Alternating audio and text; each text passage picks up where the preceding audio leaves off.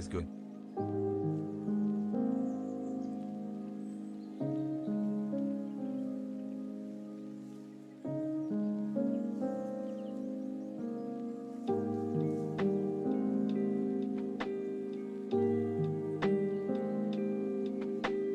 Hee.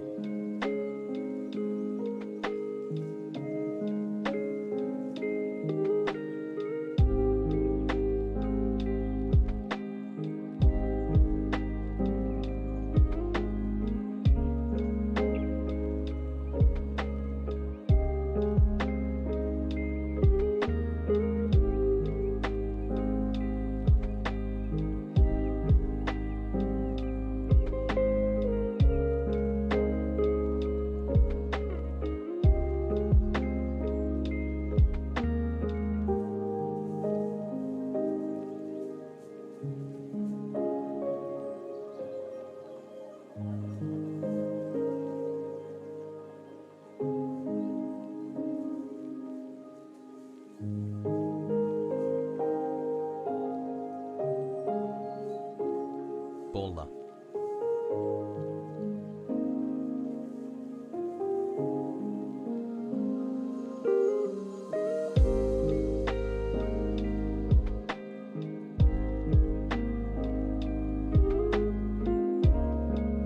Chat, if Drum declassified those dogs, why can't I read them? Makes you thunk, huh?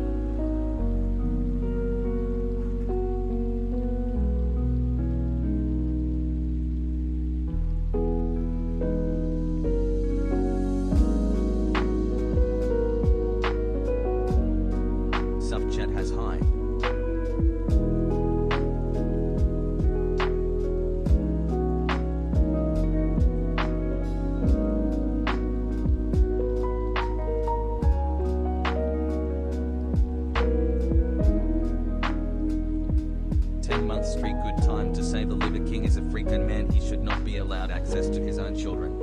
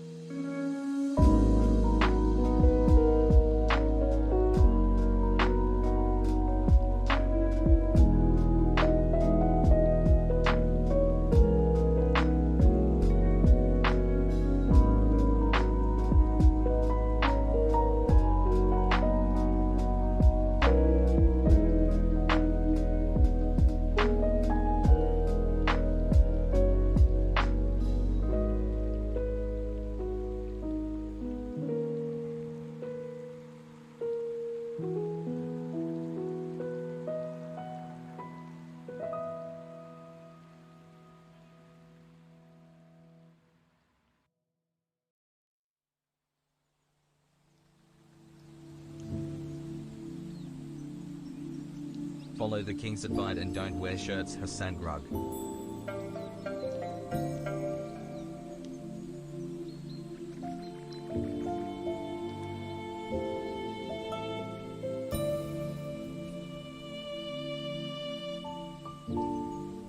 R.I.P. me who lives in Charleston. Storms hitting soon. Has left. 10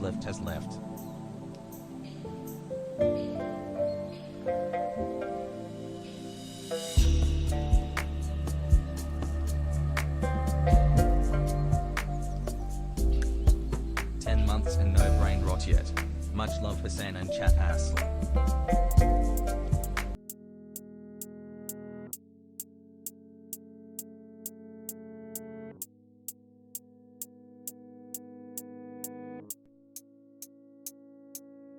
Hassle.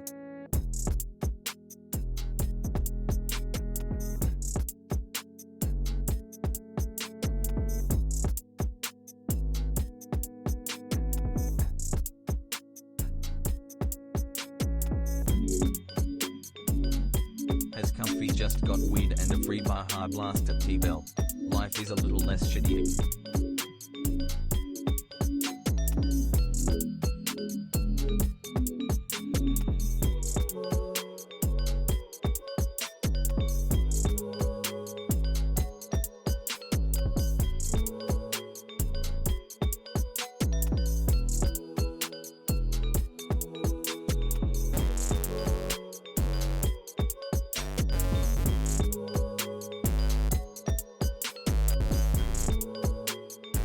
From the dumpster fire that was ripped to King Hilda. Every famous streamer is a picky eater, that's a fact. That's a fact. I'm waiting for his son to go vegan, but before he does, do I got any shrimp dicks in the chat? Yeah. Every famous streamer is a picky eater, that's a fact.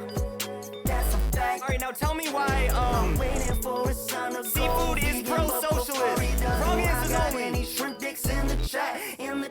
No, we making new Hasan songs. I guess I'm out of luck. Seafood is like socialism, they say, because this shit suck. Yeah, people they been vibing, they gon' ride up to this beat. What I'm looking for is on my plate, need pro-ethical meat. Yeah, and I'm farming, looking for that comma where I'm coming down. I'm on now. Ain't it hit the strongest? All them nutrients I'm getting up inside is in my body. And that fish, they ain't got no house. $3 million is wrong. Yeah, that's what I wanted. I like in the way that I'm free. Yeah, I'm chilling up in the ocean. Means of production, I'm on the seas. Hey, yeah, I'm gonna seize. Yeah, claiming them all just for me. Yeah, people don't fuck with that seafood shit in my chat. They comments delete. Yeah, every famous streamer is a picky eater. That's a fact.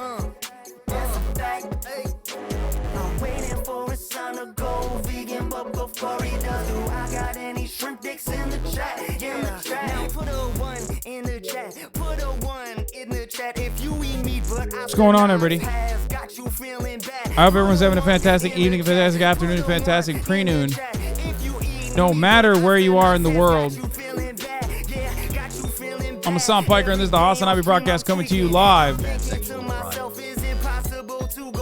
from sunny California, Los Angeles, folks.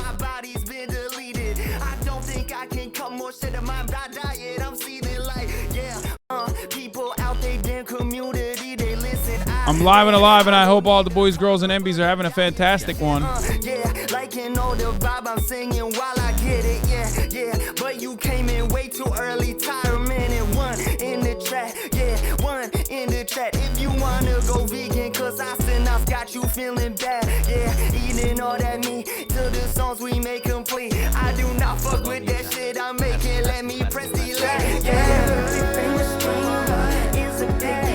Live and alive, folks, and I hope all the boys, girls, and MBs are having a fucking fantastic one, because today's a beautiful day. It's a wonderful day. It's a fan-fucking-tastic day.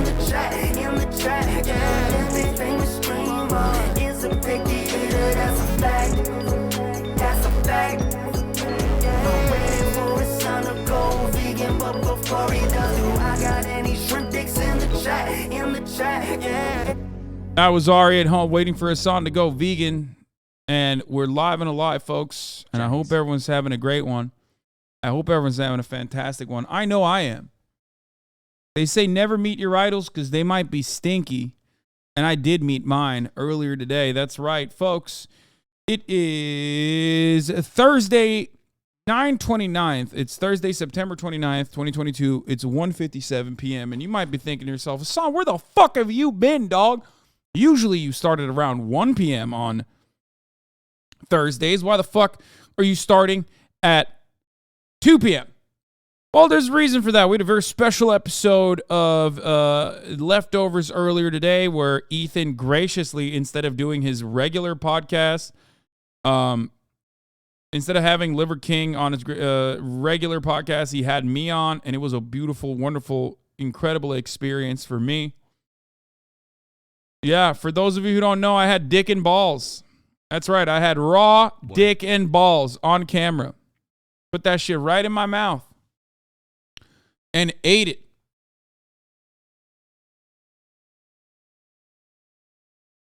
Yeah. You can say "gyat" all you want. It's the truth. Fucking num. Ate that shit. Leftovers was crazy. I had some leftover dick. You know what I'm saying? Did you like it? Fuck no. That shit sucked, dude.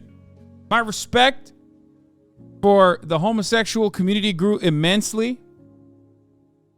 Okay, my respect for women who eat dick and balls grew immensely. How the fuck do you do that shit, man? That's crazy. That's crazy.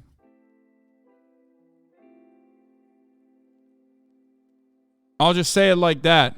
My respect grew even for the likes of Austin. When you think about it. Anyway, did he smell like BO or also shit? No, just BO. He didn't smell like poo-poo. He just smelled like body odor. Like heavy body odor. Like I went into the bathroom after he used the bathroom.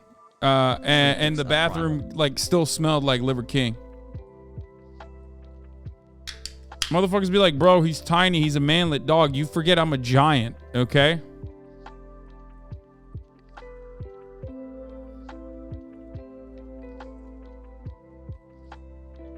This song was so fucking amazing, Liv. Anyway, we'll go over that though, because goddamn, that shit was crazy. I'm glad you were there because Ethan always needs a babysitter during the interviews or else he goes mega off the rails. This you last night?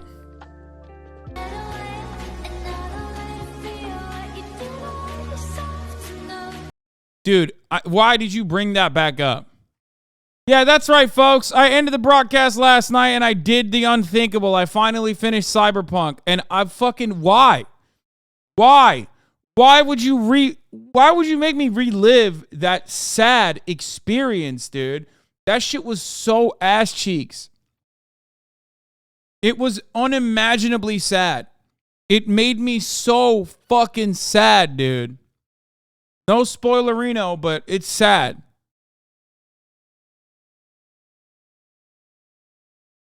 Oh, No, not Cyberpunk the video game. I finished Cyberpunk the video game when it first came out. This is a real conversation that took place. You definitely have some BO, like I can smell you. And he said, thank you. My beans of dysfunction. I've never seen a man say that. At Hasanabi season my beans of dysfunction. At Hasanabi season my beans of dysfunction. What? At Hasanabi season my beans of dysfunction. At Hasanabi season my beans of dysfunction. You gotta play the game again so you can get revenge on Yeah, Smasher. Okay, stop. You're giving away some shit that's happening.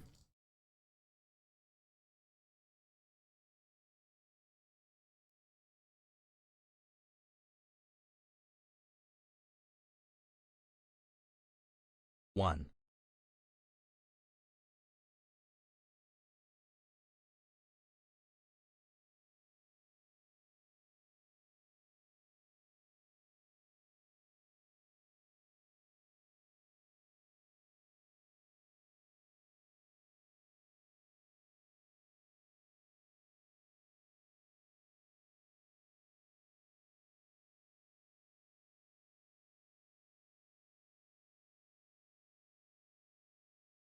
Honestly, good for them. I hope they're happy. That's all I'm gonna say. No, that's all I'm gonna say, dude. I mean, that's it. It's like there's nothing to say to that other than sometimes in life you get access to information that makes you feel a certain type of way. And there's nothing wrong with that. You know what I mean? I'm happy.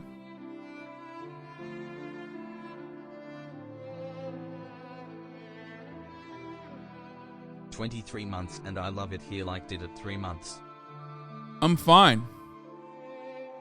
I'm okay. I'll be okay. Honestly, the more disappointing part of this isn't necessarily that Dua Lipa is with another man.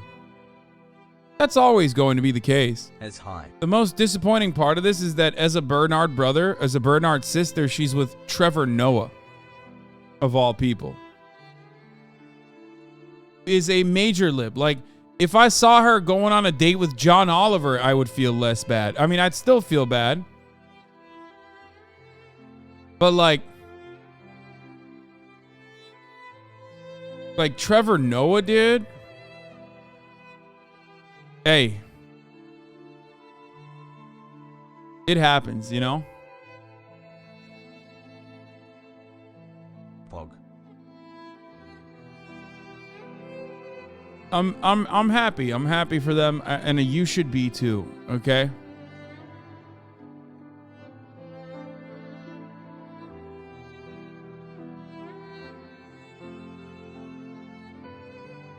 Hassle. Just kind of funny to think about how Trevor Noah big-timed me one time at Soho House in West Hollywood when a mutual friend of ours had introduced us. And back then, I was a tiny content creator. And I held on to that forever. Like, I never let that go. I held on to that resentment. And I've talked about that before publicly. And now, this just solidifies it. You know what I mean? This just makes my feelings permanent, I think, in an irreparable fashion.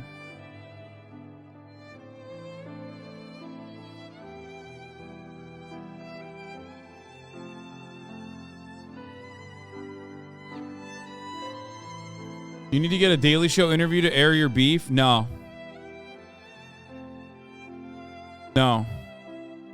We vibing out here, love ya. Now, I Hassan might has feel high. nauseous right now, and I can't tell if that's because of the bull penis I had. Might be feeling nauseous because of all the raw liver, raw dick, and balls I just consumed earlier. But ultimately, you know, I'm happy for them. That's it.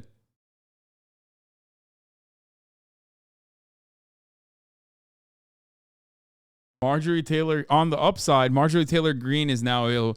Anyway, okay, all jokes aside, let's get back to it. So, I Ended the broadcast last night after tilting and whatnot. Trevor dating Dua Lipa. Meanwhile, you're dating Liver King. Yeah. So, ended the broadcast last night. Finished Cyberpunk Edge Runners. It was very sad. I've been watching the Dahmer Netflix show too. That one is like hard to watch though because of how fucking realistic they made that shit. Okay. But after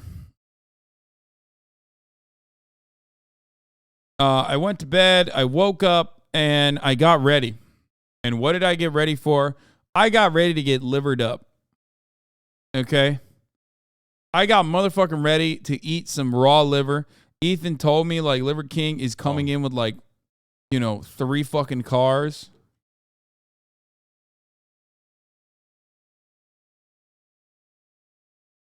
With like sprint runners and shit, like vans. And they surely did. He brought a whole crew. He goes everywhere with a fucking massive squad. And it was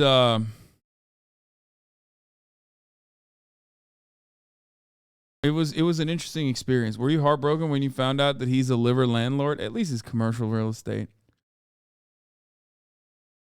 Anyway, I'll say a couple things before we get right into it. And I'm gonna blast off early this time because like I just wanna, 4 months of gifting funny subs. Does anyone have good memes for the blast off? I'm gonna blast off right now and talk about my Liver King experience.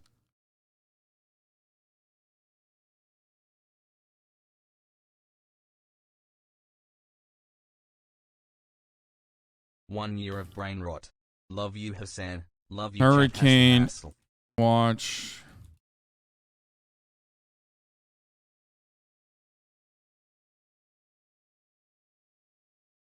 And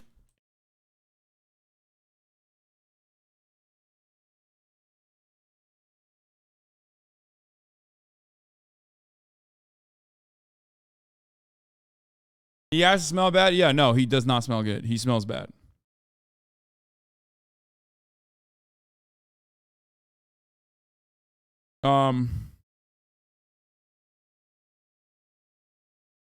Hurricane watch continues.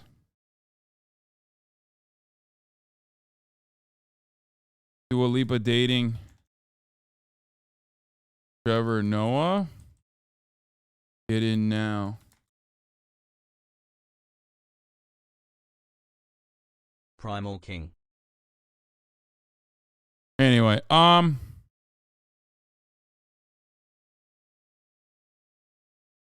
did Ethan actually get a Liver King private jet? No, we didn't do any of that. I don't know why he was like saying that, but we just went along with it. Please unblock me so I can gift more subs before September ends.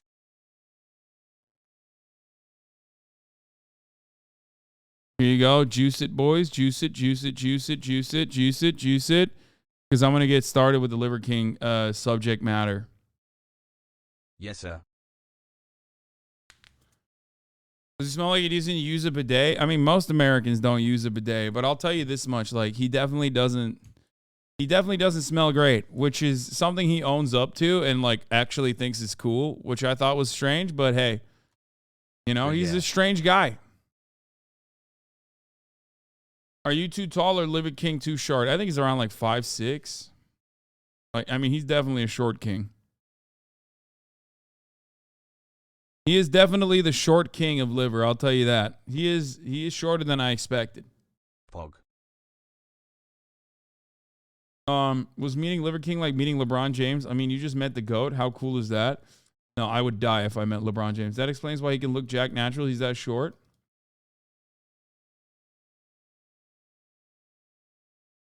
Are his abs actually implants? No. I'll say this. He does look way more natty in person than he does in photos, which was surprising. Like, he definitely does not look natty but I still don't know if he's natty or not, or if he's cycled. I think he probably still has. But when he was off, I mean, when he was in front of me, he looked a lot more natural than he does in photos. He looks juiced to the fucking gills. He looks juiced to the fucking gills on photos, though. Even in this photo, he looks juiced to the fucking gills.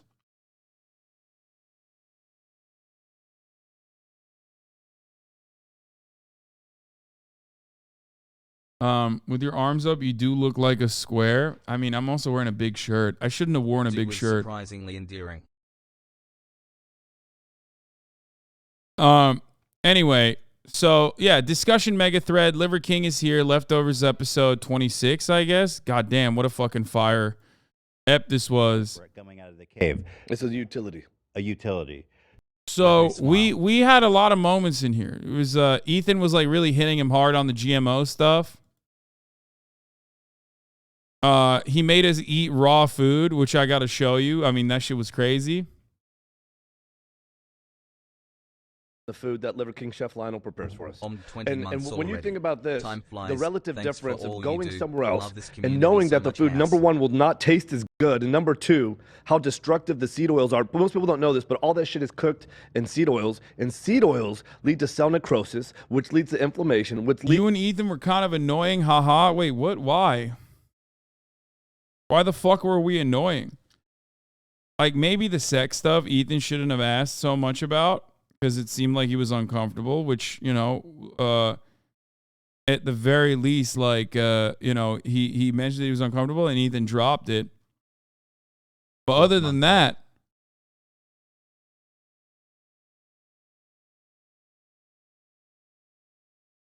the seed oil stuff I don't agree with, but I don't know enough, so I just like kind of didn't say anything. Testing. Which is what? Sheep intestine. Oh, okay. I love. I talked about kokoreч. Nah, the whole point of interviews, you have to risk asking uncomfortable things. No, you were annoying when he tried to educate you on live. You went like, bull penis, am I right? What?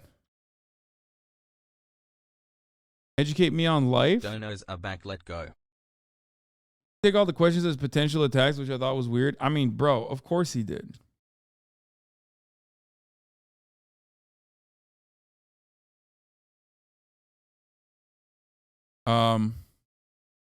If you hear low smoke like to point see oil how beyond you its live smoke fair point, and you will live get bad results. But see, is this just him though? He has weird questions to get the cringe. Of sheep intestine, it's one of my favorite things to eat. Hell yeah.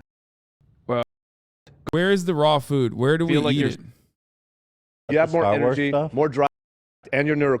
More Outer radiation space, will kill your balls was luxury. crazy. No, I have not ever tried. Take a piece of that. right here. Now, what's the benefit of eating the testes? Is that going to make me more virile?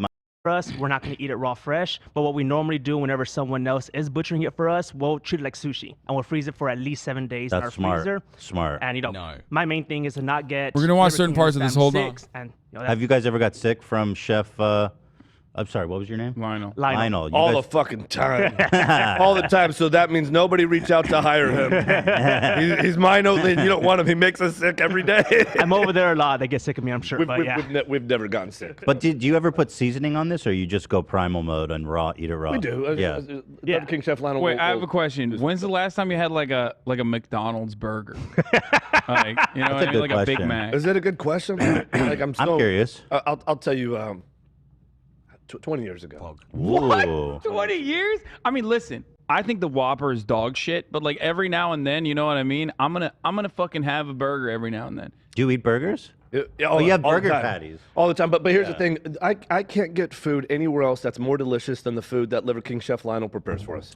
And when you think about this, the relative difference of going somewhere else and knowing that the food, number one, will not taste as good, and number two, how destructive the seed oils are. Most people don't know this, but all that shit is cooked in seed oils, and seed oils lead to cell necrosis, which leads to inflammation, which leads to the chronic diseases we're talking about. This is one of the compounding factors why we're suffering evening, today. Hassan and Why would I Shahbaz. ever The want to seeds. go?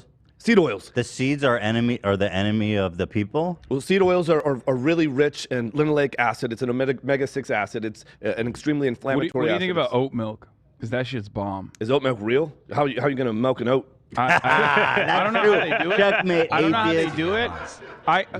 When I was growing up, I was a big dairy boy, and I still obviously love cheese, love ice cream, all that sort of Yo, stuff. let's eat right? this shit before it starts rotting. Yeah, this guy knows. Let's go. So next is gonna be.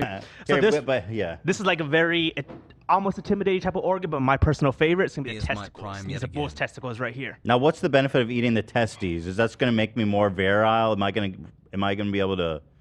So yeah, after you put some in your Hold mouth. on, I'm gonna my I'm gonna God. put my hair up for this. How's that this taste? one. Good and fresh? Okay, number one, to answer, I want to be a smartass, and I was going to tell you it tastes like strength, power, gains, and growth. Yeah. It I mean, actually is that means it delicious. tastes shit like Exactly. shit. King, this is Delicious. pretty sus, man. We're about to put balls in our mouth. What's going on? I want you to let me know what it reminds you of. Yeah, it looks like chicken, which immediately I am worried about because when I see that, This looks like a kind of meat you want to cook. I'm gonna start It does look taking like lunch It is every really good hour. cooked, but raw is Come on, preferable. put it down there. oh I'm god, waiting for a song. You're gonna love it. How much you want to bet you like this the most? It's dripping, dog. Yeah. So what- Get all the testicle juice down there. So what's the benefit of eating cow testes? It doesn't smell great. Like supports like. That's why it's called a testicle, right? That's No why. smell. That's why a liver is it called a smells- liver. There's does smell. specific peptides. There's enzymes. There's cell signal. There's all these things in here. I'm putting it down. Yeah. You just swallowed it. You didn't even chew it. You didn't even taste it. Oh, that does not taste good. Wait, he didn't even chew it, liver. And he can do whatever. It's I didn't down. know you could fucking deep throat like that. Okay, I'm gonna try it. Ethan's mad. I'm cranked. Okay. Ethan's mad that I just destroyed that. I downed that testes like a fucking oyster, dude. Don't even give a fuck. Play with me, dude. Play with me. A gifted sub spoiled me, so now I must sub. Test my fucking patience with that shit. It was disgusting. It was disgusting, okay? It was disgusting. It was so disgusting. It was not appetizing at all. It just like smelled bad. Can you describe taste? I don't want to even think about it if we're being honest.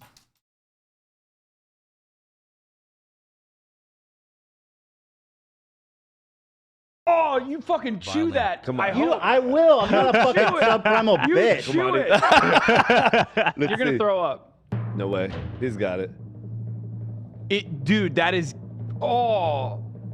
You're fine. You're good to go. Sorry about Dua Lipa. No way. You're what's joking. up? Don't do it. Oh, Wait, did he? spat it out.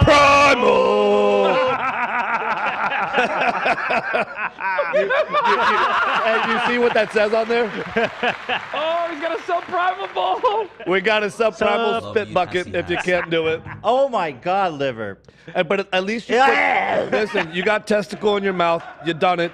That was not a great experience. It tastes like That I would like to It tastes replicate. like fucking metal, and It doesn't taste good. Well, here's the thing. I don't like that liver. Oh, you're gonna wait for I gotta liver. wash my hands. Liver is like so. We eat a lot of liver in Turkey. My favorite food is actually kokoreç, which is sheep intestine. Which is it's what? Sheep intestine. okay. I love sheep intestine. It's one of my favorite things to eat. Hell yeah. And How so do they I'm prepare it? used to eating. So obviously like super well cleaned, and then they cook it on this like spinning thing, like they do with doner, and then they'll like cut it finely with a lot of spices and onions and sounds peppers delicious. and Yeah. like it's really spicy. It's really fucking good. And then they just like put it in the middle of a bread that they sit underneath the fatty, like the fat dripping into it. I love it. It's delicious. Liver is another thing that we eat a lot in Turkey, That was the but worst thing I've I've ever never tasted. liked liver because I So think far. it's too like the scent and the smell of liver. I don't really like it that much. Well, then let's get down on some liver, you guys, You- before it's out for too long. I'm being straight up with you guys. That was one of the worst things I've ever tasted. and this man eats frozen pizzas like all the time. Here you go. Bro, well, that's not even here's true. the thing: our palates Paul champ change. the big Our three. palates change. Right, that's true. And the deal is, when I started eating this way, I really, this is gonna sound very subprimal. I really didn't know how I was not going to eat some of that processed food again, like the cookies and the donuts. In fact, there was You were missing it. I did. Yeah. That was And the are you funnest getting down on it right podcast now? ever this Yeah, I'm morning. getting All right, down on let's it. do it. Let's Cheers do for it. the liver. Cheers. Go ahead. I'll Come follow on. you. I'll follow suit. Hassan's chewing this time. He didn't deep throat it. Yeah, it's Really mild. it's actually not that bad. Liver can be very. What the fuck is that? This right here is gonna be our travel blood. Travel blood? Yes. That's right. That I shit want was to finish my crazy. point because I didn't know how The it was fuck is not travel going- blood? You Hold haven't on a had the second. liver. Have the liver. I know. Yeah, I know. get on liver All and right, shut all up for a right. second. Okay. All right. Sorry, liver. Because I didn't know how I was going to cut out the processed food, and there would be times I would sneak it. Nobody would see me do it because I really couldn't control it. And then over a couple of years, I have zero inclination. The palate starts to change. This stuff to me is absolutely delicious. Well, actually, the testicle's not delicious. Yeah, that's disgusting. Oh. It's not good. The liver is Okay. definitely Thank way you more for at least edible. saying that. I thought I was crazy. So that tasted like shit to you too? It doesn't taste good. No. It doesn't taste like shit, but it doesn't taste good. That's how the testes always taste. You know what? Sometimes he makes testicle ceviche, and you would love that. That's got some flavor. I some was about to zest. say I've had liver cooked. I think weirdly enough, when you cook it, it draws more of the flavor out of it, and I don't like it. Yeah. But I had raw liver that a friend of mine prepared, identical to like a poke bowl. Yeah.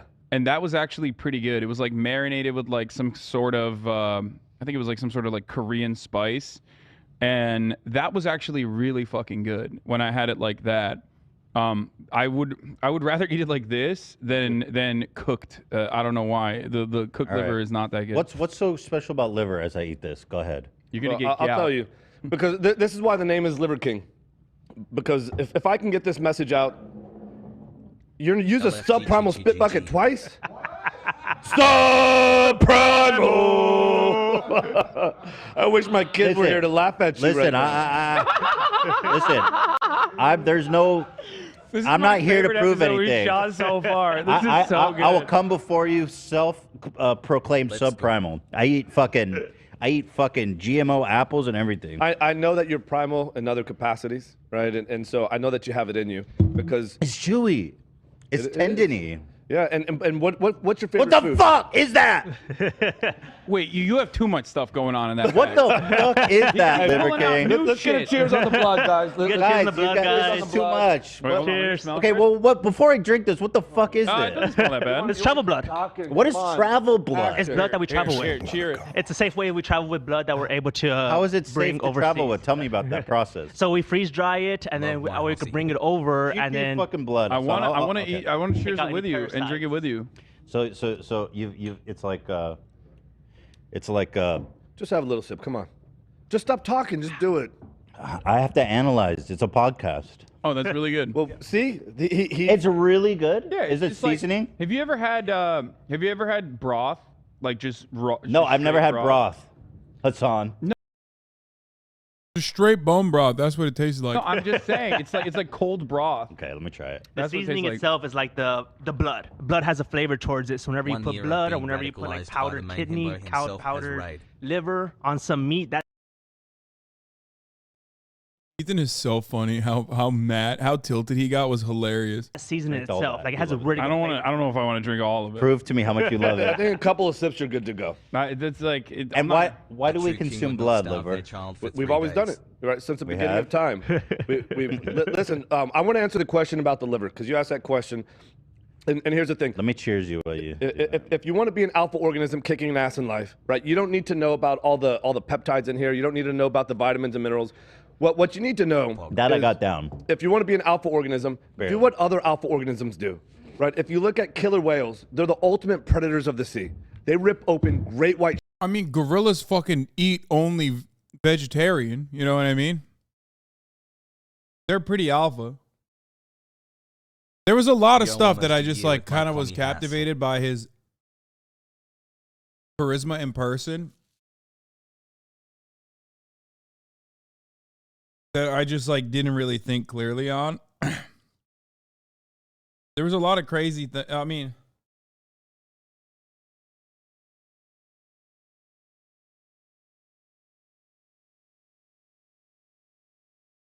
sharks and they go for the liver first.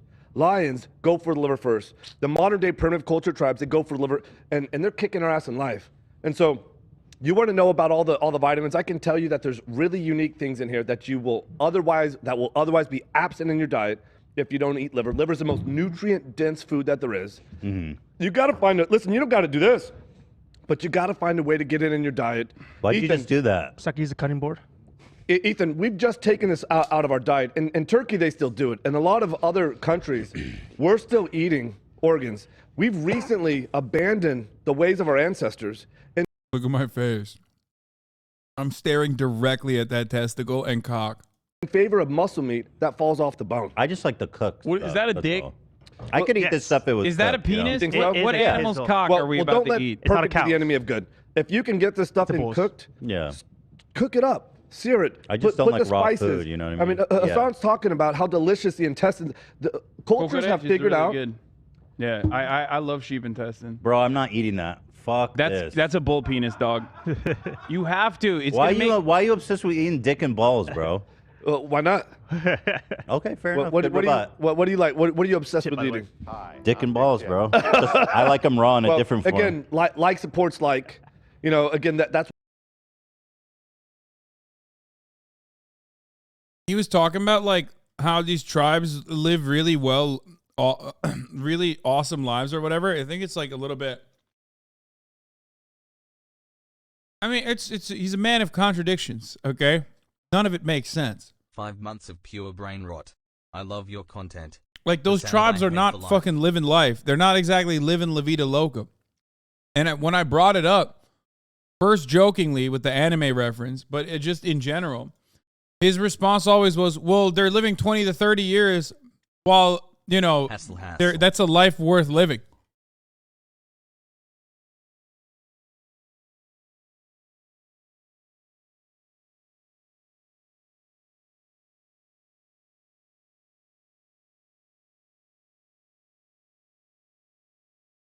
"32 months. Can I get some words?" why the tissue is called what it is. That's sus, man. That looks super tender. But the thing is, it's not just dick and balls, right? You're just gonna force us raw dick right now. We're about to eat raw. Yo, cock. take me out for dinner first, man. I guess you are technically. Take me on a date first before you feed me your dick. This is it. This is it. This is our date.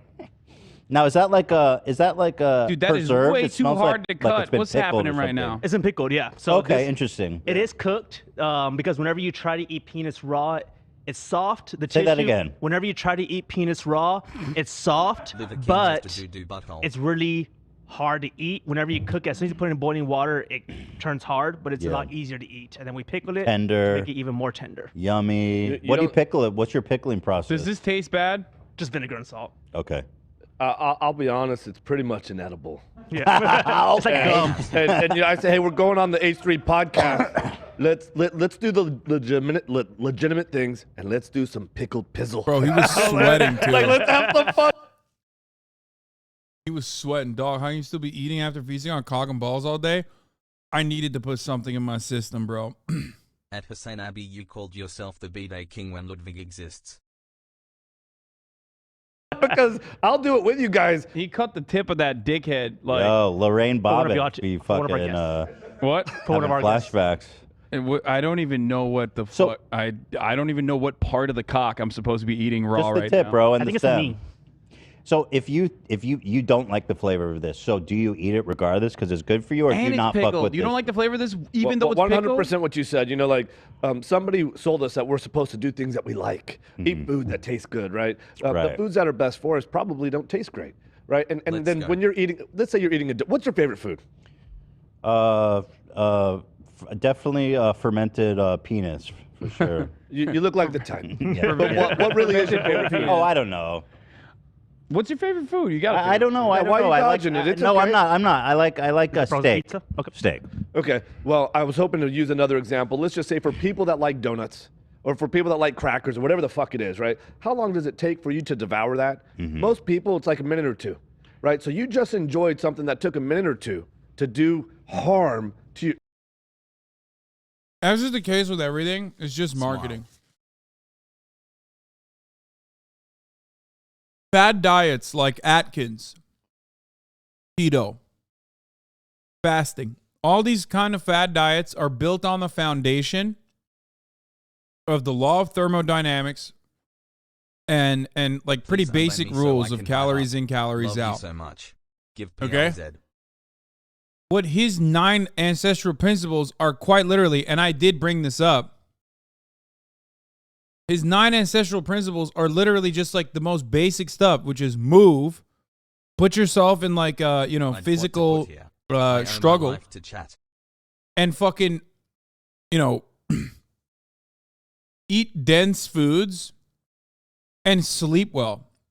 Like you can say that that's primal.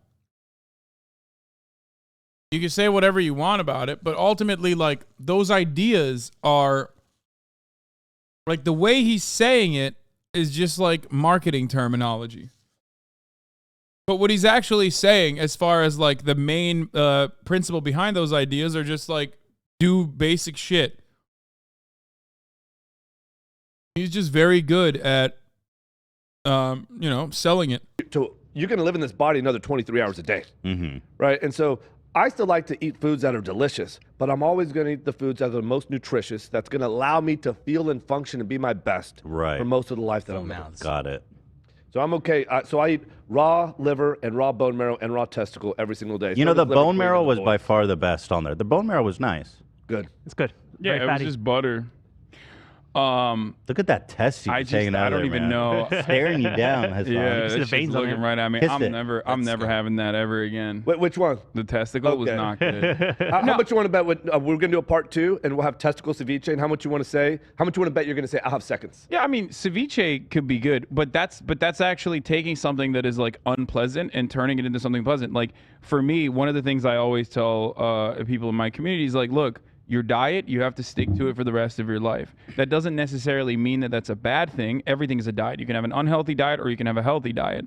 And if you want to make sure that you have a healthy diet, you have to make sure that you find foods that you like that have decent macronutrients and that you can get an adequate amount of protein and feel like you are fulfilled and feel like your stomach is full. You know what I mean? Like, and what you're describing with respect to like, super carb heavy foods is just that your body processes it way faster.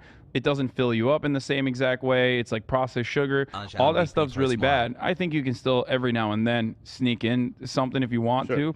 But I do think that like everything I do, at least I am a hedonist. Everything I do, I try to make sure that the food that I eat, I eat chicken all the time. I eat chicken every day. I love chicken. You like chicken liver? But I make sure that chicken is prepared in a way that is still, fun to consume because I want it to be tasty. Sure. So I whip it up in a way that like, I still spice it a lot and make sure that it's still consumable and good. Yeah. Well, here's the deal. If you're not going to be eating this stuff in the future again, you have to get this into your lives, right? People in your community. So I tell everybody the best way to get nose to tail organ meats, go on a hunt, go establish this kind of connection with the animal and the land. You'll never look at. God damn, Scumart is so quick with it, dude.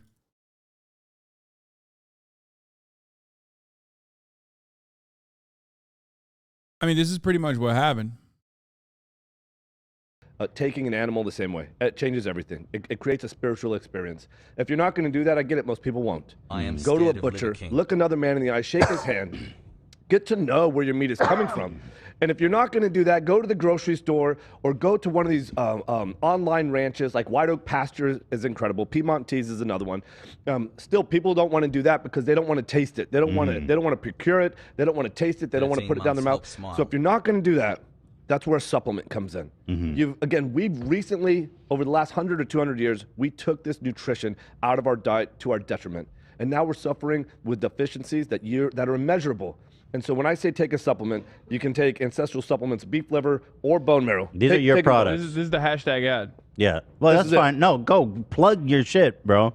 Well, again, at some point, you need to get this stuff in your life. And I always say liver is king because... Can I examine? 100%. And where do people buy While you it? examine, I'm going to go pee real quick. Go to Amazon. Raised in New Zealand, grass-fed, grass-finished. This says it has asbestos in it. Just kidding. I thought you were smart. I'm just kidding. Because here's the deal. You got to get this nutrition. I can't tell you how many kids today. So how do you make these? Are diagnosed and prescribed with conditions that are just nutrient deficiencies. And the mom hears from another mom that they just started giving their kid liver and bone marrow. And now that kid no longer expresses those symptoms of. Yeah, this part I do think is like almost, I mean, this is harmful.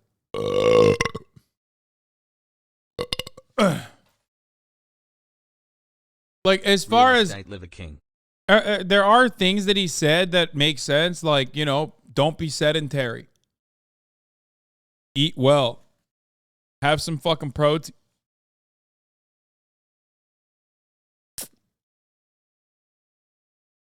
Around. Pogu I agree. 27 whole months no brain rot gigahas.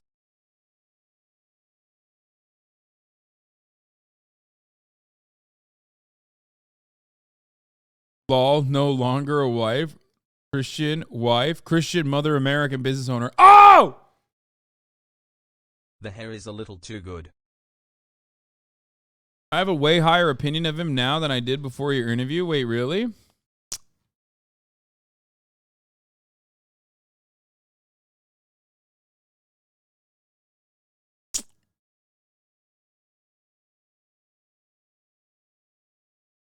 A fucking joke, right? Oh damn! I was like, damn, hit me up. Like I'm trying to get on well, the hold on. designer shit. Just for fun, this will be a soundbite, and I guarantee, because this is all over the place. People really say, "Oh, here's a soundbite." Hey, you said it yourself. You said that you have ab implants, right? And they don't listen to the whole thing. Again, you're going to make these accusations. I'm going to have fun with I it. want to say a lot of people accuse you of taking steroids. From Joe Rogan. Why is it harmful is true? What, you think you can fucking cure autism by eating liver as a child? Is that what you think? I mean, he wasn't even directly saying that, but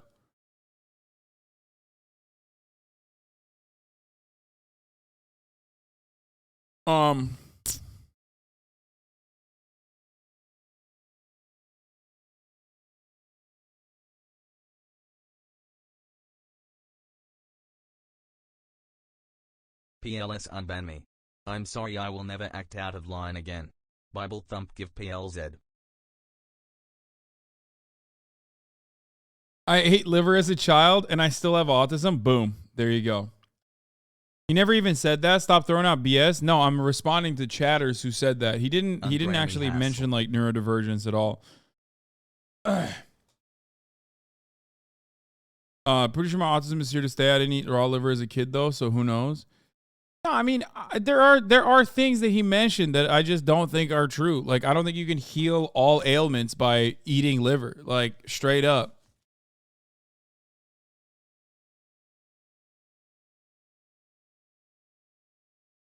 Like, I just don't believe that, okay?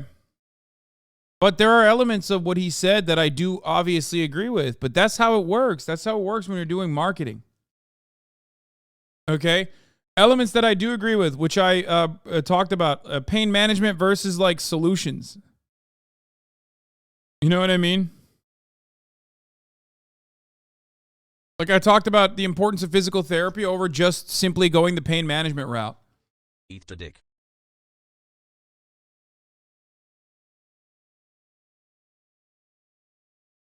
And I think that there is truth to that.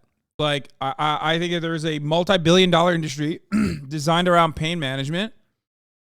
So, as unhinged as homeopathy, physical therapy is not homeopathy. Physical therapy is absolutely a fundamental part of modern medicine. It's just one part that is oftentimes overlooked over because it's difficult. And for that reason, and because the other one is like an immediate solution that people are looking for, people oftentimes go with, yeah, just take this fucking drug and avoid it. Motherfucker said getting in a car, yeah. Basically, he said homeopathy, physical therapy is homeopathy. I'm not saying go to a fucking chiro, okay? I'm not saying go to a chiropractor, you fucking weirdos. I am talking about physical therapy. When you have a problem caused by a muscular imbalance, when you injure yourself, or because of your hypertrophy in certain areas where you're like literally putting yourself, contorting yourself in a specific way when you're sitting in front of a fucking computer all day, every day, instead of trying to manage that pain by going and getting a drug and fucking eating a pill and then, cutting off your neural receptors or whatever the fuck it does.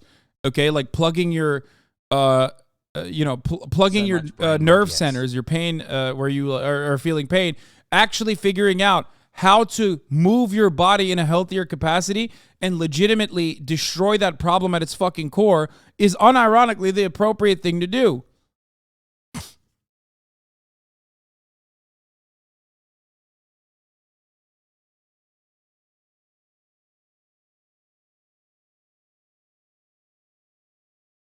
That shit's expensive as fuck. Yeah, so is having a drug addiction. But ultimately, my point is, regardless of how expensive it is, it's the adequate solution. Nobody goes, oh man, chemotherapy is expensive as fuck. Like, you have to take it. But our understanding of cancer treatment doesn't have that same kind of thing. Like, we have pain management, which physical therapy is supposed to be an adequate component of. And as someone who has been in and out of physical therapy because of multiple injuries throughout my fucking life, I can tell you with a certainty that physical therapy is oftentimes overlooked.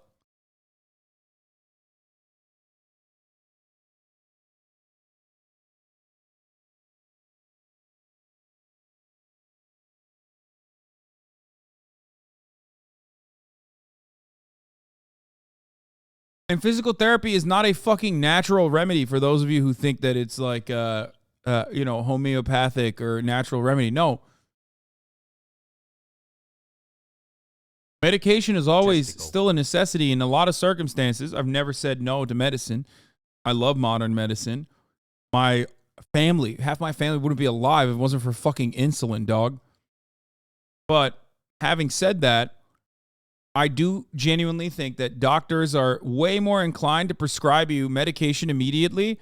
And because physical therapy is like really difficult to continue for a long period of time and you have to like build it into your regimen, oftentimes it's not even like fully covered by insurance, that people don't go that route and they just go along with the just take a pill and forget about it route, which is really fucking bad.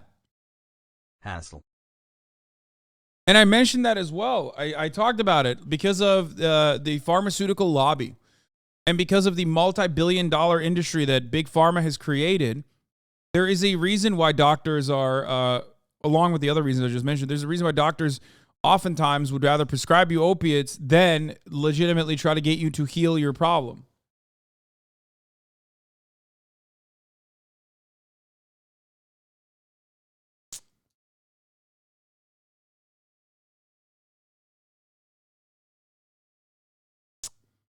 Poop.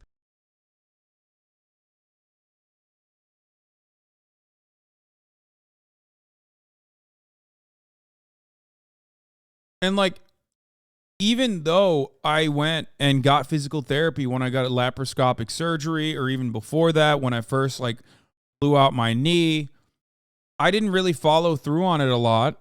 And I suffered as a consequence of that. That's why I had to get laparoscopic surgery eventually. So I just want to, I want you to understand, like you are going to probably do PT one way or the other because you can't live with that pain for the rest of your life. This was by far my favorite. Money. The kids go home with like $500, and wait, so they do draw blood? Well, I wanted to see who was brave enough to do it. Am I gonna put a machete to their head? And I said, hey guys, here's how we're gonna do it. I'm gonna put the machete right there, right between the eyes. Boom, just like that. And then I'm gonna go like that, and whatever happens, as long as it draws blood, you get $100. And of course, I'm thinking, oh, everyone's gonna be scared out of their mind. I don't know if it was Paul or Evan Castillo, but one of them stepped up, and one of them goes, I'll do it. And so I took, it was actually a massive Bowie knife, I don't know how you say it. I put it right on his head. He stayed firm. I said, make sure you brace yourself.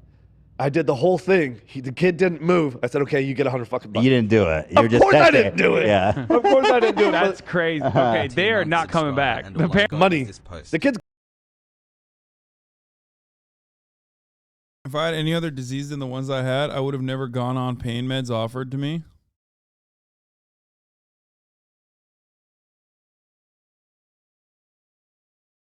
Munching on junk food after Ian, they get it.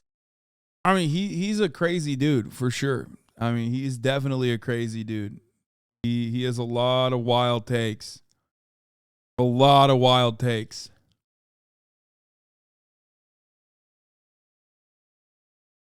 I got hit by a car a couple years ago and was given pain meds after surgery, but obviously had to do PT. People doing main meds permanently is insane to me. Yeah. I mean, it's just like I said, it's not as there's more coverage for the pain medication than there is for physical therapy. You're not going to get all the lessons covered. And also on top of that, you need to like keep up with it on your own, which most people don't want to do.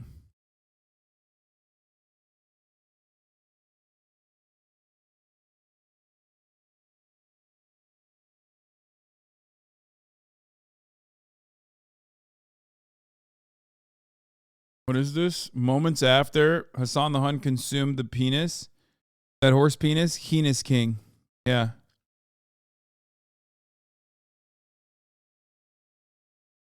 I did. Imagine being against seed oil. No more peanut butter sandies pre-workout. Yeah, I don't know why people fucking freak out over seed oils. Like, I don't know that. I just don't know enough about that. It's like one of those new things to be upset about. You know what I mean? So it's like too new for me to have developed a perspective on it. Like I just don't care enough. Hacking Liver King, let's go. Because I've never really heard.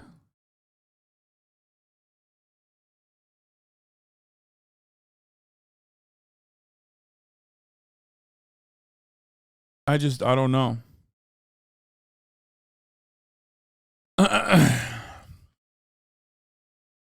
They spotted you with Ethan and Liver King? What?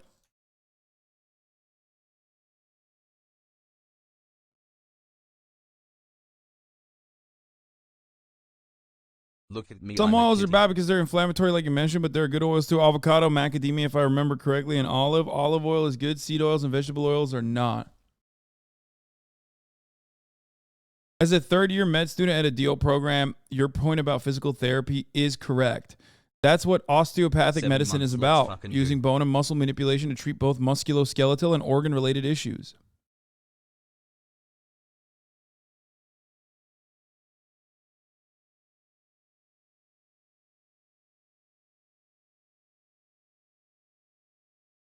Why liver isn't good for you? Liver is very high in iron. That's why your tongue dislikes the flavor and it tastes like eating metal. The liver is the storage site of iron, and iron excess makes your body susceptible to pathogenic infection. There's vitamins in the liver, but you can get them from safer sources, say vegetables. Well, liver is also really rich, right? And that richness is what causes gout. I thought liver directly causes gout. Yeah. Gout is frequently associated with an increased risk of metabolic syndrome, including the non-alcoholic fatty liver disease, with 23.1% of patients with gout also having non-alcoholic fatty liver disease. 23. Elevated uric and acid levels are an independent risk factor. Food rich in purines include anchovies, nuts, and organ foods such as liver, kidney, and sweetbreads. Yeah, here. Gout is a painful condition caused by too much uric acid in the blood and tissues. I mentioned this in the combo too.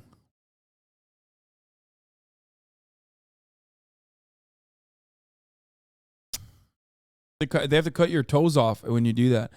Anyway, eating foods rich in purines, which the body breaks down into uric acid. Foods rich in purines include anchovies, nuts, and organ foods such as liver, kidney, and sweetbreads. Overproduction of uric acid by the body. This can happen with some genetic disorders. Under excretion of uric acid by the kidneys. Kidney disease can interfere with uric acid excretion, such as starvation, drinking too much alcohol, and the use of diuretics.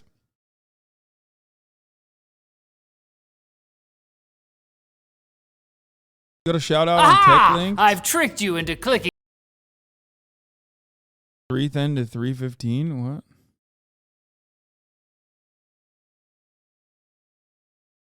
Prevented streamers from going live and viewers from making purchases, giving both groups no option but to flood Twitter with complaints and questions about how else they're going to spend their time. I can't. What is Hasan going to do if he can't receive my bits? He needs those bits. The issue now appears to be fixed, but it followed a tumultuous week for Twitch, involving a crackdown on gambling related to complex drama surrounding multiple Why am I creators, fucking catching not to mention strays? changes to Twitch's revenue model that have pushed a wave of creators towards YouTube streaming. Come on, Hasan. Hopefully, Twitch makes it through. Wait, what did he say? Pushed a wave of creators towards YouTube streaming. Come on, Hasan. Did he say, come on, Hasan? What the fuck? What the fuck is this, man?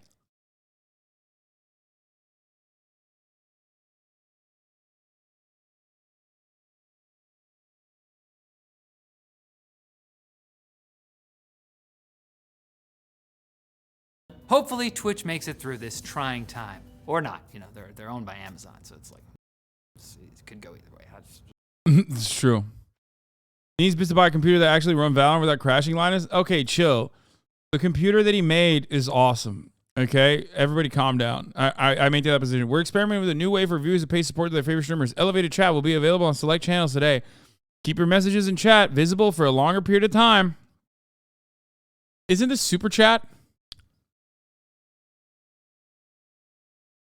Peepo smile. Do you think Liver King will come back now that we have disrespected his queen? No.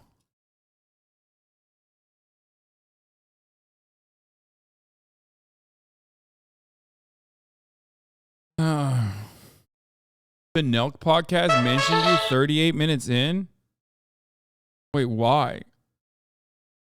People like, it's like, yeah, it's like how people are always going to comment something negative too, right? Yeah. Like, there's people that, like, for example, at the beginning, no one ever said, like, I love Trump, I love Trump, I love Trump, or whatever case it was. But people will think it, but they're not going to comment that. It's going to be all the people that are like, fuck this guy, fuck this guy, fuck this guy, you know? Yeah. And also, so I did this pod with Steve, and before the pod, me and Steve were like, oh, to be funny, we'll like think of like 3 like funny stories that are complete jokes and just kind of like straight face them. No fucking shot. 1 year, baby. Let's Oh, go. they're Smile. saying the jerking my dog off is fake? That's funny as hell. Bro, Bradley Martin running defense for fucking Steve will jerk it. I see how it is. Wait, he's going to mention me in this? God damn it. Why? I don't want to be mentioned in this, dude.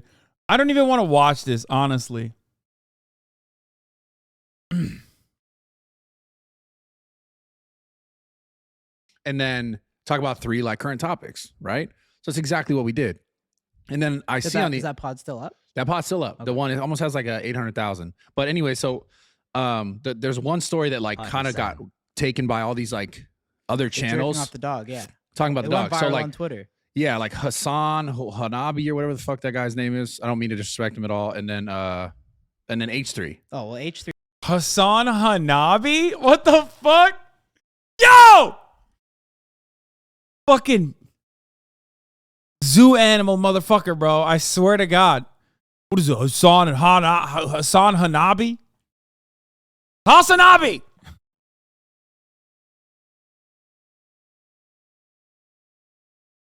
What is he? Hassan Harambe? I don't fucking know. H3 talks about everything we do. So this is my question though. My question is like He's been a longtime fan. yeah. So my question is like, do they actually genuinely believe? Because I know that they're smart. Yes. Yes. Yes. Because he said it with such a straight face. I not only genuinely believe it, but I also now believe that you're trying to run defense now because your reaction was insane to it. You did not react like, haha, come on, dog. You were like, what the fuck did you just say? And let me tell you something, okay? 19 Listen to months, me. Let's go. Bradley Martin, not exactly the best actor, okay?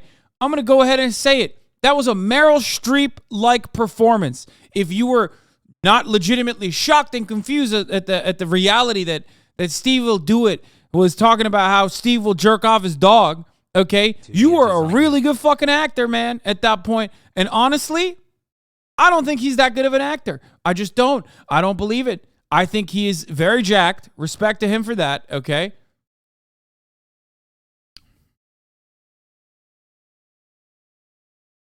Like the way he reacted to that, no fucking shot that was information that was processed beforehand. Maybe I'm wrong.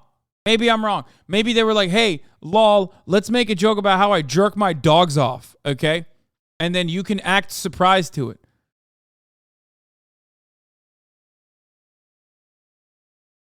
30-month brain rot, baby. Let's go. I can't believe you took the jokes they were trying to sell as real as the truth.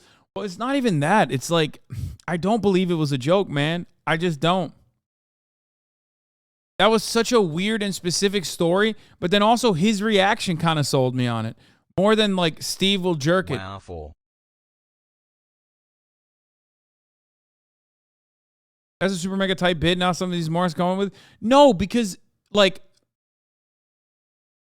they're smarter than that. It just doesn't make sense. This is how your haters, man, with the not paying editor, producer, narration, by the way. Brother, there's a difference between that. My editor literally came out and was like, what the fuck are you guys talking about? And they still were like, nah, you're Stockholm Syndrome. They talked about it for like 20 minutes. And he literally fucking was like, what? No. I'm here. What did like, do they actually genuinely believe that it was real? Because I saw their reactions and they were like, I can't believe this. This is so crazy. How are not people were not upset about this? And like all these, like, this is the craziest thing I've ever heard. He's so serious. Yeah. Wait, what? Dude, now we got to run that back. He shouldn't be talking about this story any further. Now, the reason why he shouldn't be talking about the story any further is because, like, the more he talks about it, the more people are going to go back and watch it again.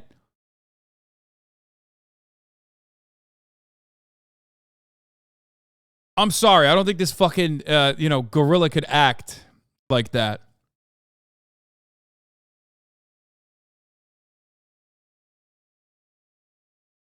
The only way he can prove it was a joke is by interacting with the dog on a live stream? No.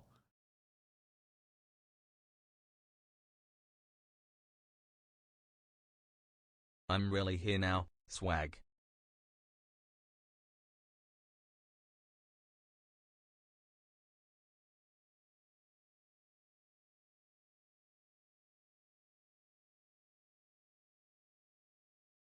Did Steve ever deny it? No, that's the other weird thing. I never even heard it. Maybe he denied it, but I never even heard him fucking deny it either. Which is strange. Anyway, Louisiana and Florida, we stand together. Oh, God, my fave, dude. What a fucking legend he is.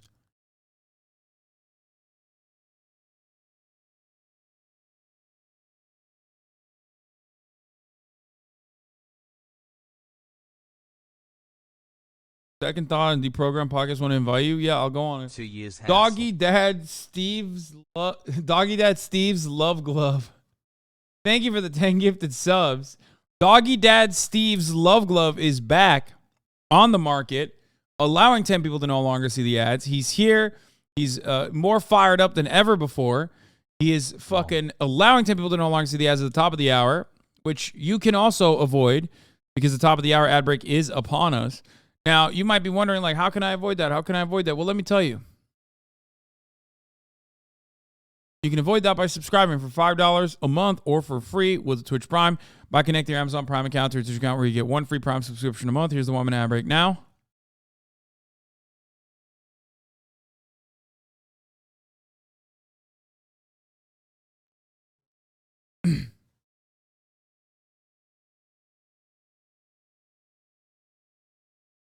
Got the best content in the game, less than 3. We saw the Florida man swimming in the flood. Hasan, you definitely have some BO. Like, I can smell you, Liver King. Thank you. That was pretty funny. He did say that. That was sad. Oh, God, I don't want to see that again. Liver King did say capitalism is subprimal, or at least I made him say it. So that was fun. Also, randomly talking about gout.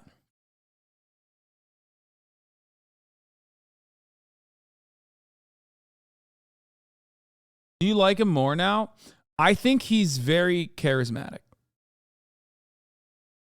You don't make fucking $500,000 selling CPAP machines unless you're like a very charismatic salesperson. Hassle. Did Liver King leave upset? He seemed bothered? No, he was stoked. He loved it. He was very happy that the way that went down. It's conflicting to me that Liver King is so charismatic because when he got to the point of explaining his child raising philosophies that really challenged the likable guy I was trying to build him up in my head, Starving his kids and imposing the harsh dietary philosophy. What the fuck? Yeah, I don't know if that's the best thing. But I do understand on principle of like not letting your kid eat certain things 100%. Once again, it's like this, okay? He takes understandable principles and then fucking maxes them out. Okay? Slams the goddamn fucking gas pedal to the bottom of the fucking floor of the car. Okay? Like understandable principles are like you should not let your kids eat whatever the fuck they want. You know what I mean? That's fine. Yeah, of course. Of course you shouldn't do that. That's insane, right?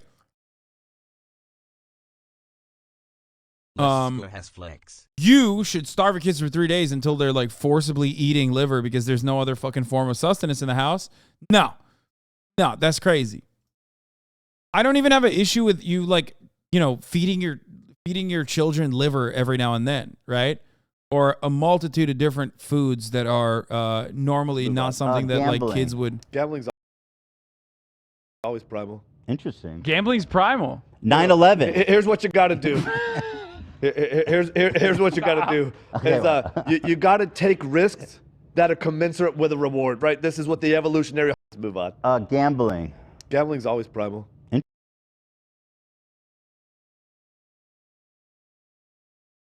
Speaking of Florida, don't forget when Ethan asked if he had an addictive personality. I don't believe in moderation.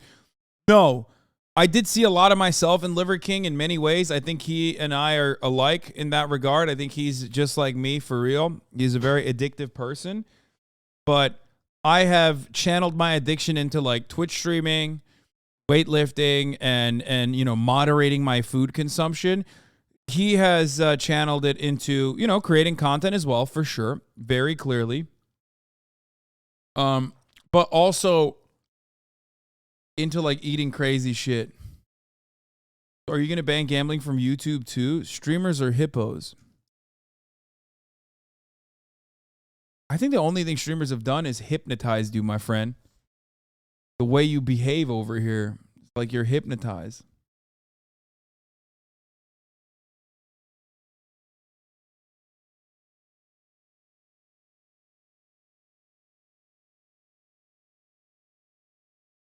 It's over for you guys. Shut the fuck up. I know Dua Lipa is kissing Trevor Noah. Okay, good for her and good for him. I hope they're happy.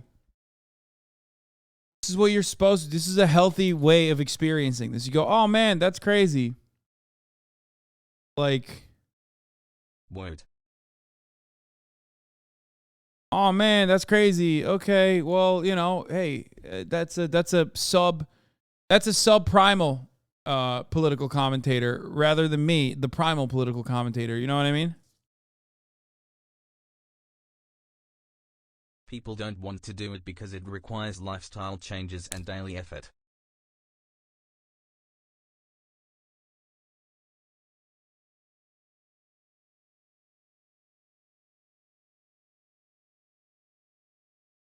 Oh, Lake clapped him. I bet you're crying inside.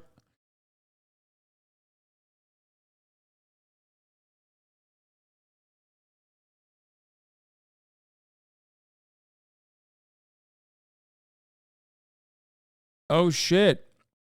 Billionaire philanthropist Mackenzie Scott has reportedly filed for divorce from her second husband after less than 2 years of marriage. Scott, one of the world's richest people, married teacher Dan Jewett last year after divorcing Jeff Bezos. God damn.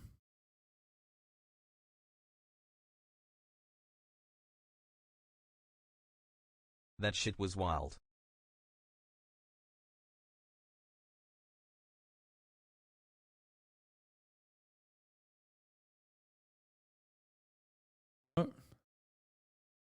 Why are you sending me the fucking like random Twitter link? I don't even know what the fuck that's about. If you got a girlfriend, I would unalive myself. That's insane, dude. That is an insane way to live your life, okay? Don't even joke about shit like that.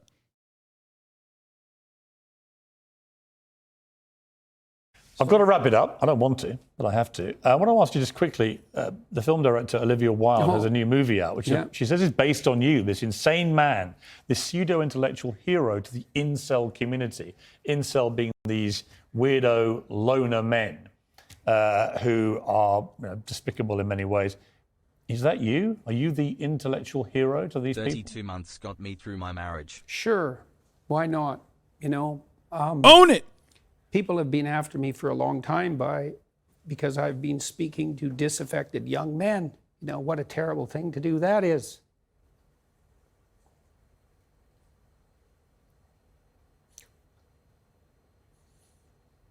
I thought the marginalized were supposed to have a voice. It's making you emotional. Dog, he's eating too much liver, dog. That's what he's done, okay? Let me tell you something. That's not a normal way to fucking talk about this sort of thing. Feeling primal AF, brother. This man, there's something severely wrong with his brain chemistry. It's just it. That's it. Like, that's crazy. Too much meat, man.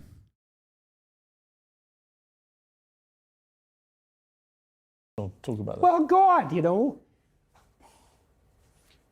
it's very difficult to understand how demoralized people are. And certainly many young men are in that category. And you get these casual insults, these incels. What does it mean? It's like, well, these men, they don't know how to make themselves attractive to women who are very picky, and good for them. Women, be picky. That's your gift, man.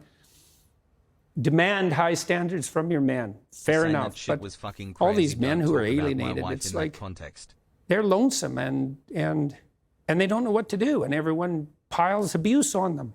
When she said that, Olivia Wilde, it stung you, didn't it? I saw the by reaction. that time, that as far as This is why Andrew Tate was so dangerous, dog.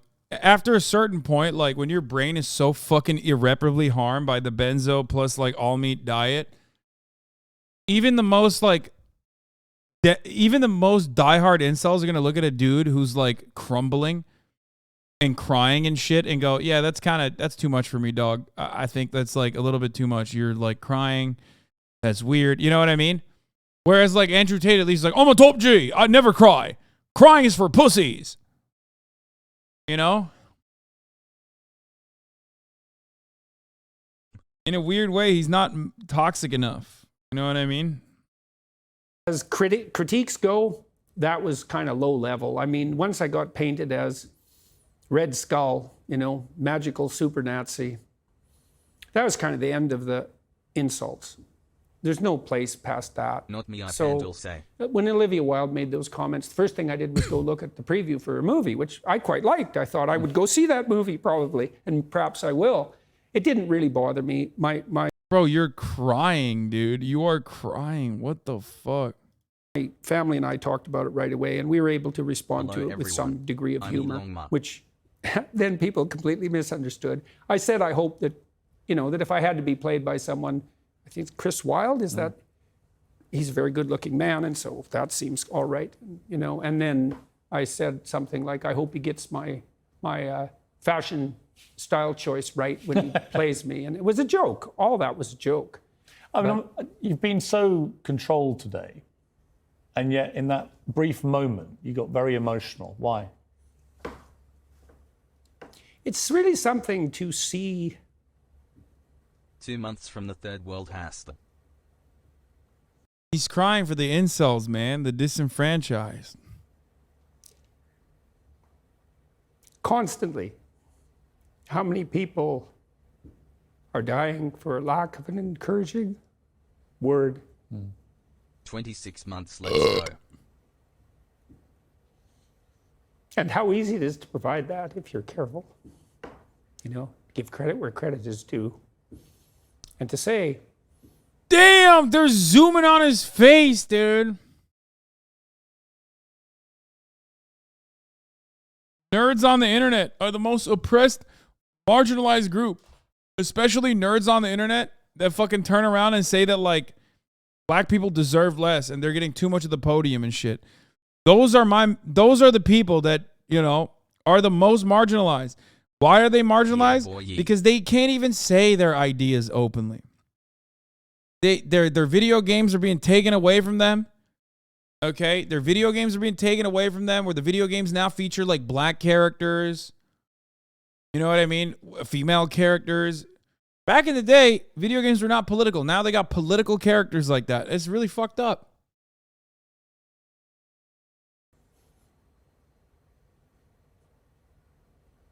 You're a net force for good if you want to be. How can he have so much sympathy and empathy for like incel dudes, right? And talk about them as though they are like the most marginalized people on the planet. And there is a level of that. Especially because like a lot of these dudes are neurodivergent, right? Like there's a lot of incels that have like, you know, not the best mental health, all this shit, right? There are degrees of marginalization occurring. With respect to these incels and shit like that too. But having said that, how do you have that level of fucking sympathy for those, right? Which I have some level of sympathy as well, and I talk about it all the time. But then when it comes to like a trans person, you're like, no! What your doctors are doing are butchering you!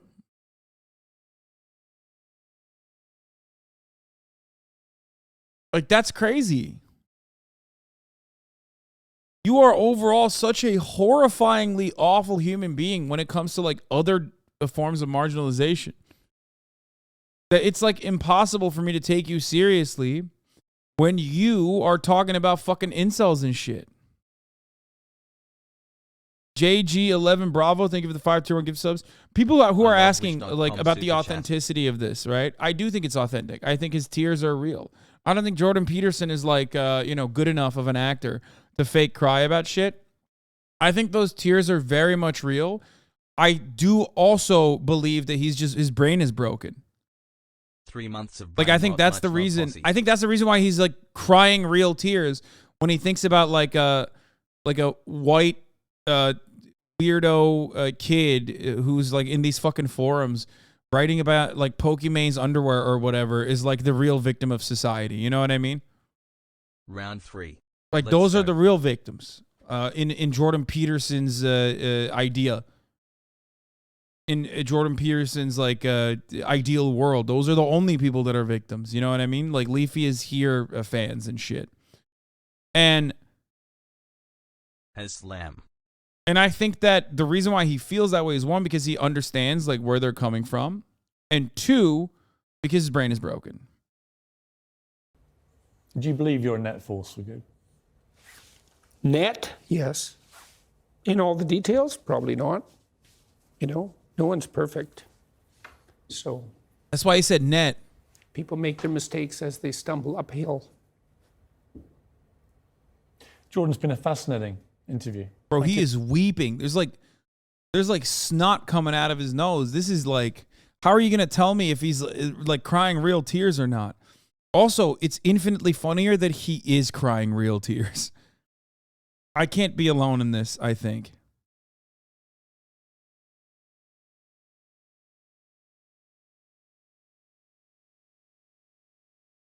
Greg Goodfield going crazy on the 5 right now. Thank you very much. Thank you. You've got this new box set out. Yeah. Pretty happy about that. Jordan B. Peterson, 24 Rules for Life and Beyond Order. Fascinating book. Damn, he went from 12 to 24. What are the other 12 rules? He added 12 extra rules. You didn't even cry when he met Liver King? Oh, fuck. Meghan McCain blocked me. God damn it. Everyone wants a woman in power until it's a conservative woman in power. Oh, hell yeah. Meghan McCain is such a girl boss, dude. Good for you, Meghan. You and Hillary Clinton both. Stream, but have you seen this? We're also happy 23 months. Like, I do. Here's what I think, okay? Speecha, thank you for the 5, get the subs. And JG11 Bravo, thank you for the 5, get the subs. Here's what I think. I think incels do deserve sympathy. Controversial take, I know. Everyone does. I try to lead by empathy all the time. But there's a level to it. My empathy for you stops the moment that you start attacking other people, especially other people over their inalienable characteristics, especially attacking people over like preconceived notions that you have about their about like whatever kind of weird stereotype you have of them in your head. And incels oftentimes are attacking a lot of other people, including myself, regularly. Speecha! Thank you for the 50 gifted subs, by the way.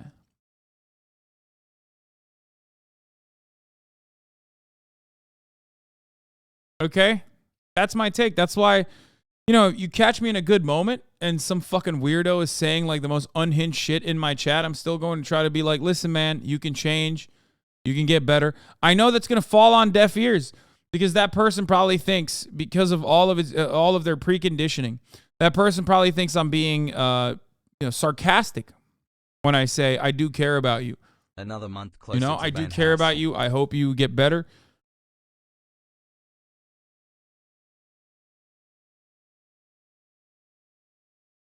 I don't know. Ben should be on Lizzo's crystal flute and twerking. Controversial. Someone on Twitter said you can spot someone when they're a conservative without them saying anything because they're the only people that look worse with a beard, and I agree.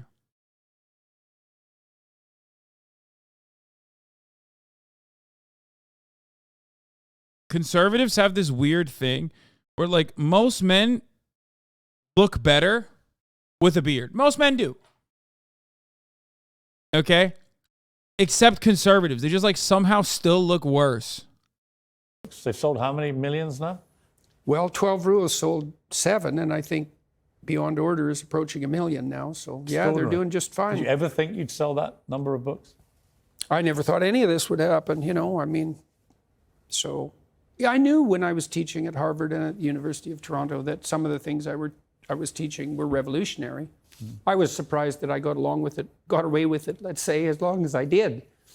And so there's a way in which it doesn't surprise me. And I wouldn't say that's because of the brilliance of my ideas. It's because... Dude, he's so revolutionary. He was another conservative professor at Harvard, which, of course, famously, there are none. I love that. I love the notion that, like, you know, Harvard, an institution filled to the fucking very brim with like 75-year-old neck-bearded, weird, perverted right-wing professors. You know, those guys are all, you know, Jordan Peterson was another man amongst them teaching revolutionary things like pick yourself up by your bootstraps and communism is bad. So wild. So revolutionary. Has anyone legitimately thought that any of the things that he has ever said was considered revolutionary?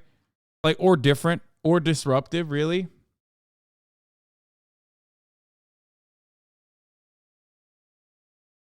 Like, why? Why do we act like business school doesn't exist? Why do we act like most of these professors aren't, like, super right-wing? The only left-wing thought they have is that, like, gay people shouldn't be fucking dissolved into a vat of acid for their moral degeneracy. You know what I mean? Like, that doesn't mean that they're fucking leftists, man. I'm sick and tired of this notion that, like, oh, man, well, these Harvard professors, they think, like, you shouldn't be murdered if you're trans. Oh, wow, how fucking woke are they? You know what I mean? That's crazy. Wow, so progressive. Thank you.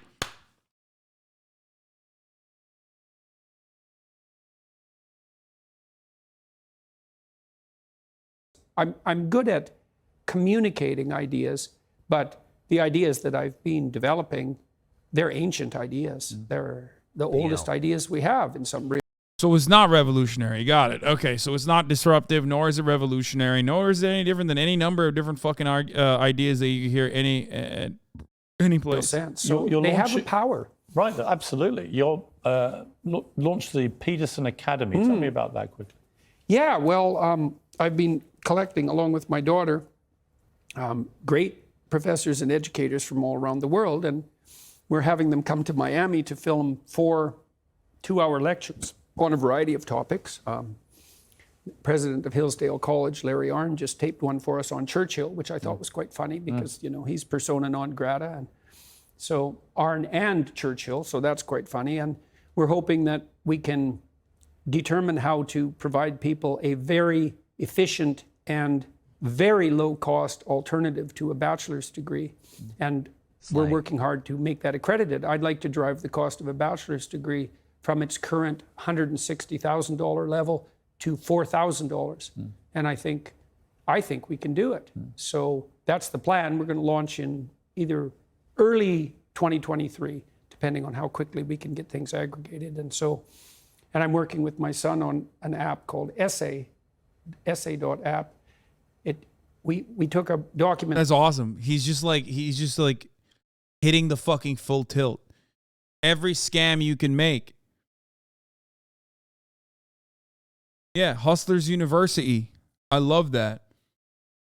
He's hitting every scam you can hit, which respect, you know?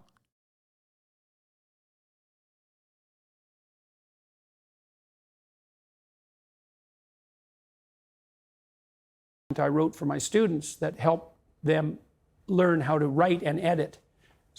And editing is very important if you write, and people are never taught to edit. And it builds editing tools into the software, and we have 4,500 subscribers and 50,000 users. We launched about 2 months ago. I'd like to teach 1 million people to write.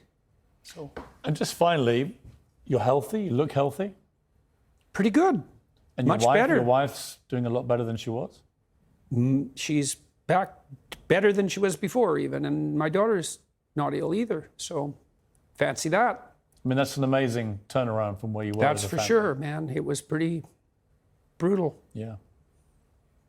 For a long time. Yeah. You know, my wife almost died every day for 7 months. What? So. Then what did she have? Did she have cancer or something? Sir. I really am. And it's been a really fascinating interview. Wait, how tall is Liver King? At Hasanabi. I don't know how tall he is.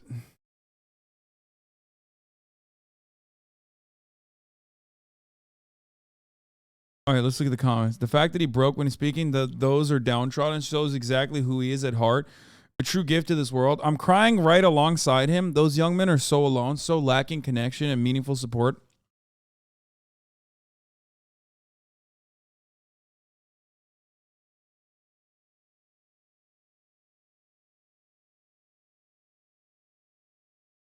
Pierce trying to get him off the air as soon as he realizes how passionate he is. Nah, Pierce loves this shit, dude. Liver King pushed Hasan to a wall, sneering, "You're primal."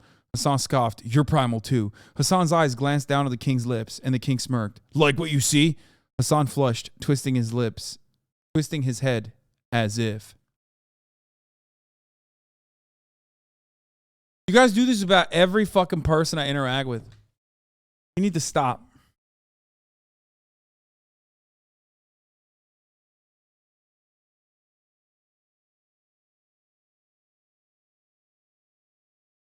Hasanabi, how do we fix incels? I mean, you can't.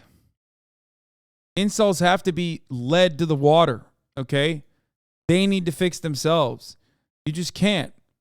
It requires a tremendous amount of self-reflection.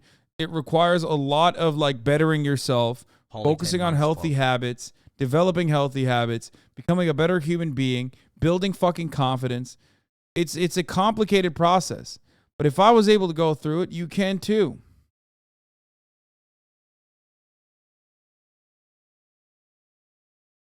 I filmed an insane video with that tribe that Liver King was talking about earlier today. He got most of it 100% right. I love that everyone has been talking about how that tribe's life expectancy is 34 years old, but leave it up to anarchists in the chat, Cinemarxism, who's like, nah, dog, everything that the guy, Liver King said about the tribe was true, except for the one main fundamental point, which was that they live healthier and happier lives. They might have happier lives, but I don't think they have healthier lives, dog. Your days are numbered, Hasan. Dank Hackermans. What?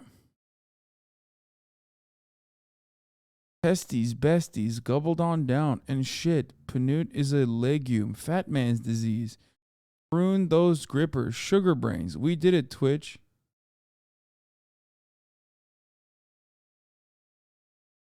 Okay, I'm going to move away from that.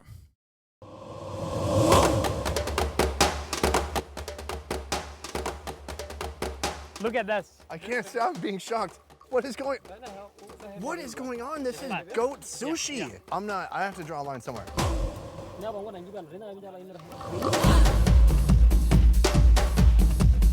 The Maasai tribe of Kenya. Their diet consists almost exclusively of animal products. You want to test? Sure. Sure. Sure. Wait, yeah. Some of them are filthy rich, but live in houses made from cow dung. The Maasai houses are made of cow dung. And every few months, they move to fresh grazing fields and rebuild all over again. Their way of life wouldn't work if it were anywhere else in the world. But in this part of I'm gonna be honest with you, like, one anarchist that defended his tribe exactly. Cinemarxism is an anarchist filmmaker in the chat, constantly fucking crying about how the DSA Los Angeles candidates are all, they love cops and whatever. And I mean, he's a good filmmaker from what I've seen. From all I've seen, we watched some of his stuff here, but is fucking just can't stop himself. Usually, as anarchists are known to not be able to. Africa, in this part of Kenya, somehow it all makes sense. The kidney belongs to the children, and the intestines belong to the women. They are divided into every part. Over this 2-video series, we're digging deep into the Maasai culture, how they live, and most important to me, how they eat. Turns out it's harder than it looks. From their seemingly bizarre daily food rituals. This is raw. This just came out of the goat. Just eat it. You guys ate it already? Yeah. All the way to cow bleeding. Think of it like cow milking, but for blood. Oh my God. Right now, Kenya native Wendy and I are leaving Nairobi and heading toward Amboseli, one of the country's largest national parks, overlapping hundreds of miles of Maasai cattle grazing land. But first, breakfast. Today we are headed from Nairobi to Amboseli. In Amboseli, there's a special treat. We are gonna meet some people there who are gonna cook up a goat. The goat has this board here, cut from a jug. And then what does that do? When the goat tries to mount a lady, he's gonna be blocked, so he can't get any action. That's goat contraception. But first, we've come to this small village. So we're heading towards Namanga. This is closer to the Tanzanian border. So we have a lot of like Tanzanian migrants that have come and settled here because of intermarriage and trade and For the record, like, for every tribe that is like eating exclusively fucking meat, a diet of meat, there's like 12 that eat no meat whatsoever. Because meat oftentimes is hard to come by. So understand, it's actually infinitely harder to have a consistent supply of meat, especially if you're hunting, than to literally fucking have berries and other shit that you gather. So remember that. When we're talking about like primal history or whatever, a lot of those people didn't have a steady supply of meat. And the part that Liver King was completely correct on is that, yes, sometimes they would go fucking, they would fast for 5 days when they didn't have food. Or sometimes it would take 5 days to hunt an animal down because you didn't like hunt an animal and kill him with a gun. You would oftentimes have to wear the animal down. You would fucking graze it, hit it, let it fucking bleed out. It took a long ass time, and then you have to carry that shit back. That is part of the reason, like, human beings were apex predators because of our endurance and because of how long we could go and how fast we could go relatively, but definitely for how long we could do it for. Okay, we were endurance hunters. Everybody knows that at this point. We knew how to use tools. Also, I can. Okay, and we used it to our advantage. But that doesn't mean that like everybody had cows everywhere that we were grazing and shit, so we could just always have meat readily available. things like that. So it was our heat management. Yeah, sweating is OP as fuck. You don't have to breathe out of your mouth to regulate your temperature. Before we go to Amboseli, we're going to check out life in the village, grab some breakfast, and maybe even try out some narcotics. Wait, what? Yeah, there is a drug that we're going to try. Not a joke. Let's go. So we're heading to do some drugs. Okay, great. But what do you actually call it locally? So it's called Mira or Mogoka. It's just cut. It's just a... Meat is often opportunistic than a consistent part of people's diet in a lot of tribal communities would be a slightly more accurate statement. As an anthropologist, shut up, nerd, but you are correct. You are the correct nerd in this circumstance. Yes. Stimulant. And this is over the counter? Yeah, it's sold everywhere. Hi. How do you order it? Tutapata Mira. Oh, they have mogoka. Give us some. Jeez. Oh, there's Yeah, can I please have 4 bags? It's like, how high do you want to get? So it makes you high? No, it just makes you euphoric and very excited. It's almost like dropping acid. Khat is a stimulant often used by long-haul truckers. Let's see if this stuff Making fun messes of him me for up. no reason. Yeah, it's a loving making fun of. Okay, I'm doing it in a loving fashion. Shut up, you fucking nerd. It's very bitter. It is so bitter. Almost like an aspirin. I think I feel something. Do you? No. How much do I need to feel it? You need to finish this whole bag for you to feel it. I don't even eat salad to be healthy. I'm not going to eat a salad to be high.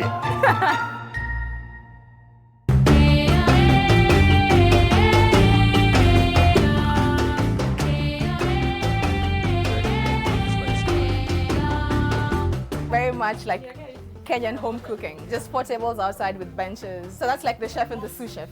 Oh, right. Yeah, just giving instructions. How long have you been running this hotel? Mmekwa hii hoteli muda gani?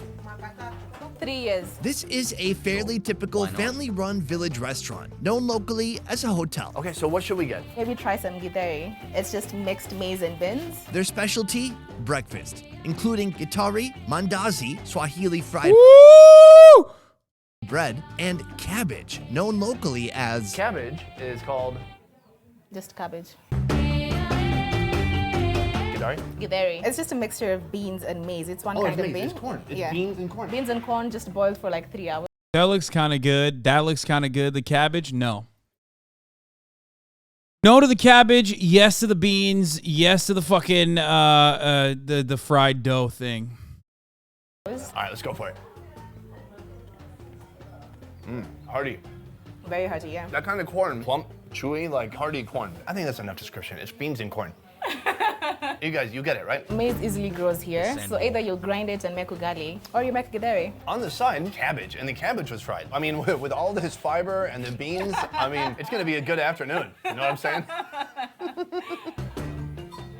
Oh, that is a cow that I see. There's a lot of free-roaming animals in this village. I like it. Bam, beans on top, 15 corn, months with my maize, second dad. cabbage, bread. I like that.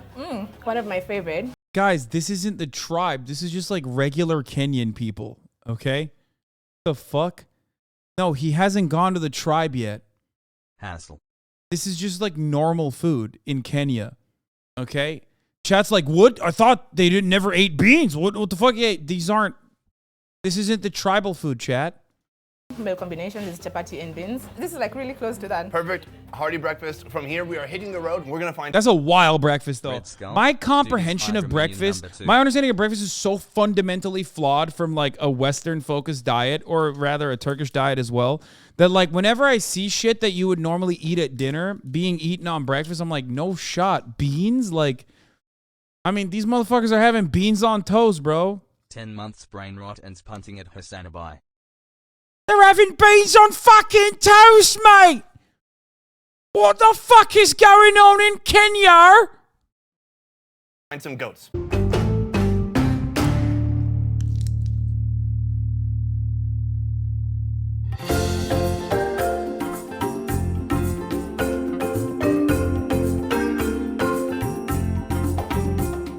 We are right in front of a Maasai village. Thank you for having us today. You're welcome. Jacob, a community elder, will be showing me around today. I want to talk about your outfit, particularly your shoes. Is that made from a tire? Yes. You made these? Yes. Basically, you created a strap here, 2 straps in the front. It stays on Comfortable. easily. Yeah. It looks cool. Thank you. There are over 800,000 Maasai in Kenya. For hundreds That's of fire. years, they've been living peacefully alongside big game animals and surviving off the consumption of cattle 16 like months. cows, Let's go. goats, JDPT sheep, gives and us donkeys. fuel. Sorry guys, we don't have any shots of a donkey. In this village is around 56 people living, but there's no good pasture, so we normally move with the cattle. What is the longest time you stay in one place? 2 to 3 months. And by then, never the eat animals have eaten most of the greens. Yes. Harsh sun and weak soil leaves little chance for agriculture. Rather, their nomadic lifestyle means they move from place to place in search of fertile feeding ground for their cattle. What animals are you worried about the most? Lion. Lions will attack the goats, the Yes, cows. yes. That's just easy for them, right? Because I saw Why a people gazelle on the sad? way here. Yeah. Those are fast. Yeah, they're fast. goats aren't that fast. They are not fast. If you don't fence your homestead properly, they can break and get in. The architecture of a Maasai village is rather genius. Precious and valuable livestock. That's pretty fucking cool, dude. Holy shit. What is your opinion on Michael Sandel? That's cool as fuck, actually. Must be in the center, surrounded by a It's like super easy to build, super easy to break down. barrier made from thorny branches. These smaller stalls can be used to separate animals or newborns. Surrounded with houses, framed with wood and covered in cow dung. On the roof, these are grass. The houses are built by women. And the house took 3 weeks to be built. The inside maintains a constant temperature during the hot days and cool nights. Then the outside barrier, made also with thorny branches. So if a lion wants to steal a goat, which is a problem very few of us ever think about, then the lion must leap over 2 walls, grab the goat, and leap out while not being attacked by these guys, the village warriors. Have you had a lion come into this one? Yes, once. We called just a man and we scream and the lion get out of the village. Oof. Well, there's no lions today, right? There's no lion. Okay, good.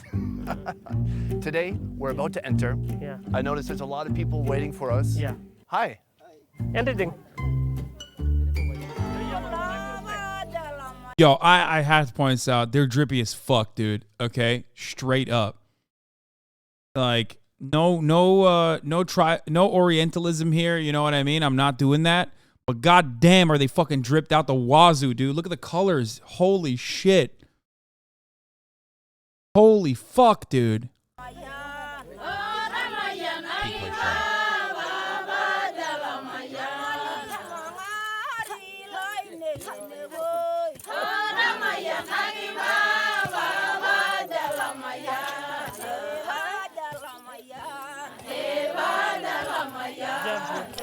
Can you dance?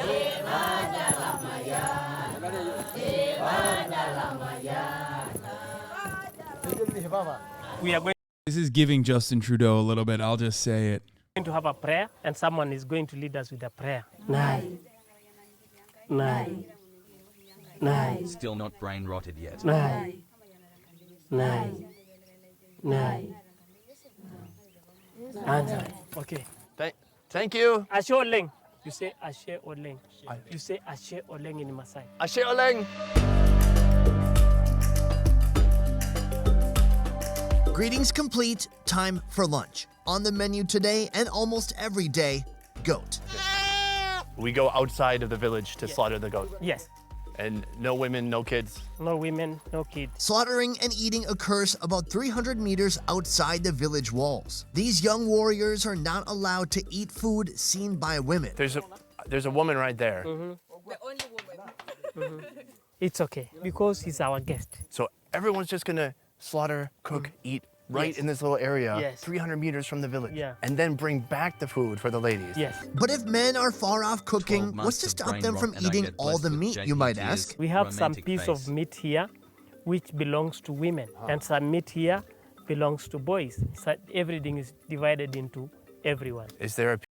We need Matt Walsh to come in and be like, what is a woman? Is this the tribe that Matt Walsh went to be like, what is a woman? What is a woman? What is a woman? What is a woman? What is a woman? What is a woman? What is a woman? What is a woman? Please tell me. Oh my God, please. I haven't felt the touch of a woman in so long. Piece for sunburnt white guys? Yes. Okay, great. Yes. Is it the balls?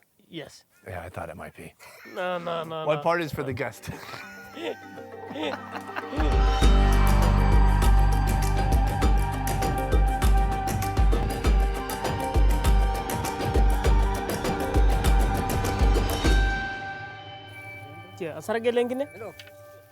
So they're taking the blood. That's where we get iron from. They go inside. He's doing it right now? Bro, this shit gonna make me fucking... Yo, I swear, this shit's gonna make me vegan, dog. Holy fuck. Original. You want to test Our it? baby is 4 months old. What is baby? You want to test? Do you want to test? Sure. Sure. Oh! Wait, yeah. Bro, he's eating that shit up. Woo! Goddamn! Is there a right way to do this? Yeah, no, just anyhow. Did you sip your river? Yeah. Okay. Yes.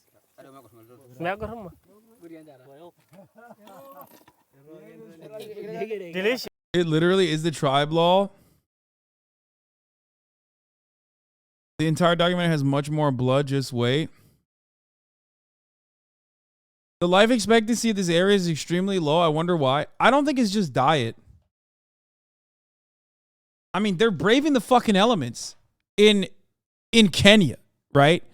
So that's a little bit different than even braving the elements in like Los Angeles, right? But braving the elements in general is like gonna fucking wear on you. So that's why I'm saying like they do live the Liver King lifestyle. But of course, when you live the Liver King lifestyle and you have no fucking medical access whatsoever, you have no medical care whatsoever, yeah, you're gonna get knocked out at the age of fucking 20.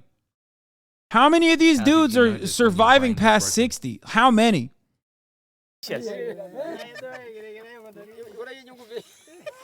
Wow.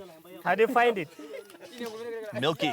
Yeah, it's milky. A bit salty. Yeah, it's salty. You want? There is where we get iron from. I'm pretty full, man. Yeah. I'll take it more later. Oh, wow, he's eating big chunks of it. Oh, okay, yeah, I don't want to be rude. Let's have just a little bit more. You eat it? You eat it? Yeah, yeah.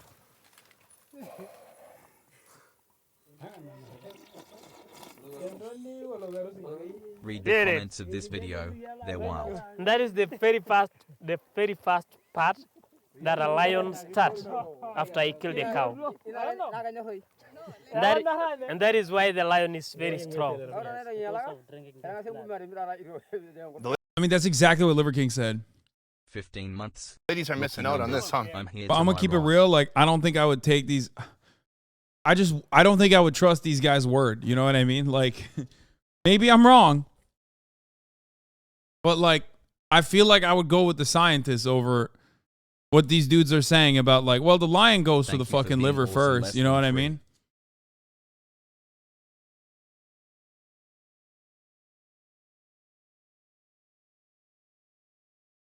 It's good. No, it's good. It's good stuff. My compliments to the chef. They are making it, diluting it with a herb. He's a warrior. When the lion attacked our animal, they are the people in charge to kill the lion. You see now, the blood is diluted, so it is good for drinking. Hello.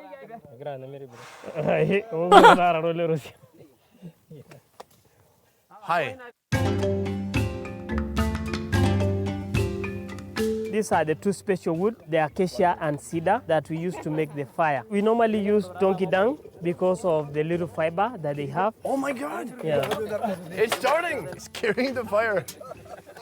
You got to be quick with that, man. Yes, the fire stick. So you've come in contact with different Maasai people before, right? Yeah. How does this compare to any of that? This is even in like anything even I've witnessed. And you know what they said earlier? This is the first time in this village that they're even showing this to visitors. You know, I heard about the separation of like, oh, these parts are for the men, these parts are for the women. I mean, you drank the blood. I think I'm okay with it. Like I'm not going to complain. By this point, guys, my man, the warrior, has eaten a 5-course meal of raw goat. That part belonged to the people who have slaughtered. The back belonged to the lady that the goat belonged to. A pregnant woman get this to make soup for herself. This one goes to the old man. The other leg belongs to the young man. The chest Hope your day is going well. belong to the boys who are looking after the sheep. The ribs belong to the chief, and the other one belong to the owner of the goat. So we subdivide into every part. Is there any part that nobody eats? Yeah, we have like the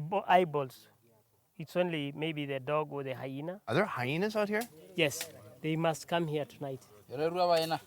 It just seems like almost a practical way to not have fighting. There's one animal about who gets for what, so yeah. many people. So how do you make that fair? Pregnant, you're getting this. If you're like an elder, you're getting this. Hey, look, he's doing some good work over here. This is the ribs. Is this the man ribs or the woman ribs? Oh, so this is for the women. No one here is allowed to eat it.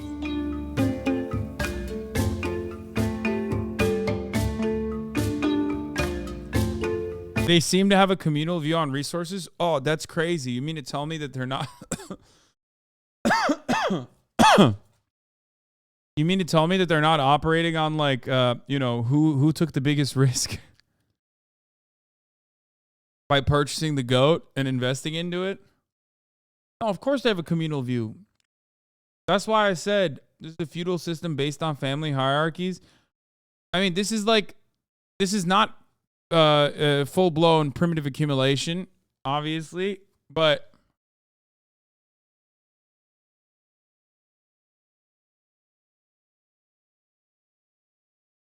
it doesn't have like a profit system in the same way that you have under capitalism.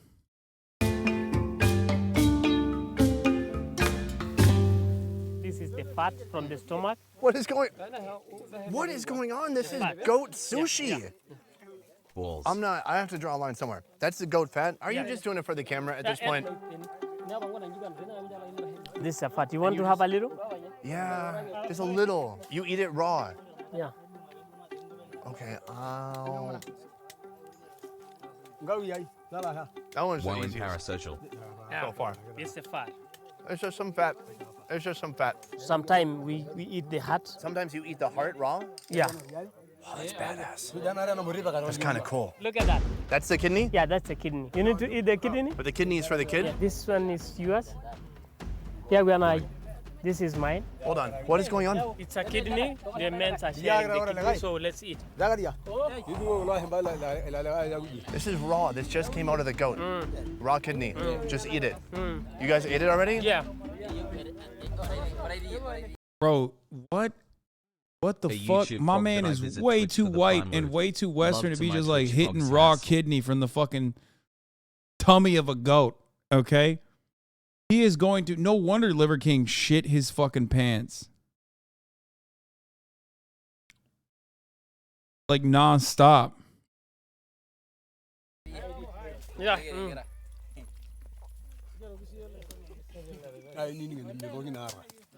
Delicious. It's so good. That was great. Great. How do you feel the taste? Man, it's just very intense. Yeah. Turns out cooking it does wonders. Whatever organy kind of flavor you've experienced, that is like times 1,000. Salty. Yeah. You like that? Yeah, I really like. Is that safe? Very safe. Oh, I want to throw up a little bit. No. No, don't. No. Okay, because I'm a warrior. Yeah. I'm a warrior. Yeah. This is a lot of new stuff, like within 5 minutes, man. Yes. Okay.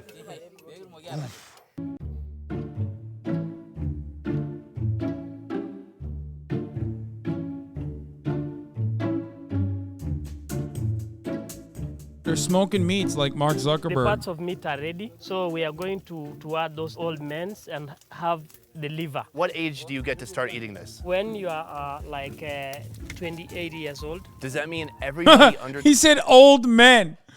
He said this is for the old men. And the guy, and Sonny said, what age do you start eating this? He said, hey, 28. So shut the fuck up about like how healthy these homies are, okay? Only 2 places on the planet where 28 is considered old. Twitch chat and fucking this tribe, okay? More like L King LOL. 28 has never tasted this. Yes. They must think it's like the coolest thing ever. The forbidden liver. Yeah. That's incredible. Yeah.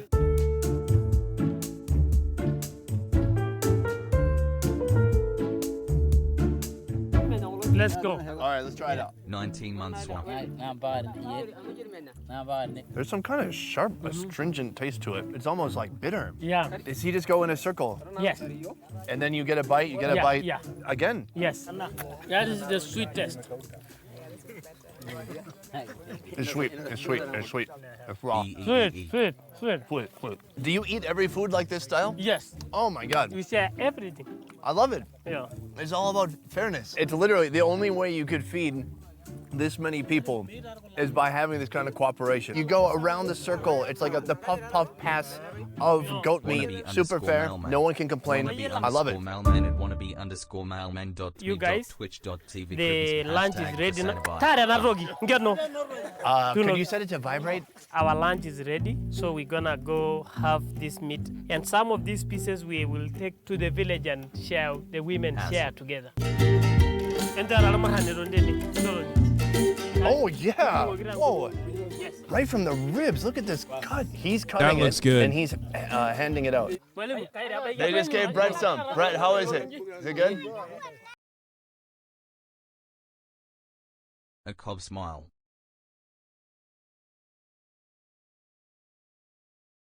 Every time you talk shit in the chat, I'm just gonna fucking show you this. Is this him? Is this sin and Marxism? That you, motherfucker? Huh? Answer. Almost 2 years, Pog. Keck W, I ate that too. Is that you? Every time you talk shit in the chat, I'm literally gonna fucking go back to this.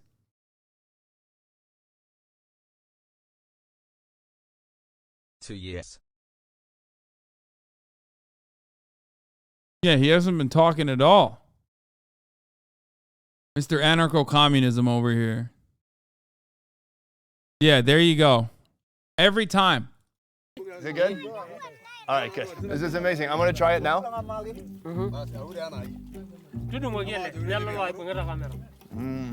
Oh, Kai's got some now too. Oh, the ribs. I love the ribs. It's warm, just bubbling with greasiness. Shut the fuck up, I'm hot. Oh. Dog, what is that fit, bro? What, you Like the you say shut the fuck up, I'm hot? What is this fit, my man? What did you wear? What is this fucking fit?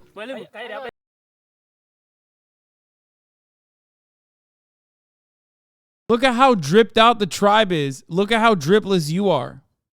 Yo Bezos money.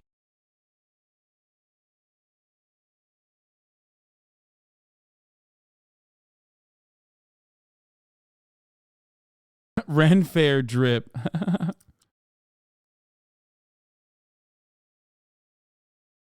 Answer for your drip crimes, dude.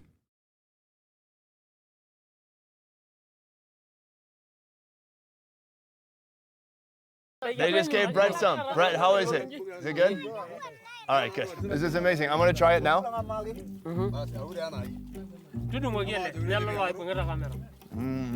Oh, Kai's got some now too. Oh, the ribs. How's my fit? It's warm, just bubbling. The Masai are dope. Is there even salt here? What the fuck? Why do I have so many chatters that have been to this fucking tribe, dude? I don't understand what's happening here. Like what? How many of you motherfuckers went and hung out with the tribe, dude? What's happening right now?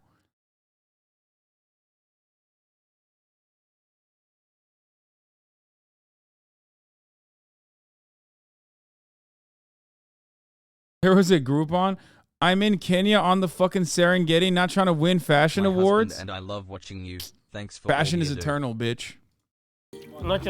Oh. You have a white chat, Hasan? Yeah, I know I have a white chat. Of course I have a white chat. I lived in Freetown, Sierra Leone for years as well. Is that you? A lot of poverty tourists in here. Bro, this dude is literally fucking a filmmaker. What do you... I mean, this is one of the most, like, apt, adequate, reasonable reasons to go and visit the Maasai people.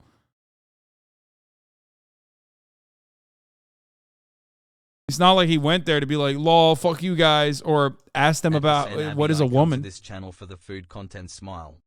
This dude Sonny is like actually people will be like documentarians, poverty tourism.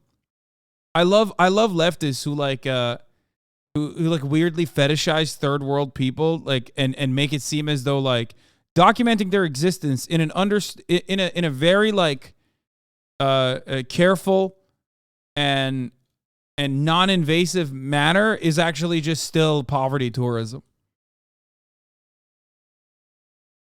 20 months of only meat, let's go.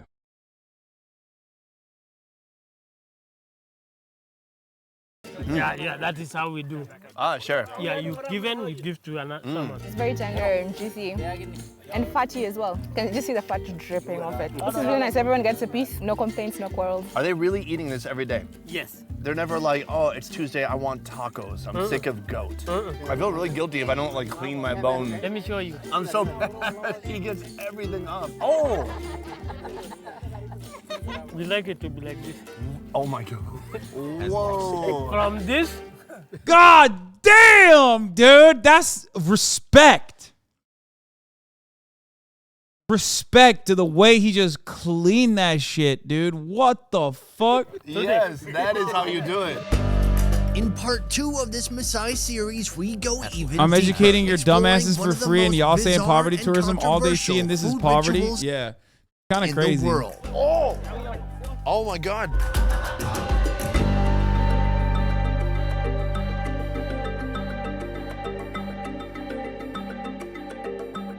Mild brain rot. Love this. Huge thank you to Holiday Destination Safaris for putting this itinerary together for us. This was pretty wild. Clean that bone like they do in Tom and Jerry. I just, respect. Has slam.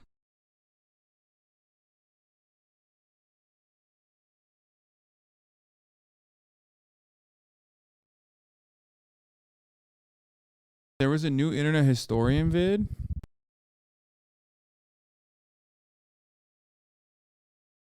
Hey yo. And all over the world, BFR is awesome.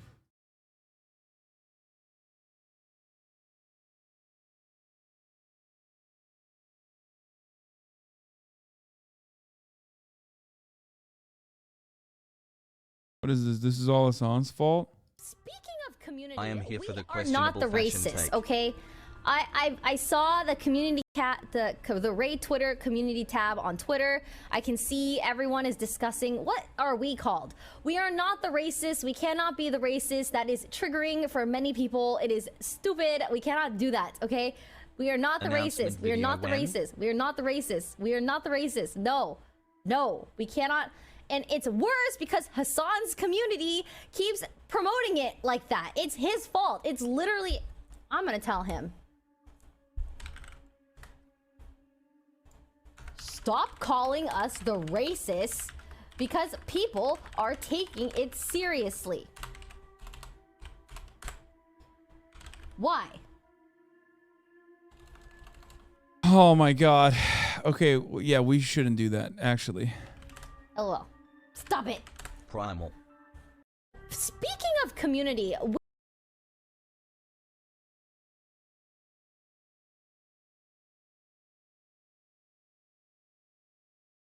We can say that they're Republicans, okay? That's funnier.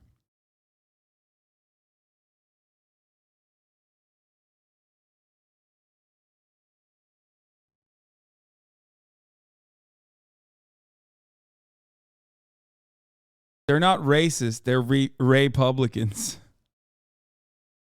The Republic will rise up. At Hasanabi, not having any dental care alone is gonna cap you out in your middle age years.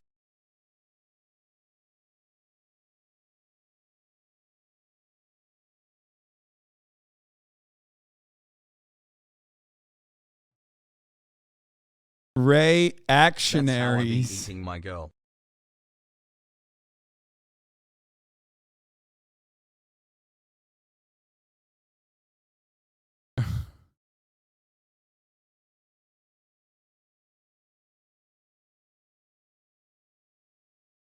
Hassle. It's ironic you call everyone else a grifter. Do you unironically have a non-mainstream, publicly acceptable idea? Yes. The only way that I can measure whether an idea is good or not, or adequate or not, is if I have a distorted view of whether or not it's publicly acceptable. As you guys know, famously, everyone is always saying, like, socialism is fucking great. Like, always. All the way from Jeff Bezos down to, like, the average American. Everyone's always like, man, socialism isn't that sick. New Channel 5 Alex Jones just dropped. No fucking way it just dropped. Twitch make it easier to prime sub on mobile PLS. Anyway, listen. We need to be nicer to the Republicans. We are going to host them here tomorrow when we do the Forge in the Fire stream. That's right. There's a Forge in the Fire stream tomorrow. I will be alongside Valkyrie making a weapon. Do you feel responsible? Oh my God, the Alex Jones interview is out.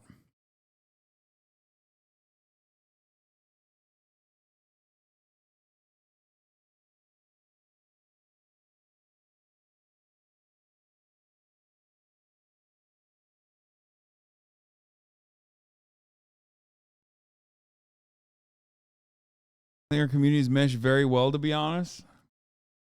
Sure. I think so too, but not if we keep calling him racists. I think that probably won't help. especially at the top of the hour when there's a 6-second ad break and they're like, wait a minute, what? I have to buy a subscription to no longer see the ads? Yep, that's right. This isn't YouTube. You do have to do that because at the top of the hour, there's a 6-second ad break. And if you no longer want to see those ads, all you need to do is subscribe, which you can do for $5 or you can do for free with the Twitch Prime by connecting your Amazon Prime account to a Twitch account where you get 1 free Prime subscription a month. Okay, that's the best way, the foolproof method of having an uninterrupted ad-free broadcasting experience. What, you caught a stray again? That message was meant for Hasan's stream? Wait, so you re-gifted a message that you meant for Hasanabi's stream for me? What the fuck? So it means nothing then. You don't actually put my stream on the sleep. Pineapple teeth chat. You just want Hasanabi to see that, but he didn't see that, so he went to me instead. What the fuck? What the fuck? So I'm just second best, huh? I'm just second best to Hasan? I'm your rebound streamer? What the fuck, bro? Team. Ow, my hand! Bro, I think I could have a better sleepy stream than Hasan. What's Hasan doing? What's Hasan doing? He's probably sitting there like, okay, so like, that message was meant for Hasan? Wait, what am I doing? I want to know what she went.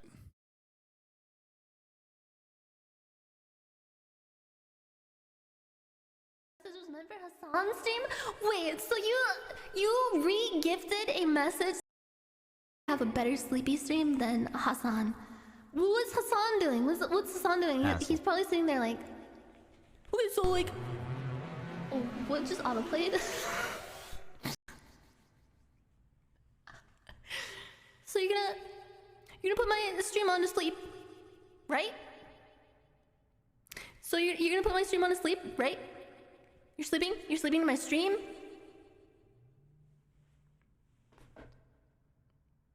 He's not sitting there. He's gone AFK while videos play. Well, that's the thing, chat. What? Dude, how is that still a meta? That's so strange that there are still people who are just like, let's go. Yeah, man, Hasan just fucking plays videos and walks away. Like, how is that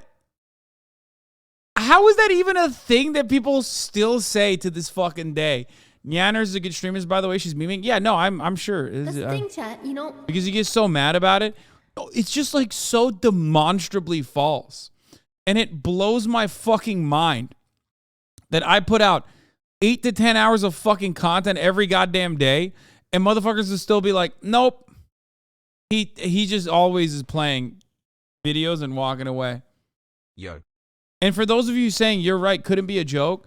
No, it started off as a joke. We even memed about it, okay? There's an emote for it. But then it became reality when like people made YouTube content out of it. I need to put the videos on so that the sleepers in my chat can have a better sleep. Right? You know? Okay? I'm starting a beef. No, I'm not trying to start any drama. I'm not mad. I'm not mad that the person went into Hasanabi's chat to say something and then Hasanabi didn't notice it and then he went into mine instead and then wrote it for me as if it was written for me when it was written for someone else. You're gonna make me cry. Her boyfriend is also a VTuber, is a Hasanabi head. Nice. Let's go. Hasanabi heads rise up. New beef. Yeah, we're beefing. I'm beefing with VTubers now. It's a joke. You're just peeing a lot. I don't even pee that much. That's crazy. We're gonna watch the new Channel 5, obviously, but there's some more I want to watch. Like, I want to go through this again one more time for the one time. You know what I mean? Out this video of Jordan Peterson crying because someone called him an incel. I want to ask just quickly, the film director Olivia. Wait, is this just a? Does he have commentary? Oh, he does. I thought the marginalized were supposed to have a voice. What the fuck? The marginalized. God forbid men who want to kill women who won't fuck them are pushed to the fringes of society. Am I right? The difference between even how a piece of shit like Piers Morgan characterizes incels, lonely, despicable, weirdo men, and Jordan Peterson's characterization of incels as disaffected, marginalized young men really speaks to Jordan Peterson's philosophy regarding this whole incel situation. That the true victims of this overt ideological misogyny that contributes to violence against women are men, the incels themselves, actually. Incel, for those who don't know, is a self-identifier and a shorthand for involuntarily celibate. Of course, meaning that they are celibate, but not by their own choice. This is like woke chance, dude. What the fuck? This is soda popping if he didn't go the VTuber route and instead watched my streams. Placing the responsibility of their celibacy on those who won't fuck them. This type of ideology, while clearly unfathomably stupid, is also clearly very dangerous. Notable incels include mass murderer Elliot Rodger, mass murderer Jake Davison, and mass murderer Alec Minassian, who Jordan has spoken about in the past. But before I get into Jordan Peterson talking about Alec Minassian's motivation for this killing, Yeah, this is soda if he went to shit camp. that is that he was unfuckable and thus mad at God, and his proposed solution of enforced monogamy. Let's listen to what else Jordan Peterson says to Piers Morgan in defense of incels. It's making you emotional. Talk about it. Well, God, you know, it's very difficult to understand how demoralized people are. Felix is right.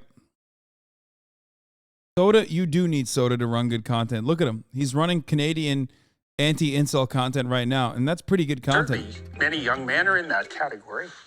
And you get these casual insults, these incels. What does it mean? It's like, well, these men, they don't know how to make themselves attractive to women who are very picky, and good for them. Women, like, be picky. That's your gift. Incel, what does it mean? They don't know how to make themselves attractive to women. Okay, so men mad because women picky, which is women's gift.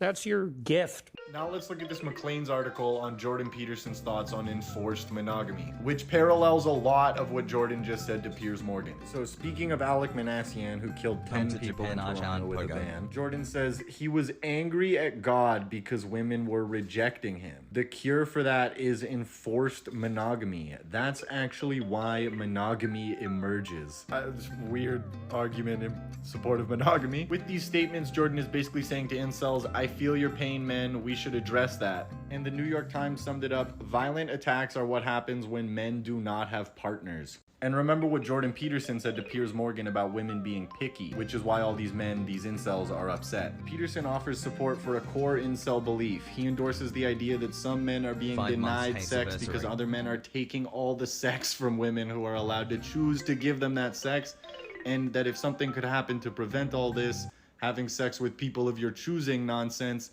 some unlucky women would eventually have to settle for the incels. If we could just make that happen, these men would not have to be so Man, society with enforced monogamy, dude. angry at God and commit mass murder, so the argument goes. So someone killed 10 people because he was angry at God because he couldn't get his fuck on. And Jordan Peterson says maybe if women weren't so picky and let him get his fuck on, then maybe 10 people wouldn't be dead. Which is maybe the most incel thing ever said. And Jordan is crying because someone called him an incel hero. But let's watch this back for the moment Jordan actually gets triggered, because I think it's the most interesting part. He's all laughs and smiles when he thinks Piers Morgan is just asking about Olivia Wilde. Like, oh, we get to disagree with a woman. Yeah, this is the best. But Jordan's expression completely shifts when Piers gives a pretty accurate description of incels. I want to ask you just quickly, the film director Olivia Wilde has a new movie out, which she says is based on you, this insane man, this pseudo-intellectual hero to the incel community. Incel being these weirdo loner men who... Oh my God. It's true. His face does start changing. At first, he's like, oh, this is great. We're going to shit on Olivia Wilde. I guess she was wilding out, you could say, as the kids are saying nowadays. And then it slowly starts to shape like despair. Or aware, sorry. Yeah, like that emote. We got to run it back. Look. Hero to the incel community. Incel being these weirdo loner men who are despicable in many ways. Oh my God! Is that you? You can literally see the moment Jordan realizes Piers Morgan, quite surprisingly, isn't the absolute scum of the earth. And he goes into defense mode and gets so overwhelmed he cries about being accurately described as leader of the incels. I love that. Thank you, Jordan Peterson. Yes, thank you. Please give us more of that. That's incredible. All right. Before we move on to the new Alex Jones video, Republicans and Reaganomics, before we move on to that, Ben Shapiro complains about Lizzo taking an instrument that speaks to the sort of gentility of America's founders being brought into a context that is vulgar. The vulgarization of America's history. Controversial. The one that actually made the rounds, however, was her twerking, because it is the contrast. That's the whole point that they are making. And commentators were saying this. It is the contrast between Lizzo, a significantly overweight African-American musician, right? Because the idea is that it's groundbreaking for an African-American musician to play James Madison, one of the help. Wait, but I don't understand. Like, what is he saying? It's groundbreaking for, someone who's thick to twerk? Because that part is not necessary. What? Does this dude live in a fucking cave? What is happening? Punish Ben Shapiro. 1, the beard doesn't look good. Okay, shave it off. I know I joked a lot about Ben Shapiro, like, not being able to grow facial hair, and I suspect some of my disses have made it to him. And he's like, look, I'm putting a lot of Rogaine on here to make sure that it does grow. Okay? I can grow a robust and thick beard. Do you ever watch Cursed Jessica? It literally looks like when you're a kid, okay, and you, like, take the beard clippings of your dad and try to, like, paste it on your face. That's what his beard looks like.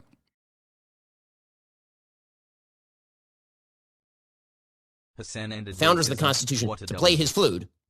That's the groundbreaking aspect. But really, it isn't even her race, right? They tried to make it about her race. It isn't really her race, because I'm sure that if they had wanted to find a better flautist who is black, then... A better flautist! The integrity of the flautists are under attack! Lizzo, I'm sure that there are many black flautists who are significantly better than Lizzo, right? They play in orchestras around the world. I'm sure they are wonderful. And so if the idea was just going to be, we are going to take a historic instrument that belonged to a white Southerner who was in charge of founding the Constitution, and we are going to have a very talented African-American black person play that, that would have been really uncontroversial. Like, seriously, it'd be the equivalent of if let's say that George Washington had had a harpsichord, and we had Condoleezza Rice go and play the harpsichord. Like, everyone, okay, all right, fine. Okay, but it is the twerking that does it. Understand it's the twerk. It is about the twerking. The story is solely and completely about the twerking, which is why you didn't see the first video. The first video has a few views. The one of her playing very nicely in the Library of Congress while dressed somewhat decently. It is the second video where she is twerking and wearing skimpy outfits with the flute. That is because the idea is to degrade the culture. That is what people, that is why the clip is viral. The reason the clip is viral is the contrast between a person twerking and the idea of an extraordinarily classy instrument, a historic instrument that speaks to sort of the gentility of America. It's a penis, Ben. It's a cock. Okay? It's a cock, Ben. It's just you're talking about a penis-shaped instrument that you fucking blow into like a penis. Okay? Please. That's what you're talking about. The gentility.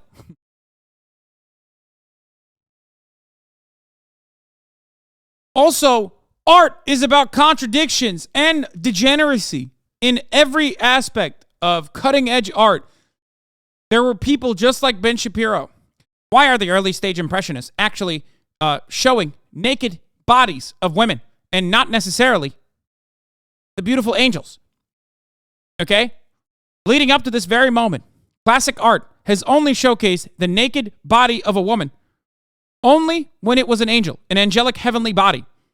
All of a sudden, now we're drawing prostitutes. These impressionists have gone out of control. Somebody needs to stop them right now. Monet, how about you get zero money with your art? But that's what it's about. It's about destroying the cultural integrity.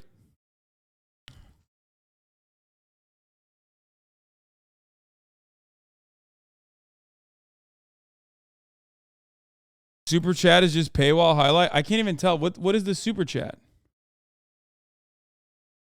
I can't see it.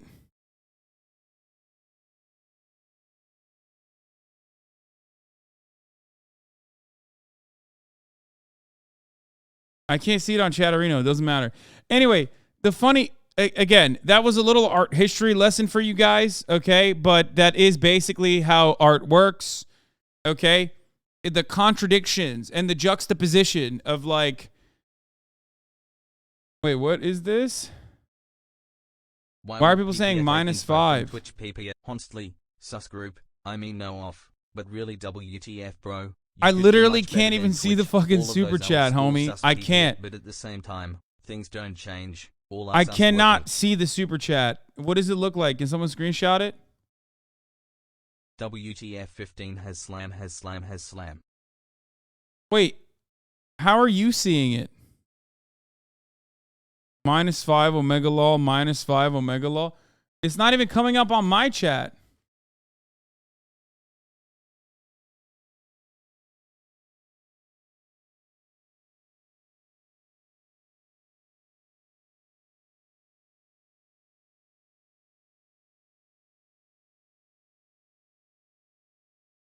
Look at these prices. What is happening? Elevate your chat. Say it loud and stand out from the crowd. The more you spend to support Hasanabi, the longer your chat message is displayed. $160 for 2 minutes and 30 seconds? I can't even control this. Where is it? I have nothing in my dashboard to like control this. How do I even moderate this? What is going on, Twitch? You're just going to fucking drop this shit? Like, where is it? I don't even see it. Like, it's not even coming up on my Twitch chat. What do you mean you have to refresh? I am refreshed.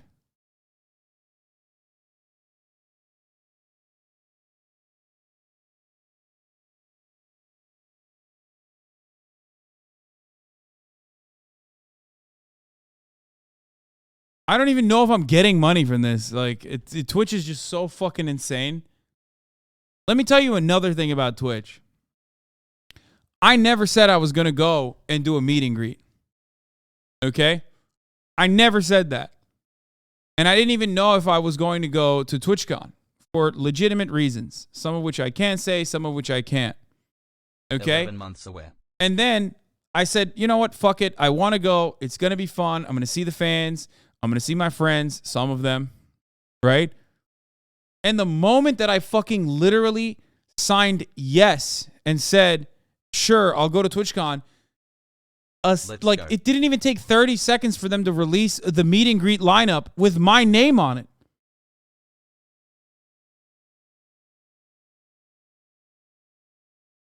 Bro, I never said I was going to do a meet and greet. What the fuck?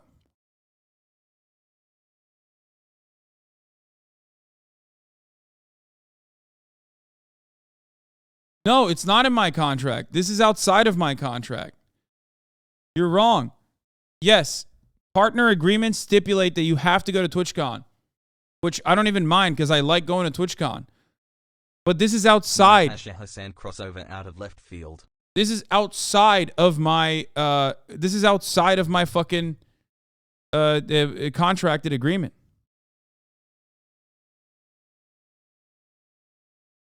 Just say you won't do it. Why would I do that? Because then I fuck you guys over. And I already fucked some of you guys over because some of you guys actually probably got tickets and then refunded them thinking that I wasn't going to go. So it's like a weird situation where I don't want to fuck my fans over, but Twitch is literally also taking advantage of that. What am I going to do? Not show up to a fucking... Nice. You want me to not show up to the meet and greet? You know what I mean? What if someone bought a ticket to go to the meet and greet? I still want to see you guys. What am I supposed to do? Hi chat Peepo, hey Peepo kiss. It's super shitty to basically take advantage of my my goodwill and my care for my community. Okay? It is really scummy. almost as scummy as like saying, hey, you know, your fans want to give you, your fans want to support you. They want to subscribe to you. So we're going to take more of the subscription percentage. Like, they're not giving it to you. They're giving it to me. You're just a mediator. The fact that you could just like demand more of that percentage is insane to me.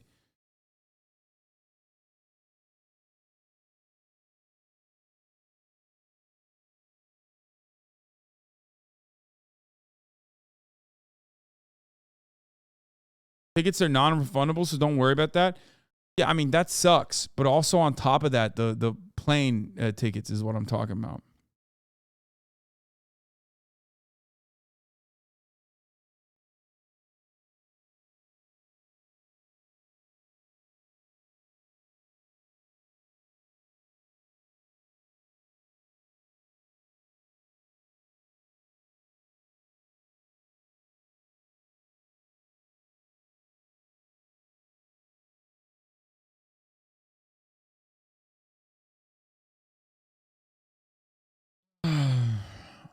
Anyway, I don't even know what's going on in my fucking super chat right now. My dude, you live 1.5 hours away. Just drive. It's faster. Dude, are you fucking stupid? You think I give a shit about buying a fucking plane ticket? No, I care about you buying a plane ticket, thinking that I'm not going to go, and then refunding it and not being able to buy another plane ticket when you find out I am going to TwitchCon. I don't give a shit about me buying. I don't have to buy anything. I'm talking about you, fans. I'm talking about the fans. Chatters be like, bro, what the fuck? You're so stupid, bro. What? Like, just drive down to San Diego. No way, dude. That's crazy. I could do that?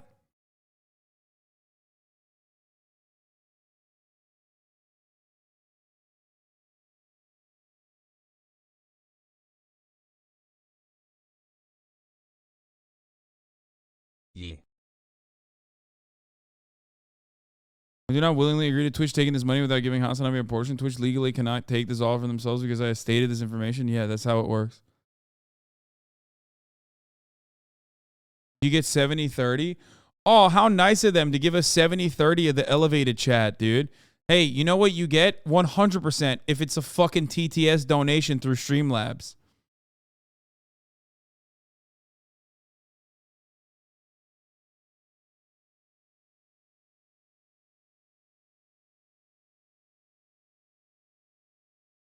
Hello Hasan, it's me, a friend Ariadne. So Very whack. important question. Can I throw a music show in her house during TwitchCon? What? No, dude. What the fuck? No.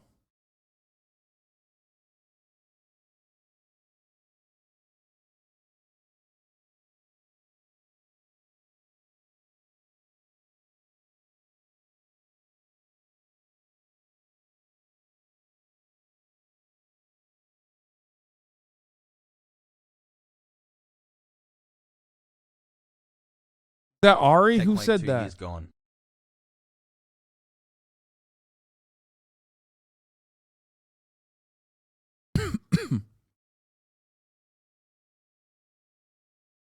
Anyway, where were we?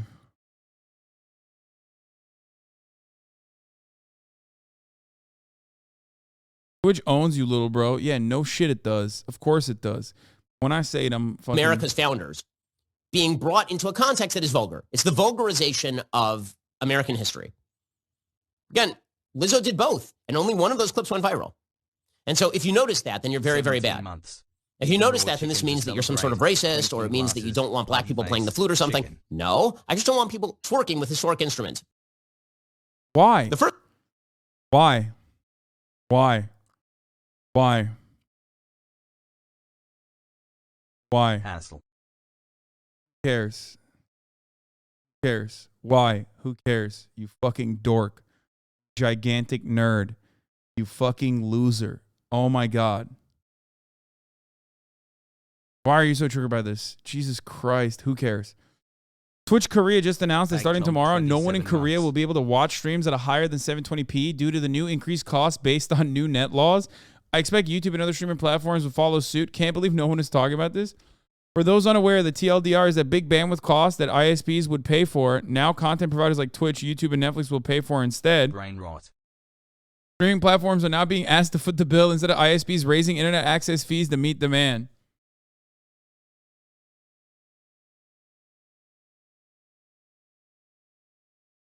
What the fuck? Shouts out to Korea for being goated on the capitalism front. They're really out there trying new things that people previously thought were too insane.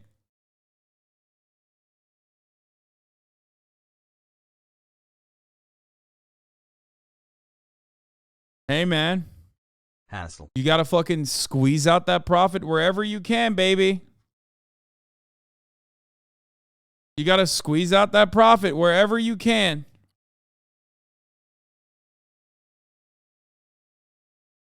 Squeeze it out. It's going to happen in every part of your lives, okay? No fucking way. Thanks for the streams, Hassan Hassel. Anyway.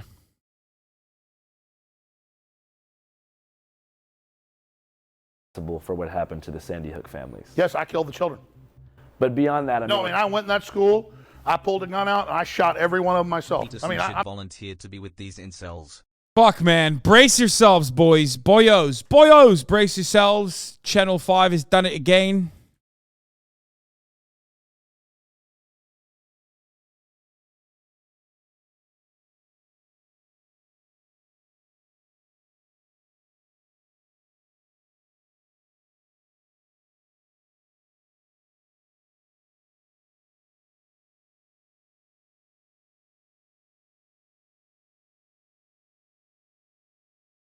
I'm guilty. It's true. No, but no. Let's just.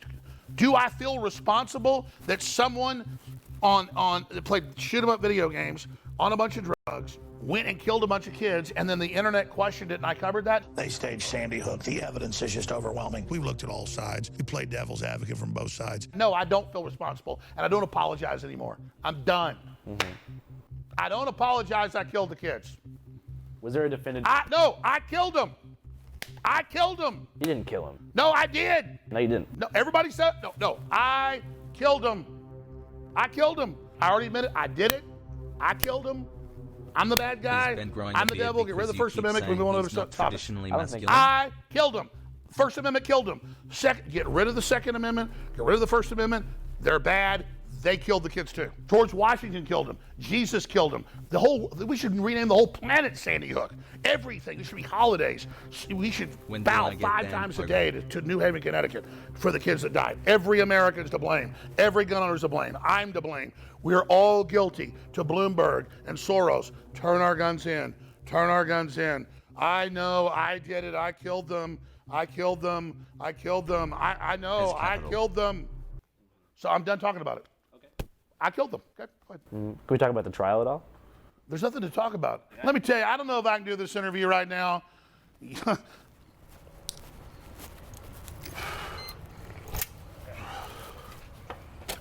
liking it? Kiss me, Arjan. I don't think you should keep doing that. What? Dude, I murdered those children. I did. I killed them myself. Still not a funny thing to say. Yeah, I get the point, but it's just like, fuck, man. Fuck it. Bro, when you got an InfoWars employee. Brain breaking.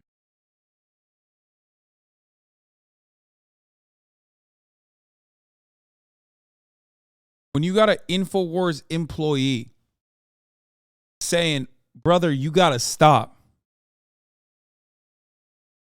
That's when you know you've gone too far. For someone who supposedly hates like Nazis, you got like Owen Schroyer. Like them. The most Amish-looking InfoWars guy out here being like, yeah, maybe you shouldn't say you killed the Sandy Hook's kids. Sandy Hook kids. Too much. I don't give a fuck, dude. I'm far beyond giving a fuck right now. I understand. Dude, you want to fucking take me on? No, but I'm just saying. They really, that wasn't their intention. A jury in the Alex Jones trial ordering the conspiracy theorists to pay $45.2 million to parents who lost their 6-year-old son in the Sandy Hook massacre for calling it a hoax. Every sin ever committed on earth in 10,000 years of history, I did it. The Night Stalker, the Zodiac Killer, I did it. Vietnam War, Hitler, I was actually Hitler. It wasn't Hitler, it was me. I did it. Oh my God, he shot his $1 million button. That's, I mean, million play button. That's kind of cool. Vietnam War, Hitler, I was actually Hitler. It wasn't Hitler, it was me. I'm not gonna lie, that's kind of cool. Also, what a relic, dude. YouTube, congratulations for surpassing 1 million subscribers. This right here, for everyone that's like kind of new to this, new to this internet thing, new to like being a leftist on the internet, YouTube gave InfoWars a 1 million subscriber play button. I don't even have mine yet. That's how shit used to be back in the day. That's when I was a fucking, young leftist on the internet. When I was a young leftist on the internet, YouTube was offering play buttons to the InfoWars channel. You understand? That's why it's always so funny when motherfuckers are like, bro, you're such a grifter, you're such a grifter. It's like, dog, I've been saying the same shit since like 2014, 2015. Back when it was infinitely less popular to say those things. -5. Will Nev just got the silver for Fear and? Yeah, I didn't get it. What the fuck? Where's my silver play button for the Fear and podcast? What's happening there? -5 Omega Lal. You have to order it? I didn't even know that you were supposed to order it. Anyway, that's besides the point. Me. I did it. I was in a time machine in Germany. I did all that, okay? I did everything. And that's what I accept. So, you're here with the bad guy. You're here with the villain. Lex Luthor, right now. You're talking to him right now. You're talking to Lex Luthor. How's it feel? You don't feel like Lex Luthor to me. I invented cancer. How? I just did it. Doesn't matter. I created death. People didn't die before I was born. I created heartburn. I created hemorrhoids. I created hangovers. I created gingivitis. That's a bad one. I created hair loss. I created acne. I wish you could do that. I created bad breath. So yeah. He said, I wish you didn't do that. I wish you didn't do that one. I created bad breath. So yeah, now that we've accepted that. I invented Prozac that Adam Lanza was on. I had his mom buying the AR-15, give it to him. I was there, yeah. Did you know that all money in the universe was created by Sandy Hook? It was a time machine. Before the Rothschilds created fractional reserve banking, before tally sticks, before gold coins, the Roman era, it was the Sandy Hook event that created all money, future and forward. Everything is that. Everything. Well, I mean, how do you feel about like how your attorney did overall? They said I was guilty beforehand because they couldn't have a real trial because they had 24 minutes out of 10 years of me talking about it, most of them me saying it happened. It's sick. It's disgusting. I was being sarcastic earlier. I didn't kill the children. I'm not Jeffrey Dahmer. I didn't invent hemorrhoids. I simply question things, and they're trying to demonize me to say questioning things is a bad deal. And elementary school massacre, 26 dead, 27 dead now, 18 kids in Connecticut. When you got small children, this really gets to you. That's why the globalists use children's deaths to go after our guns, because they know it gets to us. So don't ever think the globalists that have hijacked this country wouldn't stage something like this. They kill little... This was 20 minutes after Sandy Hook happened. This is 3 hours after. 3 hours after Sandy Hook, he was already on the job. He was already like, yeah, it's fake. Globalists are doing it.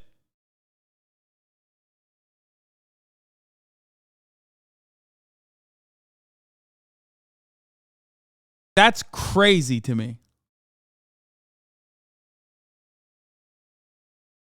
Hassel, thank you so much. That's incredible.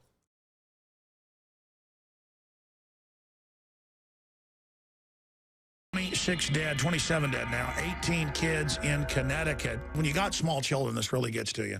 That's why the globalists use children's deaths to go after our guns, because they know it gets to us. So don't ever think the globalists that have hijacked this country wouldn't stage something like this. They kill little kids all day, every day. And it's not our government, it's the globalist. I really think they're going to try to come after the guns. It's going to start a civil war. I clearly believe from the evidence, children were really killed in Sandy Hook, and it's a real tragedy. Unfortunately, evidence is beginning to come out. People who've been coached, people who've been given cue cards, people who are behaving like actors. I dropped Billy off and watched him go around the corner, and he never came back, all because of the guns. Won't you just turn your guns in for my son? I mean, folks, we've got video of Anderson Cooper with clear blue screen out there. Nothing can account for what happens to his nose. Early on, I said, well, they had to have killed somebody. I mean, this doesn't make sense. Then parents come out and start laughing and then turn to the camera and cry. No one died in 2012 in San. Damn, he did this more than I thought he did, low key. Like, I thought he just, like, said it a couple times. Like, I remember him saying that it was a false flag and stuff way back then. But he really he just kept getting fatter and fatter as he kept saying Sandy Hook was definitely a false flag, which is wild. Like, he just kept eating and saying Sandy Hook was a false flag while his hairline receded and he got more and more red. Hi. Like, you can really see the time lapse from the way he changes. But the rhetoric never changes. YouTube saw this and was like, congrats on the views. Yeah. YouTube was like, here's your 1 million play button. Please. Thank you so much for your valuable contribution to the platform. Yes. Why, yes, we will keep elevating you on the fucking search bar, on the suggested search bar, on the recommended videos tab. Please. Please continue. Do not stop this.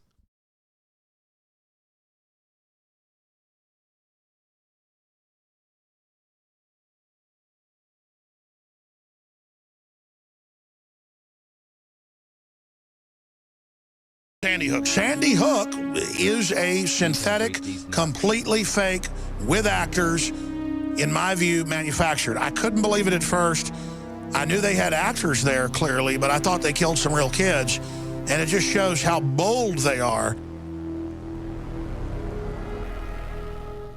People come up to me in hotels and in grocery stores, and I'll be walking my dog, and they just go, the car will go, "Roar! You son of a bitch, quit, leave those kids alone." And I'll be like, I never talk about it. The media, shut up, you son. What do you mean you never talk about it? Bro, you definitely talked about it. What, did he have that fucking crazy chili again? Listen, you don't understand. I had that chili, okay? I had a chili. It smelled of sulfur. Probably Rothschild chili. Made me forget the name of my children. You don't understand it. I forgot the name of my children. Trail blood. That fucking judge, she's a bitch. Trail. That's why I had the drawer on fire while I was on trial for defamation.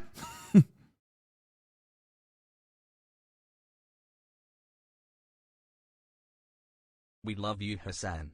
Stay strong, King, heart. What is this? I really hope this Ned Fulmer scandal ends with Ariel hooking up with Young Gravy. That would be the ultimate pop culture bingo card bullshit. I don't know who those people are, but that's even better. Let's get it.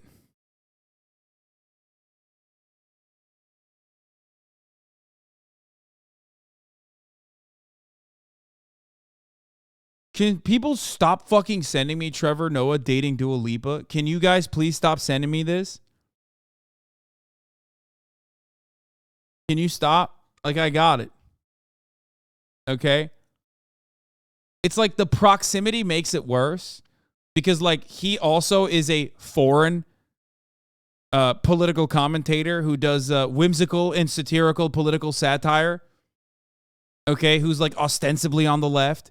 You understand? Like, it just, that makes it so much worse for me in particular because, like, you know, if she's dating like a musician or whatever, it's like, yeah, of course, like that's normal. Like, she's a musician, that person's a musician. Like, I could never be in that field. Hassle. Yeah, the only thing worse would have been if it was like Hasan Minhaj, okay? If it was Hasan Minhaj, I would have been like, that's it, it's over. It's GG's. I'm fucking, that's it. Like, literally named Hasan, also Muslim. Thank you for officially saving me, hassle. He's not balding. You never had a chance. Shut the fuck up!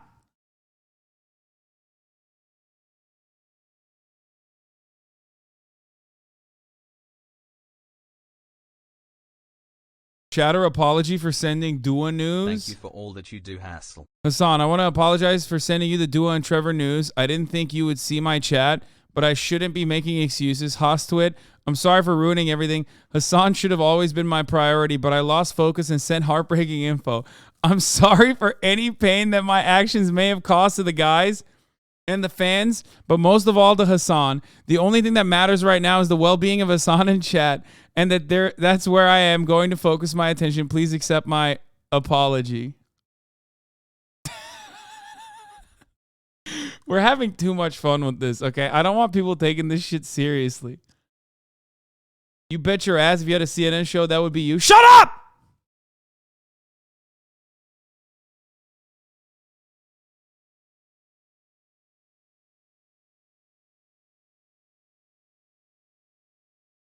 Yo.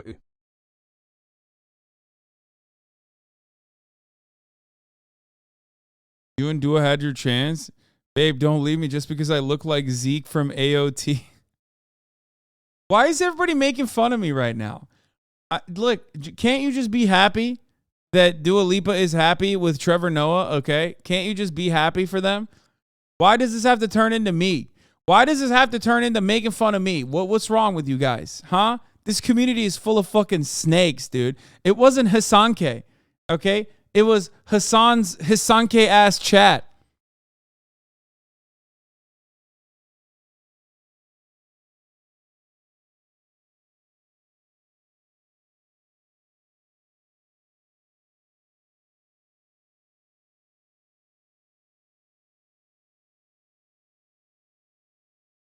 Whatever. They're fucking dating. That's great. I'm happy for them.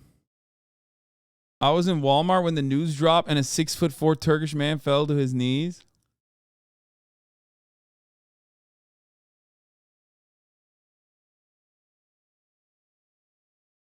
Has right, has wit, has left.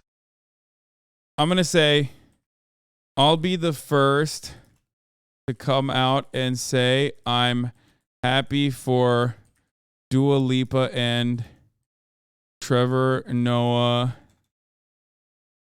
even though I met him at Soho in WeHo one time and he totally big-timed me and I never let that go in my heart. Let me get a yeet.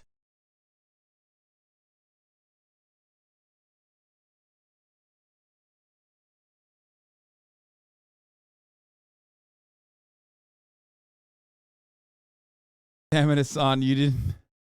Damn it, Hasan, you didn't show him Joe Rogan fast enough.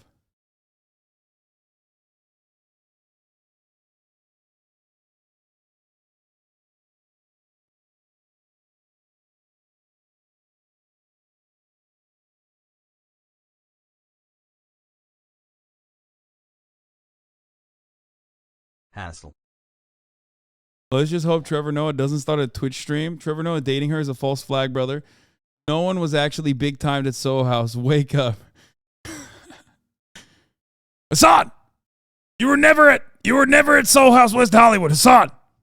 That was a government psyop. Fine AF. They gave you Klonopin. It was a CIA facility. You went in for a routine checkup. And they drugged you and hypnotized you into thinking that you actually met Trevor Noah at Soho House, West Hollywood. It was a false flag operation. Don't worry, bro. Trevor No Swag will bore her quickly and she'll get off his high-pitched ha laugh when he's watching the British version of The Office.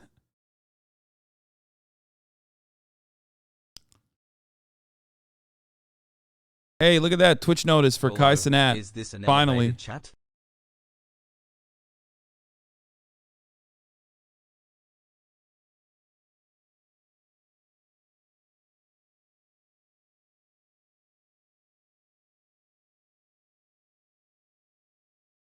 Twitch elevate Can you this watch a video with sussy. your chair now?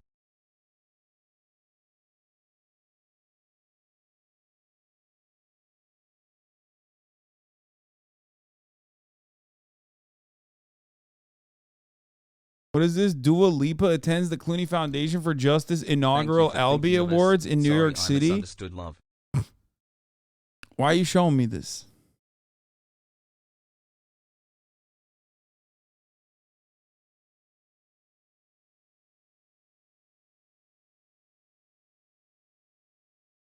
Love you, Hassan. Best stream ever.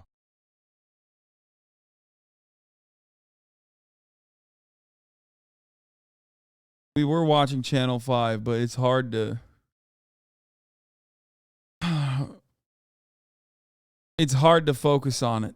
Okay, Love let's you, continue. Ajahn, and chat forever. And Has. some people have confronted me in front of my wife and children and said, "You son of a bitch, you killed those kids." No one knows who Adam Lanza is. When you ask somebody about Sandy Hook, it's Alex Jones. So Yeah. I did not kill the children. But do you feel any sense of responsibility for the way the lives of the Sandy Hook families were affected? An emotional day of testimony after 3 family members whose loved ones were murdered at Sandy Hook Elementary School took the stand describing the harassment they endured as a result of Alex Jones' false statements. People were, accusing me of lying, telling me Ben never lived, telling me that I was going to burn in hell and that I would pay for what I had done. Hensel Bro, they shot at this man's house, dude. Alex Jones's deranged psychopathic fan base shot at this man's house. Testified that after her husband Jeremy committed suicide in 2019, people went to their daughter Avielle's gravesite looking for evidence the family was faking his death. I couldn't wrap my head around just one more family member. No, like unimaginable amounts of cruelty, chat. Like, I think because this happened in like 2012, a lot of people forget that like when it first happened. Now you live in 2022, right? Babies are dying in fucking schools all the time. It's like commonplace almost. Like when it happens, people are like, "Oh, that's kind of cliche. Let's get a new thing going." But back then, it was the first time it had happened, and it was truly like world changing, right? That was a lot of people will say like that was a pivotal moment where when government got together and there was a bipartisan proposal for gun control and it didn't pass. And when that didn't pass, it was over. Like Ben Shapiro. When that at I that really moment, don't and like they were rich immigration white debt. kids too. Like they were from a well-off neighborhood. They were white kids. Like when that happened, and gun control lost the battle, okay, and guns won. That was genuinely a tide shift where people were just like, "Oh, this is never going to change. No matter what, this is not going to change. It's over." Okay. You're forgetting Columbine and VTech. No. Columbine was obviously also a major event, but this is kids. Like, this is little babies, okay? Sandy Hook was an elementary school.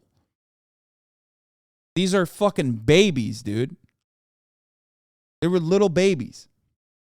So, when that happened,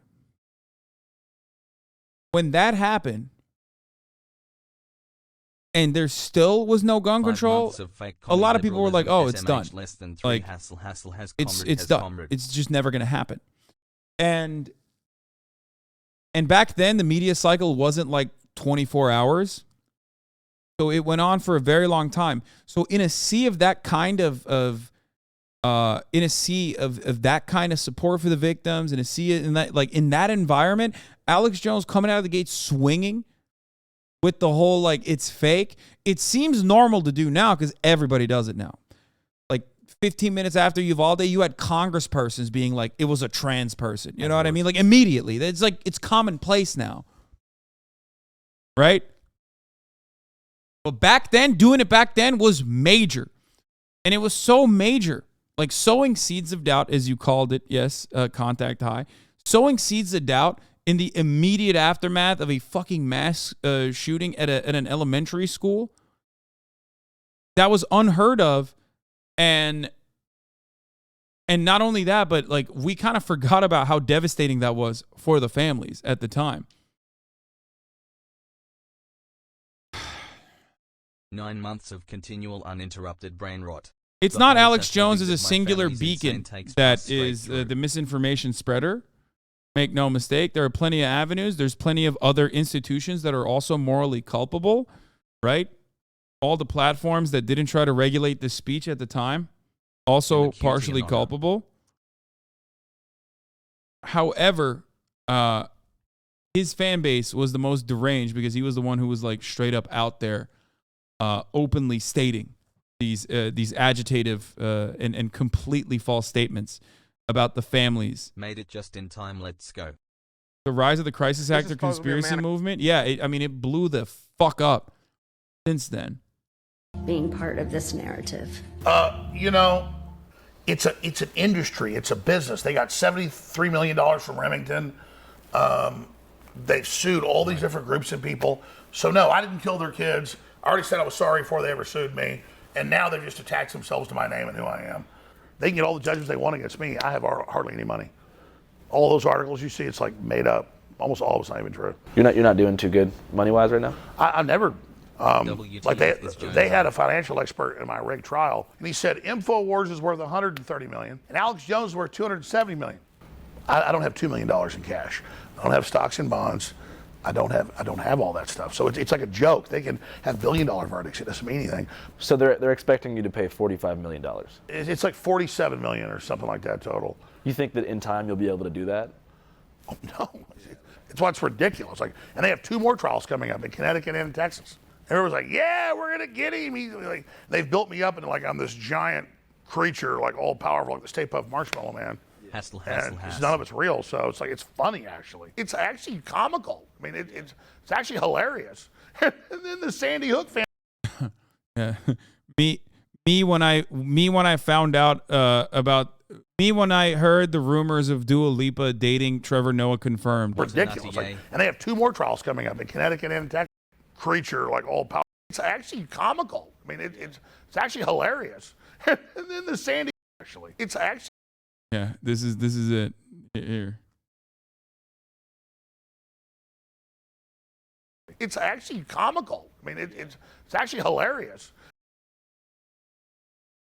Just, not a big deal, whatever. And then the Sandy Hook families, they already got $73 million from Remington. They're sitting there thinking they're about to get this big payday, and it doesn't exist. Yeah. Are you going to be able to keep the studio open? Oh, I mean, I could do a show anywhere. I mean, they're not going to shut anything down. They can run off some of our employees. Yeah. They can shut down some of our people, which is their big job, to shut down America, get rid of American workers. I mean, that's the part for the course. But I mean, as long as I don't want to quit or they don't put me in prison, they can't stop anything. Was there a definitive year where big tech really teamed up to deplatform InfoWars? Yeah, it was 2018, early 2018. Bay Area tech giants are taking action against a prominent conspiracy theorist. Twitter gives Alex Jones the boot. Just into CNN, Facebook is purging right-wing conspiracy theorist Alex Jones. Apple, Facebook, Spotify, and YouTube all completely banned InfoWars within 12 hours of each other. Facebook said, "We have taken it down for glorifying violence and using dehumanizing language to describe people who are transgender, Muslim, and immigrants, which violates our hate speech policies." They had the heads of big tech said they got together and colluded to shut me down. I knew they had to censor freedom because freedom was so popular. I mean, I knew that was coming, yeah. How did that affect your audience size? It didn't let us have, on average, that giant viral spread every day reaching 20, 30 million people. Instead, it was 3, 4 million people that were hardcore, but then they understood there was censorship, so they were grassroots putting it out. So it actually made it more underground and more avant-garde, more black sheep, more rebel, and more outlaw. And so made it more successful in a way. What would you do if you had a time machine? I think even though I got caught in their Sandy Hook trap and I was covered other people's theories and barely did it, wasn't much of what I did on the on the timeline. I think I'd do it all again. I think this is going to bring us to something bigger. What?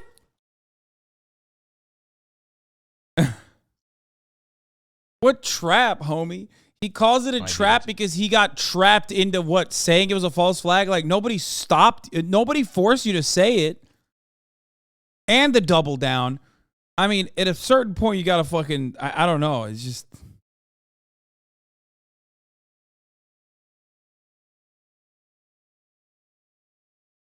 I mean, technically, if I had it all over to do again, I wouldn't have been caught in that trap. But that's not how the universe works. I did these things, and I'm going with the flow of where I'm at. I did it from a good heart, and I think it'll be turned towards good at the end of the day. So I'm not worried about it. And I believe humanity's going to wake up. I believe we're going to win. Alex Jones did Sandy Hook. Alex Jones did Tiananmen Square. Alex Jones did COVID-19. Alex Jones did 9/11, the Illuminati.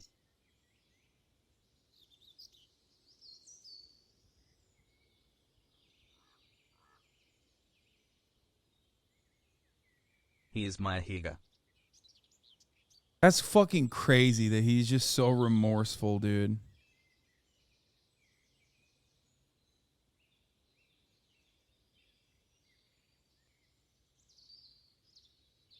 All right, so we're in Newtown, Connecticut, where the Sandy Hook elementary school shooting took place around 10 years ago. It's a special week for this town because for the first time ever, Alex Jones is being made to stand trial in Connecticut. In a Connecticut courtroom just... Did I say remorseful?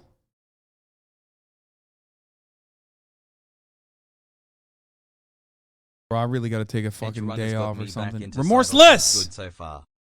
Remorseless! Motherfuckers know what I mean. Why are you like this? Devoid of remorse. Fuck. 20 miles from Sandy Hook, conspiracy theorist Alex Jones taking the stand, forced to face his own lies. So right now we're on our way to go meet up with a trial attorney named Mark Bankston, who represented the Sandy Hook families in the previous defamation case in Texas. Nobody thinks you killed the kid. Nobody thinks that, Alex. What you did, what you killed, is their ability to get over the death of their children. Look, I'm a parent, and I know my job. My job is to protect my kid. They couldn't be with their kids on December 12th, 2012, right? Like, they couldn't do that. And so when that happened, their job changed. Their job became to protect their kid's legacy. And so every day that this kept going on and they couldn't stop it, these parents are feeling like they're failing their kids over and over and over again. And I put that on Alex Jones more than anybody else in the country. So for those who don't know, can you describe the extent of the harassment that was experienced by the Sandy Hook families? There's no way I could do it just sitting here with you. It's unreal. Initially, it just started with rough contacts. You get people who were emailing them, people would find out their phone number, call them on the phone. But then you had people starting to show up in Newtown and destroy the memorials they had for their kids. They had people showing up at their homes, knocking on their door. They had people going around and talking to their neighbors. And then it just kept escalating as more and more people got caught into the wildness of it. There's Lucy Richards, right, who was a woman who I have to have some level of sympathy with on some way because she's mentally ill. But she got obsessed with all these narratives and about Lenny Posner. She was in Central Florida. And when it got disclosed that that's where Lenny had moved to, and InfoWars put up his Boca Raton mailbox where he picks up his mail. Well, I've got an article here from a guy, I think was our last caller. He's been getting all kinds of grief from Mr. Posner. Social media shut down due to Sandy Hook false copyrights. What's interesting is they list the address for the Honor Network in Boca Raton, Florida, 908 North Dixie Highway. There is no suite, but it's got two different buildings listed that address. Well, we'll just start investigating that. And I guess I'm going to have to probably go on up to Newtown. I'm going to have to probably go investigate Florida as well. What the fuck? She decided, okay, that's my call to action. So she started stalking Lenny and Veronique through Central Florida. She would call and leave these messages, and I don't know if you've ever heard them, man, and maybe we'll get a hold of them for you or something just so people can understand what this is. But creepy. Did you hide your imaginary son in the attic? Are you still fucking him? You fucking Jew bastard. Look behind you. Death is coming to you real soon. Just normal things, dude. Normal fan base, normal behavior, normal things overall. Can I bum a ride to TwitchCon? No. Just this awful, hateful stuff. These slurs and at him and that don't even make any sense. Yeah. I mean, she called him in the N-word and accused him that Noah is still alive and that he's got Noah in the attic and sexually assaults him every night. I love you and even after she was arrested by federal law enforcement, and then she was sentenced to federal prison for a short period. Part of her conditional release is she cannot access InfoWars. She's just simply not allowed to do that as a condition of her parole. I'm an X-Files kid. You know what I mean? Like, I'm a late 90s conspiracy. Dude, how the fuck do you even regulate that? Like, do they put like a keylogger on your fucking PC or something? Like I don't even understand. Heavy supervision? They can IP block it on her router? Mark never coming on the show. What the fuck, you liar? Don't yell at me. Yell at him for that. Guy. Man, conspiracy culture used to be fun. It used to not be so malicious and cruel. Area 51, fish-human hybrids, Roswell. I mean, it was kind of fluffy in its own way. Like, it didn't really matter at the end of the day what's at Area 51. It was a mystery box we could all have fun with. And there was a time when Alex Jones was hilarious. We just all kind of like watched him when in his early days. But the moment he started commanding... Love you, Hassie. I'll tell you, it goes hand in hand with the damn supplements. Sick of the globalist eugenicists control freaks adding poison to your water and laughing as you get sick and die? Start purifying your water with ProPure at Infowars.com. We sell books, videos, t-shirts, high-quality water filters, shortwave radios, cook stoves, survival food of the highest quality. Brain Force sold out in 4 days. Liver Shield sold out in a week. Prostagard. He does all this. Well, I can't even get you to subscribe at the top of the hour for $5 a month or for $4 because it's September, or for free with a fucking Twitch Prime by connecting your Amazon Prime account to your Twitch account, where you get 1 free Prime subscription a month in order to no longer see the fucking ads and have an ad-free broadcasting experience. You know what I mean? At the top of the hour, there is a fucking 60-second ad break, you know? It's coming for you! It's coming for you! Or you can get gifted a sub. Thank you, Darkest Wolf 117. Thank you, Dara 006 for the 5. Thank you, IMCZS. Thank you, Lemmy Cobra for the 10. Here's the 1 minute ad break now.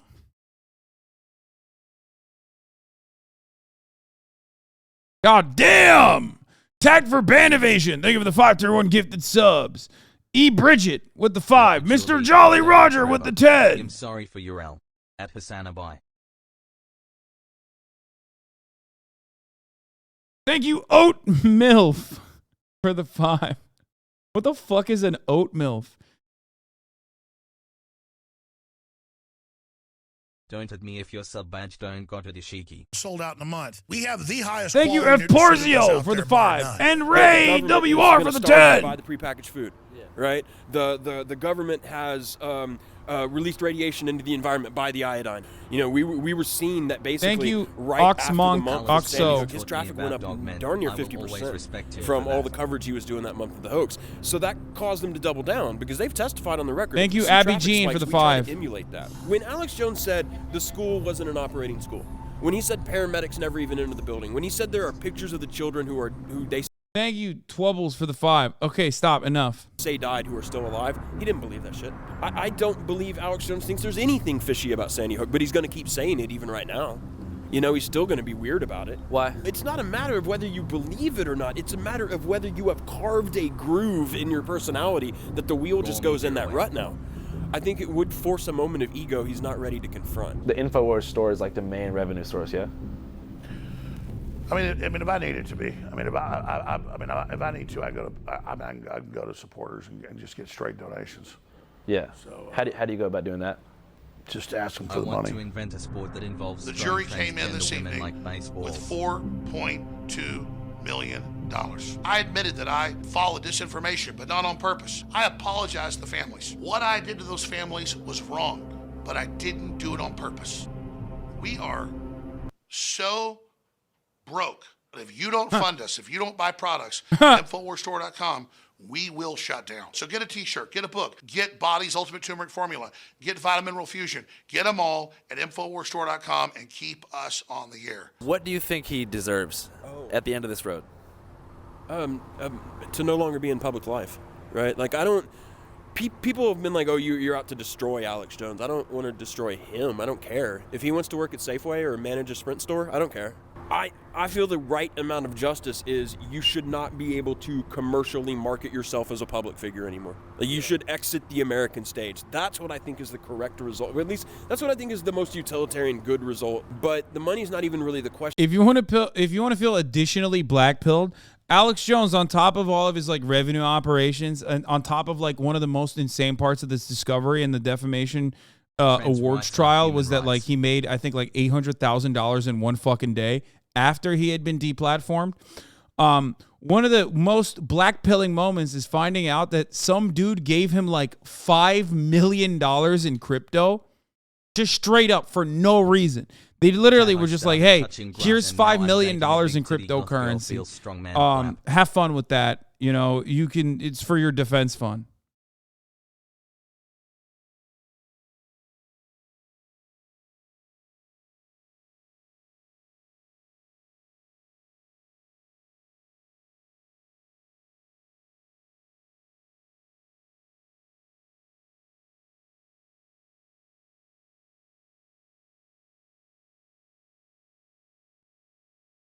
question for me. The question is, will this suit be successful at stopping him from being on the national stage?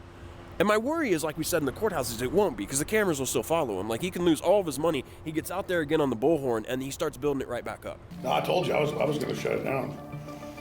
Wait, I was wrong. Another 3 million? Oh my God.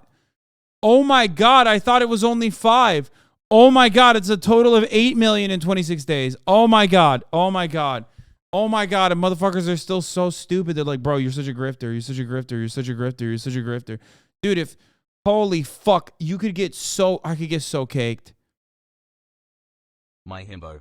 I've gotten so much more comfortable with myself since I started watching you. I could get so motherfucking caked, dude. I could be caked out the motherfucking wazoo, you okay?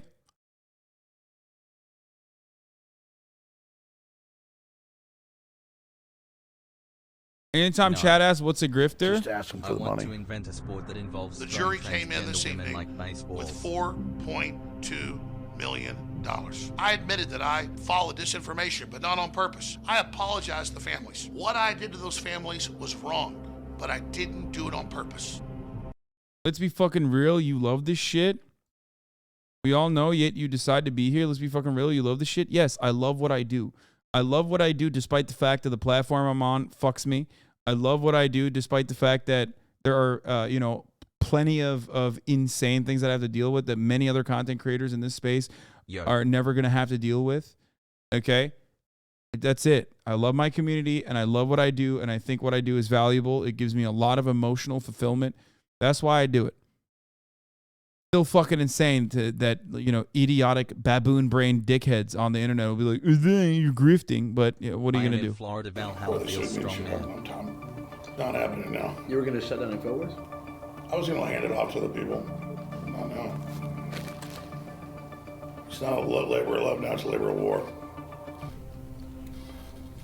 We ain't shut the shit down. So the question is, can this cause of action against Jones on behalf of these parents come to represent something bigger? Is it a bigger referendum on the false things he's saying?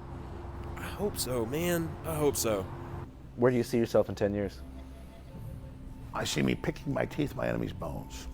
Sorry, you just don't have that lib boy swag like Trevor Noah does. And okay, stop mentioning Trevor Noah, please. No shit. I enjoy watching you for news. What's the point of inputting an external take like Alex Jones does? Is it purely a clout thing, or is he that nuts? Brother, did you not just hear me say he made $800,000 in one day? His entire operation hinges on creating new false narratives that he can fucking milk his delusional fan base out of money off of. That's it. He'll say, the government is poisoning the water supply, and then immediately follow that up with, but if you want clean water, then all you need to do is go to alexjones.com, infowars.com, and buy my new straw, my new water filter. Okay? He'll say he will use a 10-year lawsuit, 10 years of himself and his fan base aggressively attacking the victims of Sandy Hook, and turn that into an operation where he gets $8 million in crypto over the course of 28 days. Now you tell me. And he has wiggle in chat? He's not doing it out of the love of the game. I mean, he might love the attention he gets and shit, certainly. But he's doing it because he's making a fuckload of money too. God, but yet he's told the whole world that 26 people died in his church when nobody died. He's a liar. Let's go, Frank. Let's go polygraph right now. I've got a man in San Antonio. The comment you just made, knowing my 14-year-old daughter's laying... You're a liar, Frank. You're a filthy liar, Frank. You're a demon, Frank. You should be able to provide the evidence more than anybody on this planet. This guy should be able to provide evidence of a death that happened at this church. We've had to learn to deal with these sick fuckers that are saying this stuff, that are out there claiming that we're not real people, claiming that we're actors. We don't give a shit what you say. We're not afraid. It's a horrible thing to think that 17 children got murdered, but it's even more disturbing to think that the government would do something like this and present it as a real event when There's a little bit of TOS here. A lot of today's hoaxers are mentally ill, and they think that what they see on the web and TV is just a reality show. And so if it's a reality show, then everything is staged and everyone is an actor. This isn't a fucking conspiracy. This is real life, and people are fucking dying.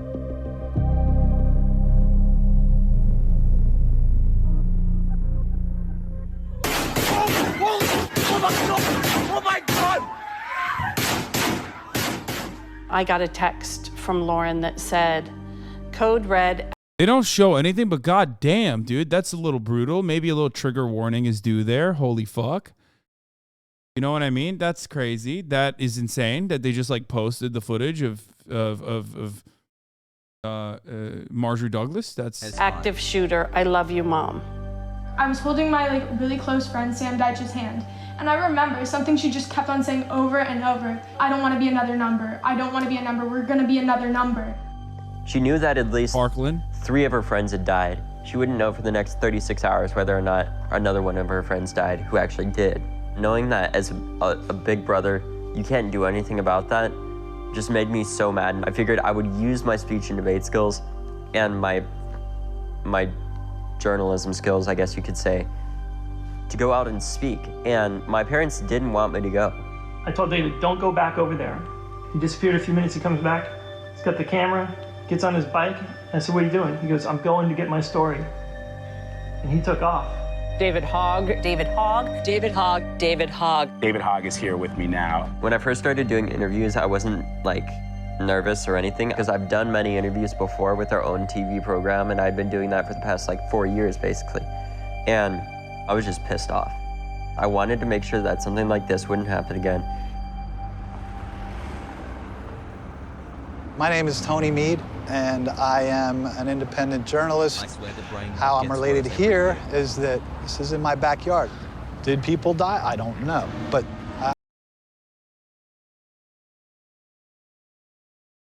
oh my God. How? Oh my God. How can human beings be this way, bro? I mean, dude, guys, you want to know the most fucked up shit? This is an older video. So this didn't come out back then. I don't know if it'll feature it. But you want to know the truth of brain brokenness? You want to know the peak brain rot? Let me tell you.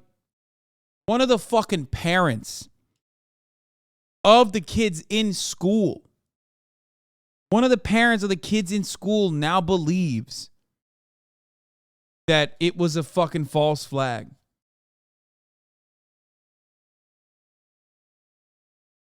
Hassle.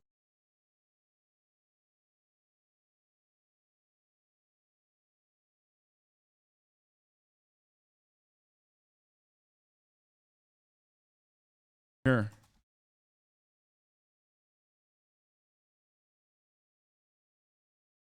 I joined a union recently and it's the best thing I've ever done. A Parkland shooting survivor's dad found QAnon and is now convinced the massacre was a hoax and his son was a paid actor. This came out last year.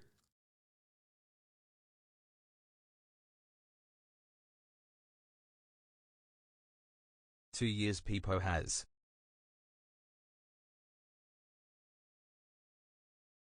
What do you do with that? What do you do with that? The teen said his dad now believes that the deadly 2018 shooting was a false flag event. As flex. Yeah, Alt F4, dude. Alt F4 from society at that point. You know what I mean? Alt Tab.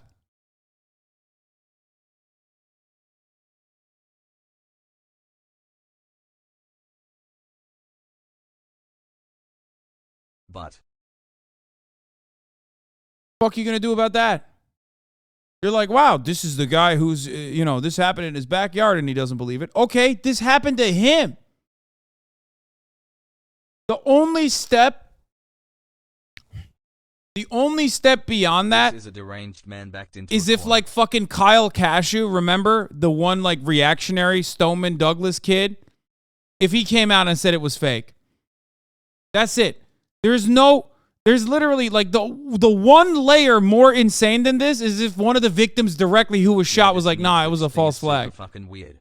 Monetizing like there's nothing more insane than this. Lane is so weird at Hasanabi. Like someone was like, yeah, I got shot, but it was a false flag, actually. I didn't really get shot. Pog.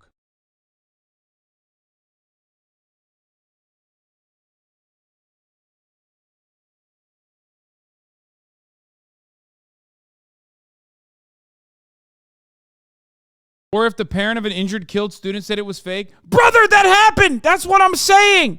That's this! Awesome content. Keep it up. You're looking at it! Yeah, how crazy is that, right? If a parent of a fucking victim that was killed in Parkland came out and said it was fake, well, that's right. That's what you're looking at. I know.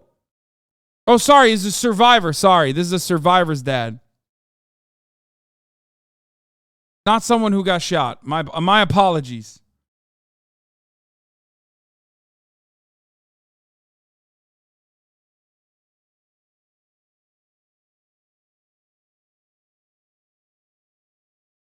He's a small binue.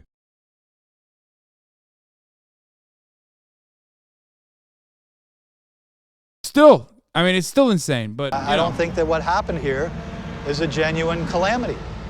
There's something perpetrated here that defies logic, right? That I think was something done deceitfully to bring about political change.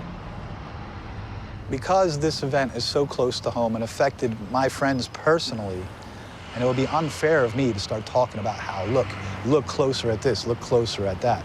But I do have certain groups where I'm able to talk about it. I have groups on Facebook of like-minded people like myself where we're able to discuss this, look at the anomalies, and share information. Thank God, man, you guys got a group of people to discuss this shit, you know, amongst yourselves. What the fuck? Got a sick new cable tech job and I'm able to resubscribe. Thanks for the content, Hass.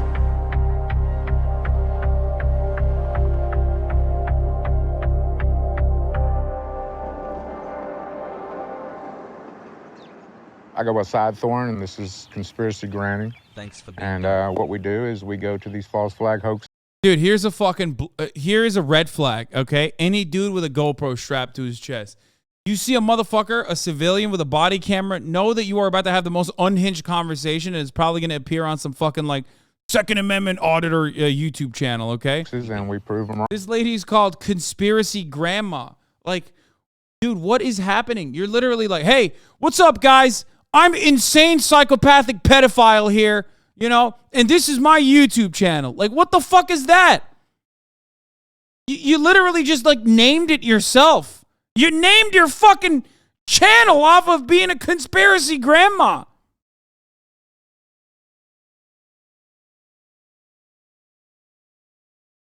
What the fuck? Wrong. This story, they supposedly 26 victims were shot and killed inside the church by a lone gunman. It's a false narrative, fake, never happened. And we'll show you how that never happened. Bro, her eyes are way too close to one another. I'm just going to say it. Well, what initially happened was that Devin Kelly, a shooter, came into the church property, fired through the walls, then went into the church and shot a whole lot of folks to where 26 passed away and there was 23 survivors. My daughter was in there. I lost Annabelle, and many of my very good friends was in there as well. We lived directly across the street from the church. I was changing my oil and I look over and I see a guy with a AR-15 in full Class 3 body armor shooting at the front of the church. And I've actually was shot at 3 times. They hit right there and it came across and it went through right here. And then it went through where I'm remodeling, it went through right here. You know, my son was right here. So he was within about 1.5 feet, 2 feet of my son's head. All right, guys, we just want to show everybody that there's no fixed bullet holes anywhere. No way was anything replaced. No bullet holes, no nothing. The issue with Sidethorn started about December 15th. There were several conspiracy theorists that had been coming around, not just him, and trying to deface the memorial, trying to harass people. This guy tried to say what we saw wasn't real, but the truth is that we weren't paid. We're not crisis actors. It happened. My sister, my nieces fucking died. There's no evidence. There is no. Dude, imagine fucking debating. Like, imagine debate lording a victim's family. Just like, you can't disprove it. No evidence showing. Like at a certain point, you got to take a deep breath and be like, okay, maybe I should fucking stop. Like, I'm a bad piece of shit person. Like, I should probably stop it. Nope. No point in time does that ever happen. That they are dead at all, that they even existed. What? I'm going to have all those bodies exhumed. That means I'm going to have them dug up. Do you understand? The fact that he calls the victims and harasses people who lost their daughters, their moms, their dads, their grandmothers, I just can't explain why any human being would be this way. People didn't get to see the dead bodies. Everything was tightly closed, and they cleaned up very, very fast because of how horrific it was. And I think that's what leads to people thinking it didn't happen. Attention, Sutherland Springs. We're offering a $100,000 reward for proof of death for any of these supposed victims. There have been a few people who've reached out and offered to show death certificates and birth certificates and stuff. I don't think he really wants proof, and I don't think he's going to give you $100,000 for it either. You will not threaten the truth. You will bow down to the truth. There's been more of these false flag operations. They're called psychological operations. They should show the bodies every time? Fuck no. These people look at the bodies and go, that's makeup. What are you, crazy? No, man. No amount of evidence is going to fucking allow these people to, like, recognize the truth. They're fucking brain dead. The only thing you can do is try to plug the dam, okay? There's too many holes already. You just got to try and plug the dam. You got to plug the dam. You got to plug the dam. Part of that is, unironically, suppressing the speech of fucking psychopathic people like Alex Jones. If they keep doing it. And it doesn't make sense for them to stop doing it because this is how they make money. There's nothing you can do about it. Have you never talked to people like this? I mean, maybe not people this unhinged, but like, you see how some of these motherfuckers are like when they're in the chat. They'll come in and they'll say something. I will disprove it immediately. They'll turn around and latch on to my counter and pick something from the counter or move the goalposts immediately. Or use my counter as a way to reconfirm their suspicions. This is just how it is. I experience a microcosm of this, but it's just how they operate.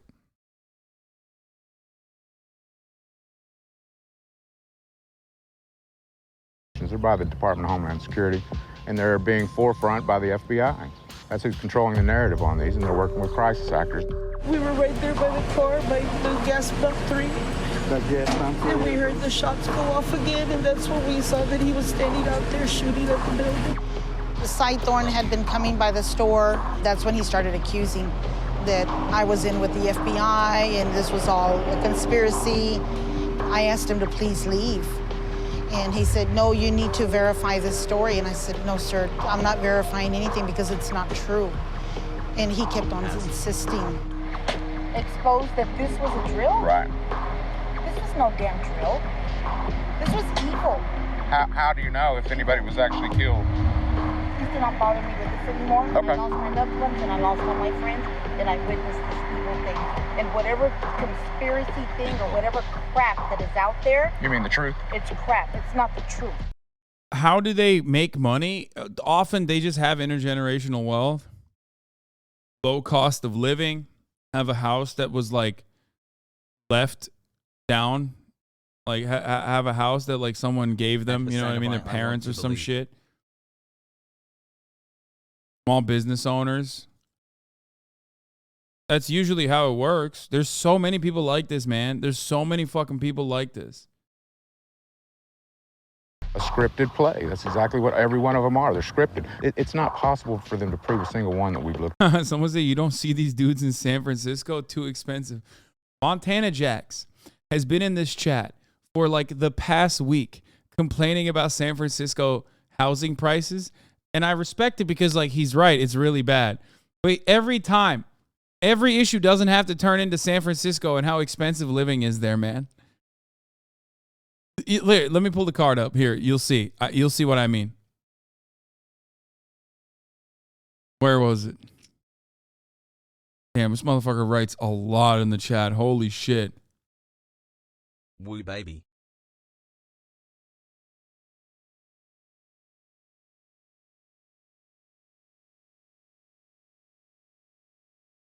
Was it not him?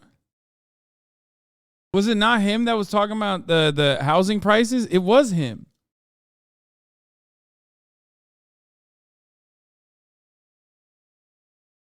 Am I crazy?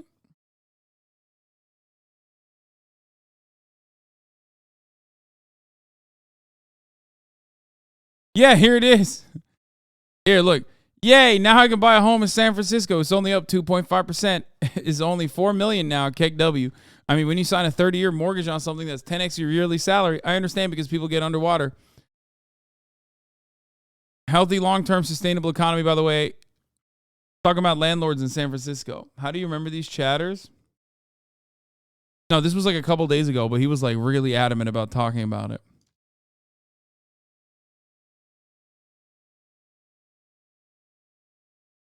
San Francisco housing market broke this man, which is understandable because it is very broken. No, I've been spamming for days. Sorry, KW. No, it was just I need a life. Sorry, lol. No, it's okay, man. Don't worry about it.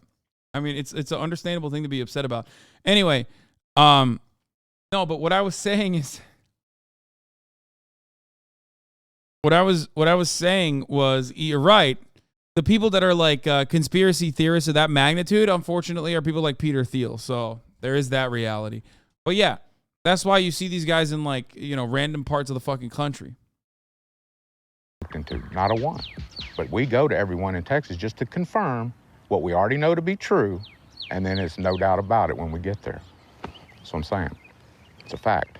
We want y'all to go look at the bullet holes that aren't there. A portion of hoaxers have no problem with targeting victims, and they don't care if they're hurting people. They feel that they are absolutely in the right, and that these are the villains in this big, you know, multiplayer online game, and they're part of the good guys, so they have no concern. I can't believe the church didn't. I can't believe the church fixed the bullet holes up instead of keeping them.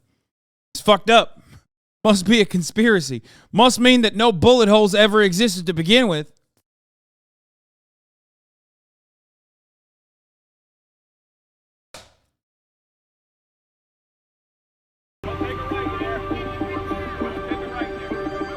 My son was murdered at the Sandy Hook Elementary School shooting. I mean, guys, I told you the fucking... How does it feel to live my dream? Can we stop with this? Can we stop? We're talking about conspiracy theorists, and you're out here like you're trying to turn me into a conspiracy theorist at this point.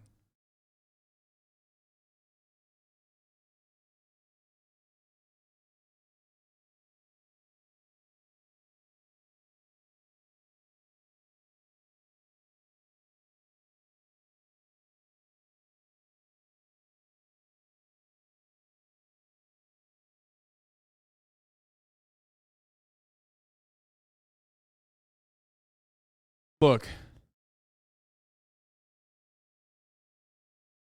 these guys are so unhinged. I've talked about this before. I know people. Okay, I know like relatives of people I know that were there at January 6th. They still maintain the position that Antifa is responsible for January 6th. They were there. They still think it was... It's like, do you not hear the words coming out of your mouth? Are you saying you're Antifa? They were fucking there, and they still say it was Antifa. How do you reason with that person?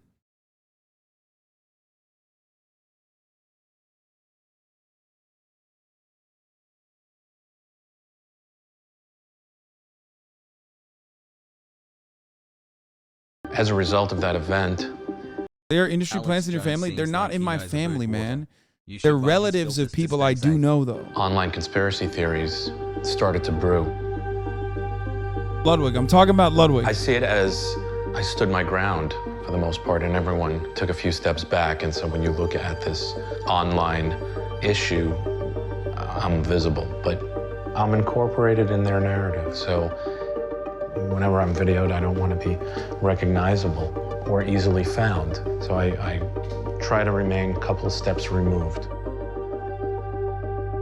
There's almost nothing different in the conspiracy theories relating to the Parkland shooting. The hoaxer playbook is immediately finding any inconsistency in any footage that's being shown online and then freeze framing it and drawing circles and lines and arrows on it and claiming that this is fake, that's staged, this person is practicing their lines.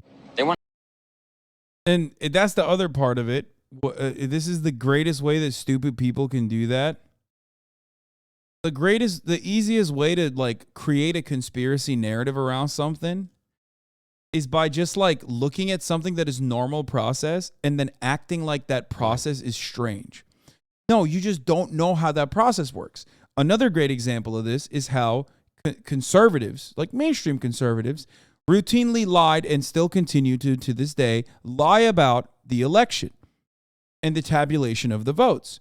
How do they do this? Well, there's a lot of footage. This is one of the most recorded voting processes on the fucking planet. It's one of the, actually, unironically, one of the cleanest and one of the most secure voting processes on the planet, the United States election system. We don't get much right, but this is one of those things that's like actually pretty solid.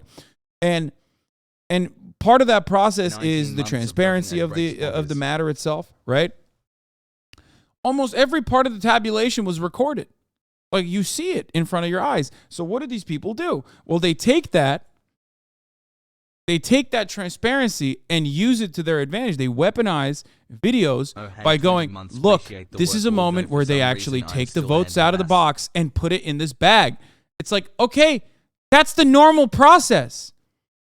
You're looking at the normal process and just saying that's fucked up. And because most people don't understand that that is the normal process, they go, yeah, that does sound kind of weird. And I'm inclined to believe that it wasn't, that God King Donald Trump could have possibly lost to a fucking corpse that they propped up like Joe Brandon.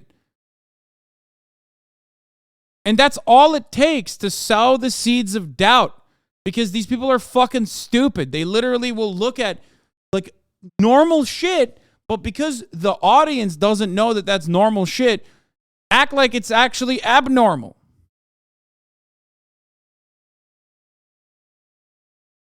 They want to scare us. They want to make us feel unsafe. Television is the David Hogg channel now. He's on everywhere. And I know scripted PR when I hear it. One of them went into a bathroom in the same, I believe, in the same hallway as the shooter. Oh, hold on. One of them went into the same bathroom, I believe, as the hallway shooter. That's called a soundbite. And I was re-saying my sound bites to sound as eloquent as possible. I wasn't reciting my lines, I was reciting my heart. I mean, it is incredible, though, to watch fake news in action. I mean, this is how you murder the truth. And I don't know if David Hogg understands this. He probably doesn't. I tweeted the lovely man that is Alex Jones. I wanted to come on and actually debate him, but then I realized some of the stuff that he was saying, which was the exact same stuff that he said about the Sandy Hook survivors, saying that they were actors. Then we see footage of one of the reported fathers of the victims, Robbie Parker, doing classic acting training where he's laughing and joking, and they say, hey, we're live, and he goes, oh. And maybe that's real. I'm sure it is. He's doing that exact same stuff, and knowing that he had done that before, I wasn't going to give him time of day. We didn't say you were a crisis actor and believe this happened. We just pointed out that you're an admitted actor and journalism student and said that you're anti-gun and that you're being fed talking points. Alex Jones was probably the first one that created the narrative of Sandy Hook victim dies again. In 2015, there was a school tragedy. That is fucking bananas. In Peshawar, Pakistan, where the Taliban had killed 150 people. And Noah's image appeared on the school grounds during vigils. And perhaps they were trying to say, we kind of feel your pain. We have the same tragedies that happen. That InfoWars short news article was then echoed thousands of times online. I'm the administrator. How are you gonna fucking sit here and blame the full-blown responsibility exclusively on Alex Jones when you just saw that? When you saw that number? This is not just on Alex Jones. He bears the majority of the blame. But you're gonna fucking sit here and act like Facebook does not have the responsibility to monitor this? I mean, are you kidding me? Same with TikTok. Same with all these fucking platforms, dude. It's crazy. It's madness. They made so much money off this shit because that means more eyeballs, more clicks, more time spent on site. And they didn't give a fuck. And they still don't. Thousands of times online. I'm the administrator, one of the administrators for the Sandy Hook Hoax Facebook page. And Lenny Posner, one of 14,000 people like the Sandy Hook Hoax administration page. the supposed parents of a victim at Sandy Hook, Noah Posner. He's certainly been determined to quell any information regarding the Sandy Hook incident. And of course, it's disguised by he's a poor victim who wants to preserve the legacy of his child. This child has no legacy. Nobody cares about this kid. And this kid is a flash in the pan. Sandy Hook is years behind us now. The only people that care about it are the people that want the truth. I mean, who wouldn't point this out? I mean, is the Pakistan bombing fake? I mean, one of these two is fake.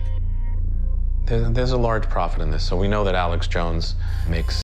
So you think we should restrict people's voice because they're conspiracists? Yes. Yes. I hope that was very clear. Yes. If you are willingly and deliberately spreading misinformation and defamation, that is already an incredibly high bar to clear, which Alex Jones has, okay, in a court of law, you should have your platforms taken away from you. Yeah. Did I stutter? Yeah. What position are you taking? You're literally, are you pro misinformation in this? The fuck? Chatters will literally come in here and be like, nah, dog, you should be able to spread misinformation that literally gives people schizophrenia. Upwards of $50 million a year spreading this type of insanity. So what used to be very, very remote has now picked up traction. Come on, Coke. My name is Wolfgang Halbig, and I'm a national school safety consultant. So with Sandy Hook, what I call it, it's an illusion. It's all about misdirection. It's all about Look at the house. Look at this motherfucker's house. Misinformation. They want you to chase all of this stuff. Look here, look there. It's an illusion. What's your bottom line? What do you think really happened at Sandy Hook? I can tell you, children did not die. Look at that motherfucker's house, bro. Look at that motherfucker's house, homie. Look at his house, bro. That's a guy. You're like, come on. How is this happening? How is a guy who is so very clearly batshit fucking insane? How is that guy out there living in a fucking McMansion in Florida? Okay. How? Teachers did not die on December 14th, 2012. It just could not have happened. This event generated attention for him, and this is his retirement hobby, to harass victims, harass the Connecticut government with repeated information requests for things that don't exist or that they can't provide, and then saying, aha. I'm over here asking questions on why no trauma helicopters. Sandy Hook is only 10 minutes from a large hospital in the area. A trauma helicopter would have taken an hour to get there. Why no paramedics? Wolfgang goes around claiming that there were no EMTs, and it's been disproven. But he keeps saying that, and it gets repeated, and his followers never fact check.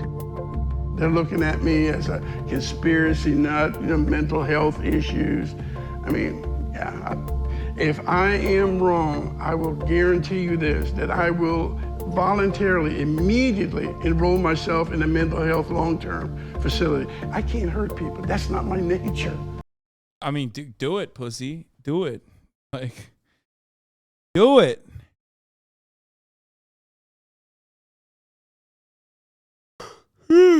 Come on, let's go.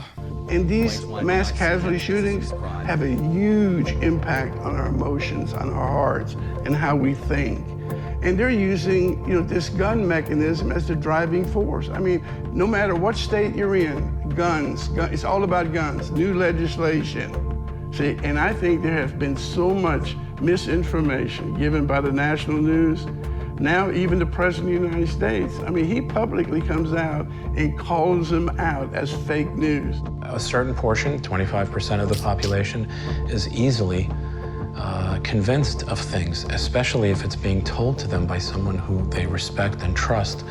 And once hoaxers keep narrowing their information feed of news, then they're not getting any other information other than these very, very paranoid type ideas. This is what I do. I spend anywhere from 2 to 6 hours a day updating and monitoring stuff on the Sandy Hook Hoax Facebook page. The Facebook page is an online meeting place for all of these dysregulated people. They post images of victims and of children and people related to tragedies, and Facebook has not done anything to deal with this hate group. I also look at other posts. Mom of anti-gun poster boy reports threats to FBI. Rebecca Baldrick says she contacted the FBI this week because the threats against her family have continued to appear on Facebook. What does that mean? Continue to appear on Facebook. What, is she scrolling through Facebook looking for a threat? How does a threat appear on Facebook? Does that make sense to you? Poor Mrs. Baldrick, mother of David Hogg, who's not even a victim. He's a spokesperson. So poor David Hogg's mother is being threatened on Facebook. I looked at my account and it said I had like 172 comments, and I normally have 4.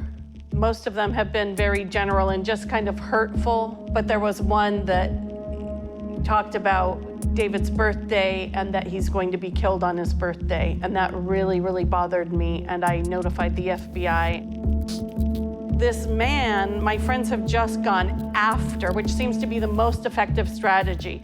So his friends and neighbors know that he is harassing victims of the Douglas shooting. And it's just ridiculous that he thinks that he can put all this out there on Facebook and we're just gonna lay down and take it. Well, let me tell you, you fucked with the wrong mama bear.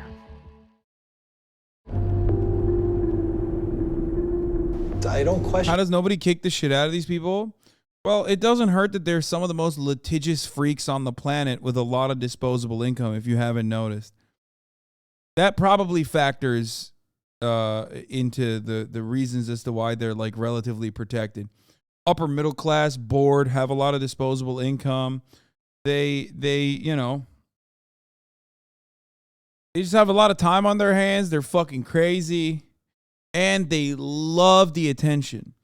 That's another thing. Remember how, here, I'm using like a microcosm example once again, not saying that this is any way, shape, or form similar, like what I experience on a daily basis, anywhere similar to like the victims of these sorts of school shootings.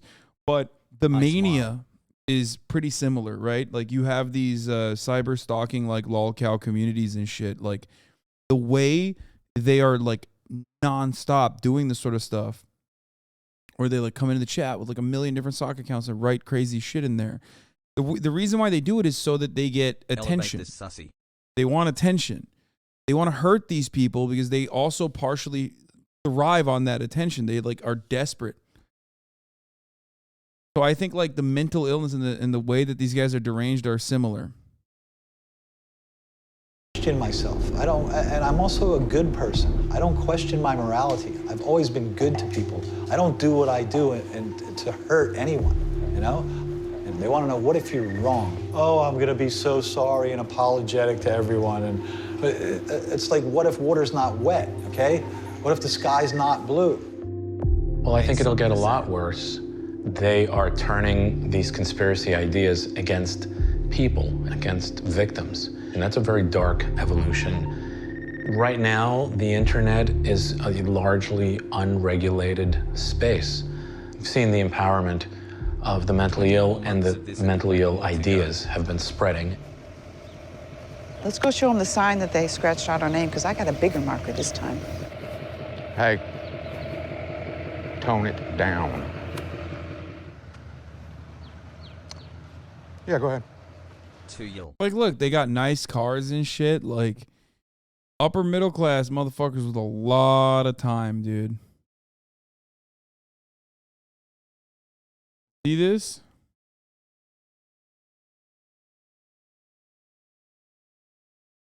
I want ice cream. Yeah, we're gonna show you where we. Video came out in 2018. Where we. Hey. Hey, well, look at this, guys. Hey, there's Mr. Palmer. Are you working on electric? I am. Frank Pomeroy. I am, and I've been waiting on this day so I can. Hey, come on, guys. Come on, guys. Come on, my property. There we go. We knew this had to come one day. Did you hear that, guys? Did you hear that? He's out telling us we're not welcome on his property. Why is that, Frank? Because we've already. Wait, I need to give Frank a new flyer anyway, man. Yeah, you do that. This is the pastor of the church, guys. Since I'm on the main player in this charade. Yeah. Because I've already had to deal with one person that didn't have a full grasp on reality, and we're scared to deal with another person that doesn't have a grasp. Frank, would you like to put that in writing, sir, and take a polygraph right now for $100,000? One, I don't think you have $5. Oh, Frank, now you've got the evidence? No different. You got the evidence? Than the man who came and shot. No one came to this place, you lying sack of shit, government motherfucking sellout, bitch. You're a demon, Frank. And you're a demon, and I represent the righteousness of God. And you're a sissy demon with a big mouth. You're a demon. That's the pastor, by the way. The only way that I could get a trespassing warning placed against him was I had to formally warn him by voice. I had to engage with him. And so for the last month, we have been trying. Like, he's talking at a church that was shot at to the pastor, survived the shooting, calling him a fucking demon, a government demon. Trying to catch him and him not see us coming because he would run if he knew we were coming. I'm supposing he did not realize it was me inside the vehicle that he walked up by, and I was able to get out and engage him and told him that he was no longer welcome on the property. From there, he just got loud and just degrading. The reality is you don't have a photograph of a victim, you don't have any death certificates, you don't have any birth certificates, you don't have shit, Frank. That's the reality of this. So you're saying my daughter wasn't born? Daughter? Where is she, man? It wasn't your daughter, you actor. How long you been involved here? See, this right here shows you are not even remotely close to reality. Prove it, you dumb fuck. That is the troll tactic to attack the individual. She loves it. Look, you see that? They're thriving on it. Look at their faces. Look at their fucking faces. They're like, yeah, we got him. This guy's kid is fucking dead. Okay? He lost his daughter, and they're like, prove it, you dumb fuck. This is like, I mean, they're perverts. How fucking bananas is that?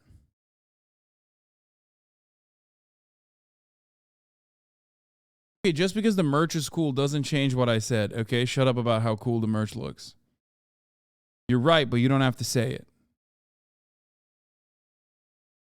2 years, baby. Yes. Everything but the truth, everything but the facts. You ain't got nothing. Hey.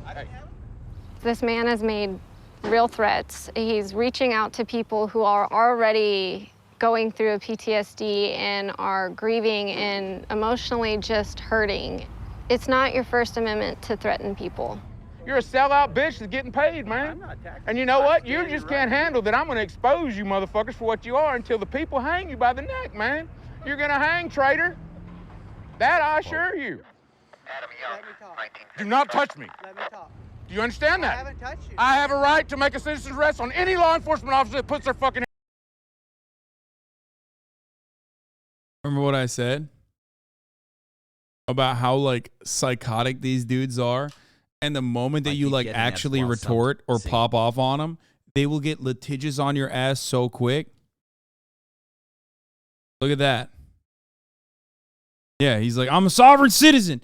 What did I tell you? You see a fucking GoPro strapped to the chest of a civilian, dude?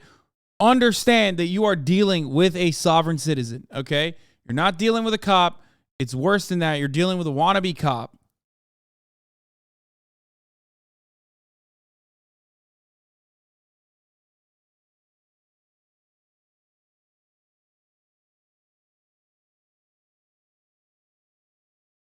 Hands on me. Do you understand that's assault? Do you understand? Let me talk. No, you tell me you understand I have the right as a citizen to make a citizen's arrest. Yes or no? Let me Yes talk. or no? Let me talk. Yes or no? Hey, there you Turn go. around. Turn around. Put your hand behind your back.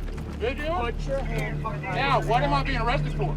Criminal trespassing. Quit resisting. Criminal trespassing. You see him hit me in the back? You see him hit me in the back? You Stop see him hit me in the back? You got the truck? He didn't do anything, man. What are you doing? He didn't go, don't resist. Even though everyone... God damn, dude. Police violence and police brutality Hassan, when hits are you dropping so your different own when you see it, when it's like pig on pig.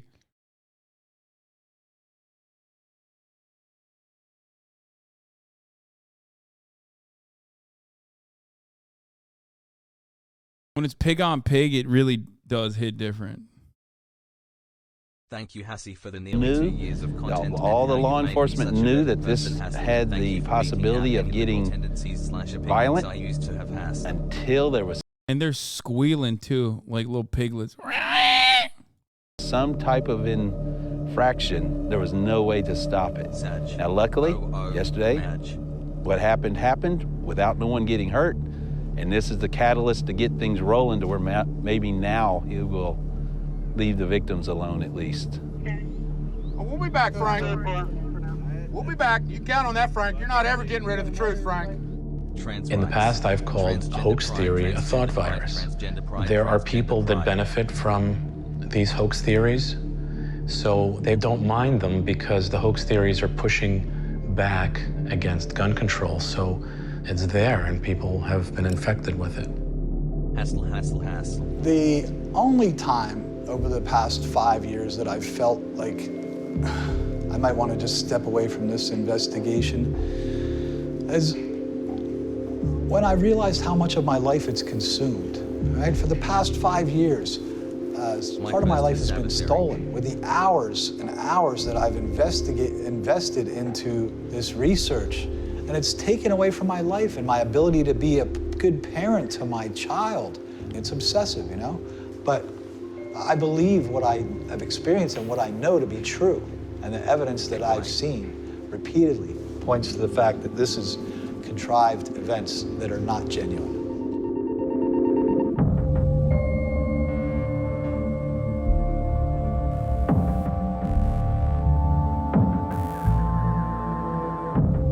Over to Ye's, baby, let's go.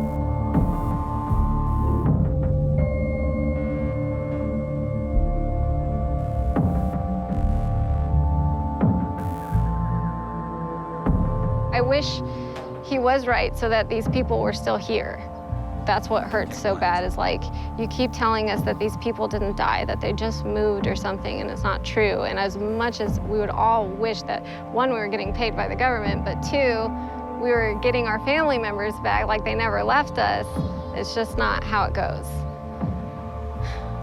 Hassle 22 months.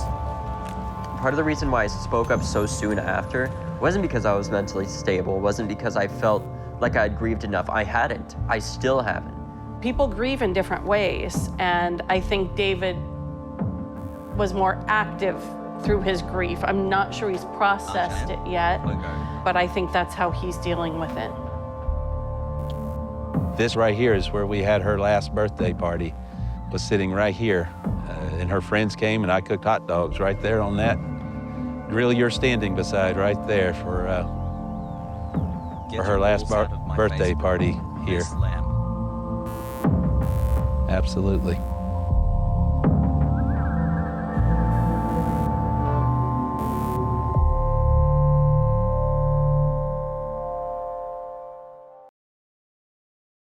Thank you, Hasan, for streaming every day for us. It genuinely makes my life better. You're welcome, brother.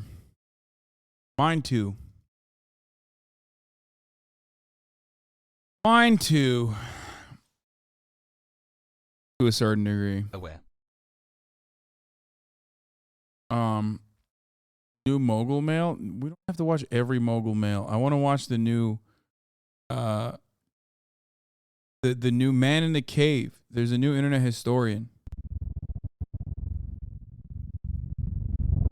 Big divorce dad energy. In the state of Kentucky, there is a cave that every now and then demands a sacrifice. January 30th, 1925. A man walks towards the cave with a kerosene lamp in his hand. He hangs up his jacket and ducks into a 5-foot opening.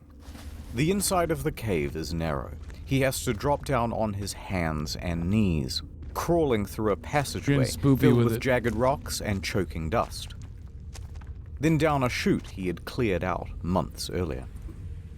All of the daylight is gone from here, and this lantern is his only source of light. Ignoring the loose limestone rocks perched directly above him, he is now 100 feet in, and here he reaches the turnaround room. Now they call this the turnaround room because this is the juncture where even experienced cavers say, no thanks, and turn around. Because to continue on means going through this, the squeeze, a gap in the stone of only 9 inches. For reference, here's a subway sub. Going through, he would look exactly like this. His arms will need to be completely at their side, and he will need... I mean, at a certain point, you just gotta be like, nah, nope, nah, done, not gonna happen.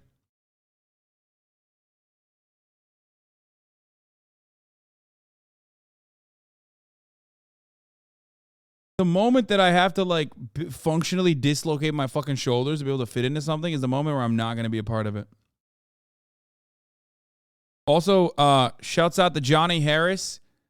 Turns out when he was welcoming different cultures into his own home, and when he was welcoming the CIA into his own home, when he was welcoming the World Economic Forum into his own home, he also ended up welcoming an Emmy into his own home. So good job to Johnny Harris. We love to see it. Friend of the show, Johnny.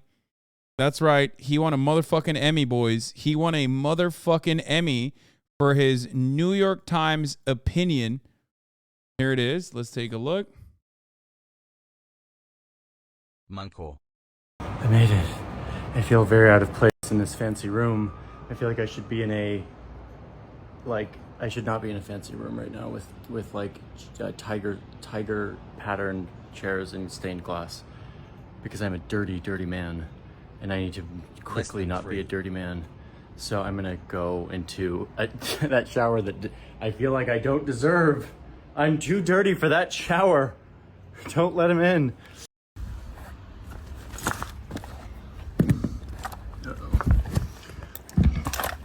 Has like QCL Netflix. There she is. I'm not in Switzerland anymore. I'm in New York City. I'm going to the Emmys. I had to buy this outfit today from H&M because I was a sweaty, dirty man. But I'm going to the Emmys now. Outstanding news analysis, editorial, and opinion.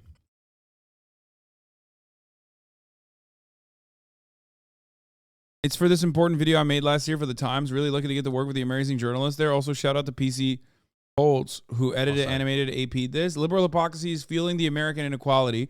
Here's how. Mystifying class distinctions for a neoliberal institutional legacy publisher is gonna fucking always give you an Emmy. Knock it right out of the park. Okay? As long as you are operating. I mean, he has good videos. He's a great editor. I watch a lot of his videos. I have mentioned that I like a lot of his videos. I mean, his agreements, I do not agree. I mean, his ideology, I do not agree with. But I think he's a great editor. I didn't say demystifying. I said mystifying class distinctions, which is true.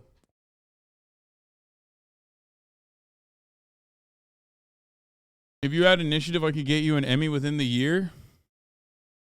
Yeah, dude.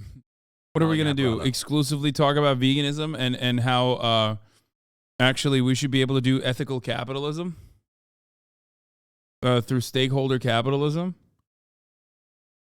Mike from PA says he's trash when he watches every video this guy's ever made. I watch a lot of his videos as well. I think he is an honest liberal that is further to the left than the average liberal, which is why his commentary can come across to the rest of the liberals as edgy while still maintaining the safe patina. Or sorry, the edgy patina, the edgy patina while still maintaining like the safety of the confines of capitalism is still the best. But as far as like video making goes, he is fucking great. He's great. He's a really good video maker. I mean, I've said this so many times.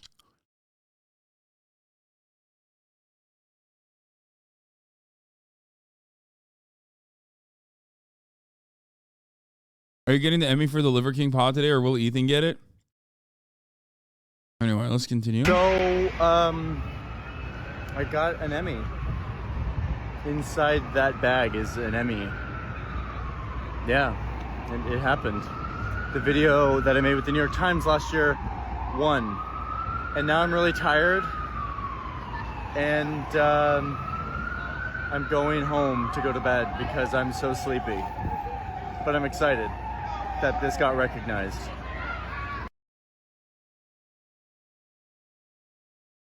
That's pretty crazy that he won an Emmy.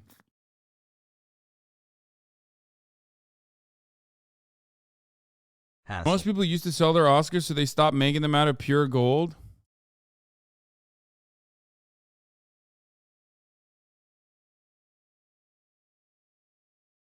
Better Call Saul doesn't have a single Emmy. Yeah, get wrecked. Need to exhale so that he can reduce the size of his torso. Gradually, bit by bit, he disappears into the hole. His clothes are caught on sharp gypsum crystals, hooking into him and threatening to hold him in place, but using his feet like paddles. What compels someone to do this? Can we just get back to white people shit? What compels someone to do this? Why? The moment that like the hole is too small, you're not a rat, you're a human. What compels you to go into this tiny hole?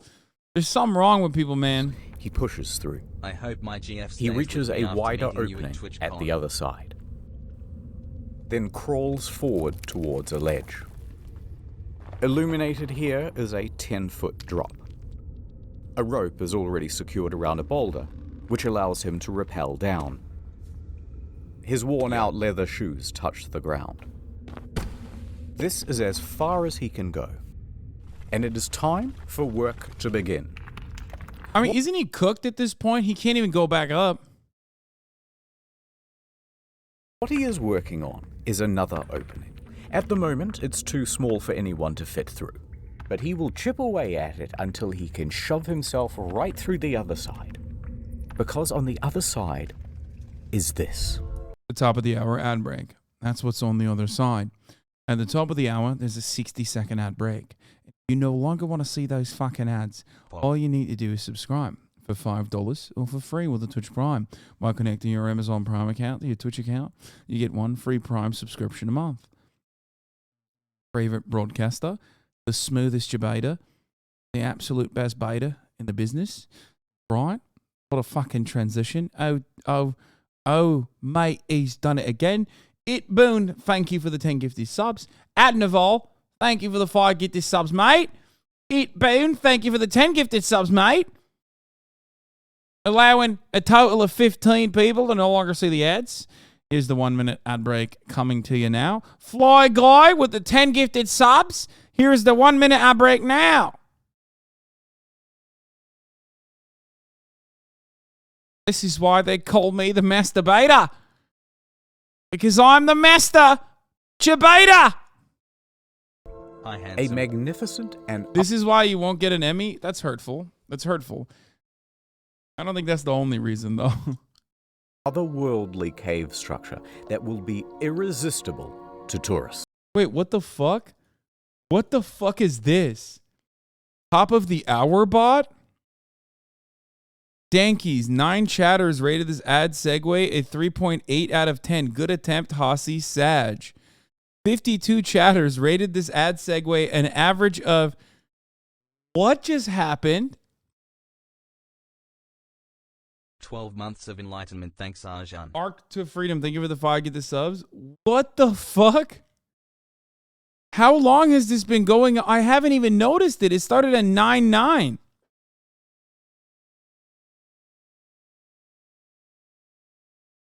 I'm getting performance ratings, dude. What the fuck?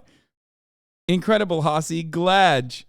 52 chatters rated this ad segue an average of 2,124 out of 10.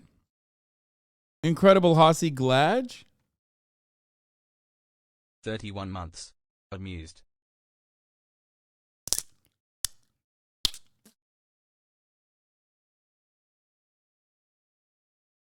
Out of context. Ray Fan's name. Okay, why are we are no longer renaming what Valkyrie calls her community. Y'all are making it so that it's impossible for me to collaborate with anyone. I swear to God. Stop.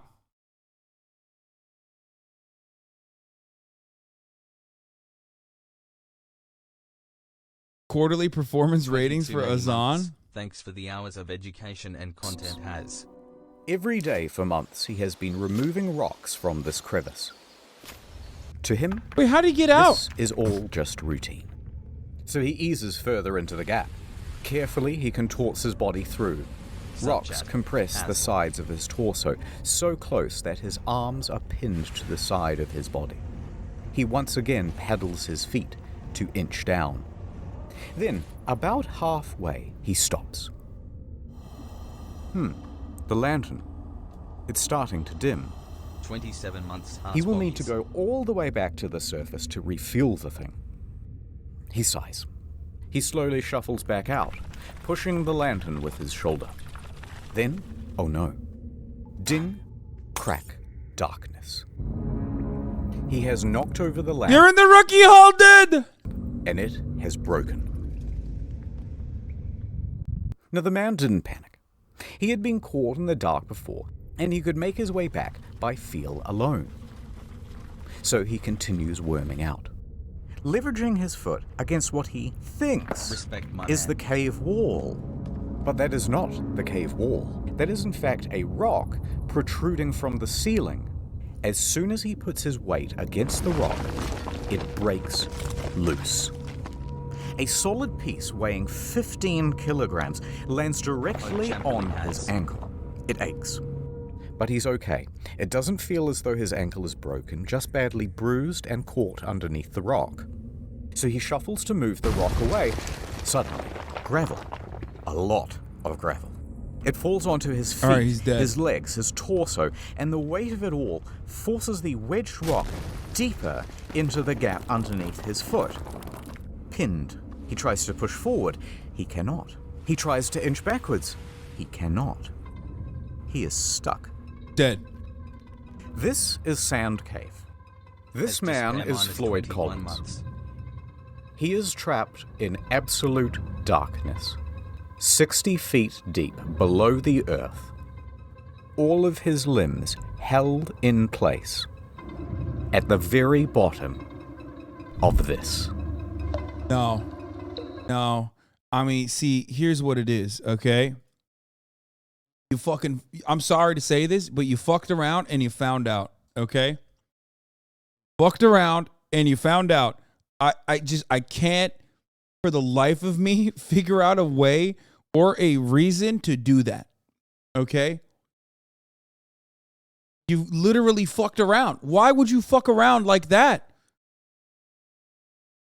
Too horny. You wanted the kavusi, and the kavusi collapsed on you, okay?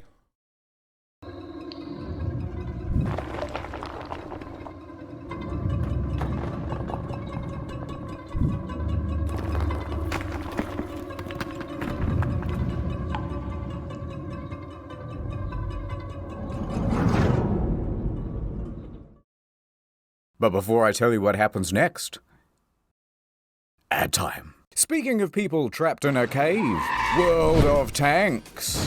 World of Tanks is not only the best... It's too late, kid. Take care of my family for me. No. Get it. Ad over. Collins is still in the dark, unable to move. His left arm was pinned underneath his torso, his right wedged by the rock ceiling above. Beneath him, sharp crystal shards dug into his skin. Ice thawed, traced across the ceiling, and dripped down directly onto his face, pooling underneath him. The water was... That's not the worst. Wait, isn't that like literally, isn't that called Chinese water torture? But it's not the worst because at least he has like... 8 months of stolen Twitch at least he Prime can Let's get Go. like water. Is it Japanese water torture? I thought it was. It doesn't matter. It's a type of torture, but at least he has water so he can survive for longer. No, that's not waterboarding. Waterboarding is not torture, my friend. It's called enhanced interrogation, just like the immigrant detention facilities are just overflow facilities, and they're not actually just slave camps for migrants that we have trapped. Okay, and that's called something different. All right, when the Chinese do it, we call it torture. When we do it, and we do it worse than the water torture dripping onto your fucking forehead like that, drip, drip, drip, drip, drip. What we end up doing is we take a little washcloth, we put it over your face, and then we put a fucking gallon of water down your goddamn throat to simulate what it's like to be not being able to breathe underwater, to simulate what it's like to drown, okay?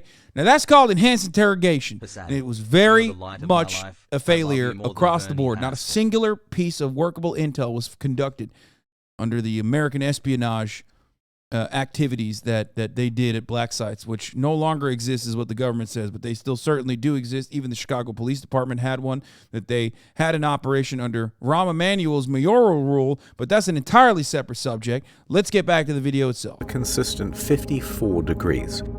Floyd tried to breathe calmly in the concentrated dark. When he did attempt to shuffle, more gravel and rocks would tumble from above and pile onto his feet, so nothing would work. He clawed at the cave walls till his fingertips were bloody, and he realized that there was only one option left. Call out for help.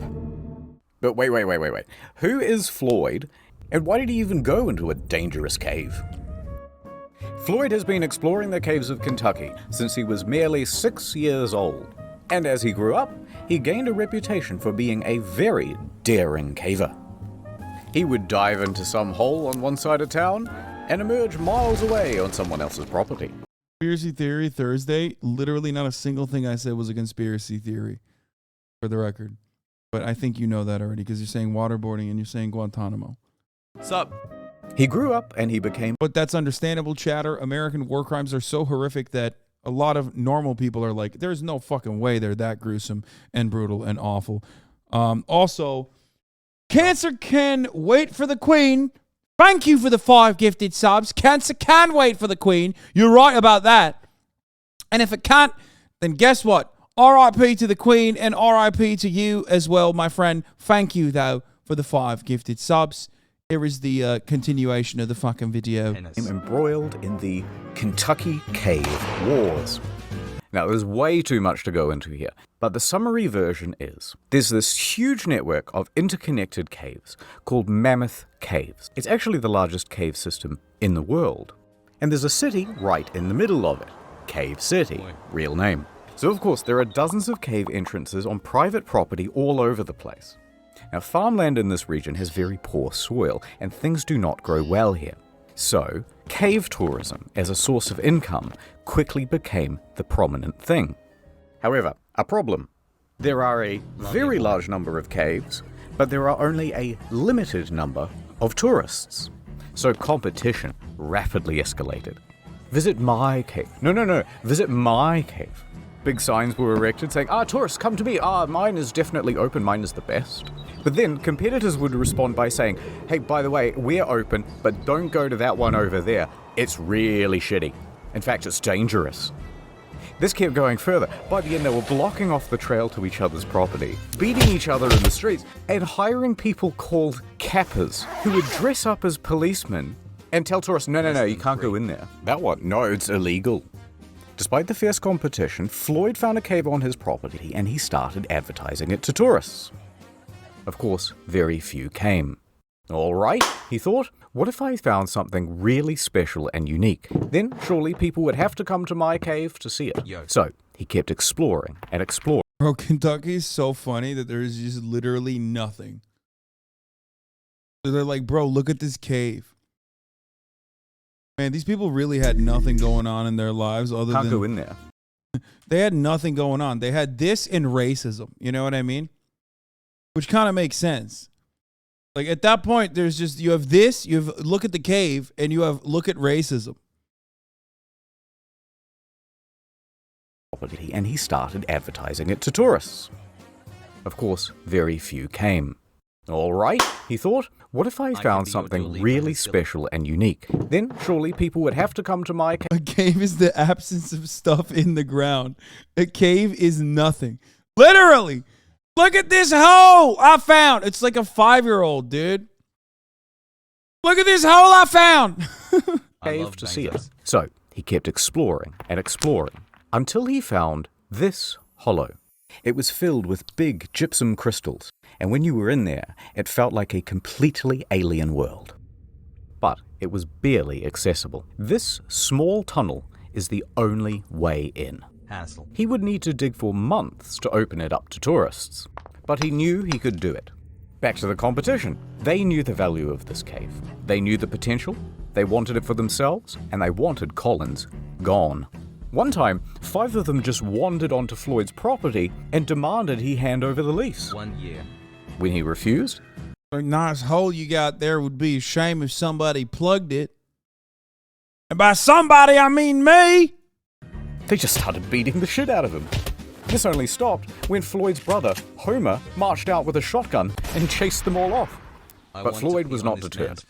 He spent 12 hours a day, every day, for months, clearing gravel and stone, chipping away at that passage. He would open it up to tourists, make his cave an incredible attraction, and make his dreams come true. Except no, it didn't happen because he got stuck. So there's Floyd in the dark, yelling out for help. He's at the start of a very He did Minecraft IRL. No, he didn't, because in Minecraft IRL, you know not to dig down, okay? These are problems that occur in Minecraft IRL. If he played Minecraft, he would have known better. Tiring loop. Sleep, wake, yell. Sleep, wake, yell. Hours passed. His voice gave in. Arms tingled numb. Pain radiating up his ankle. Here he remained in the dark for the next 23 hours.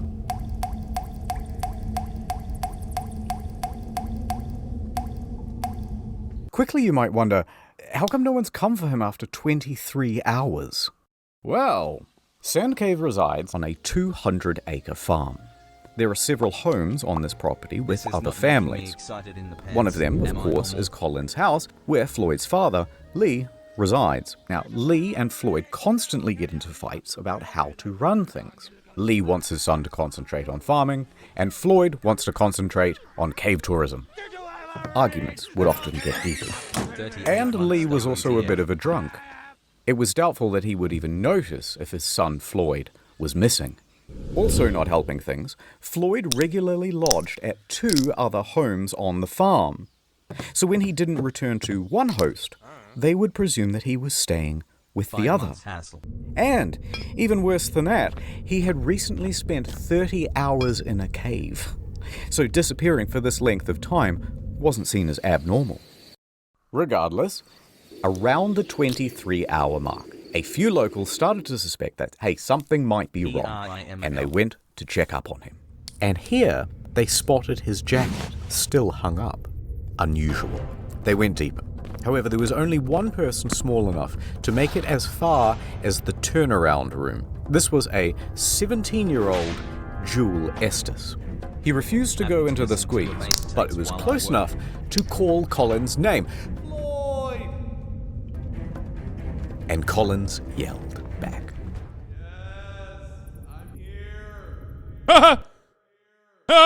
Estes emerges from the cave.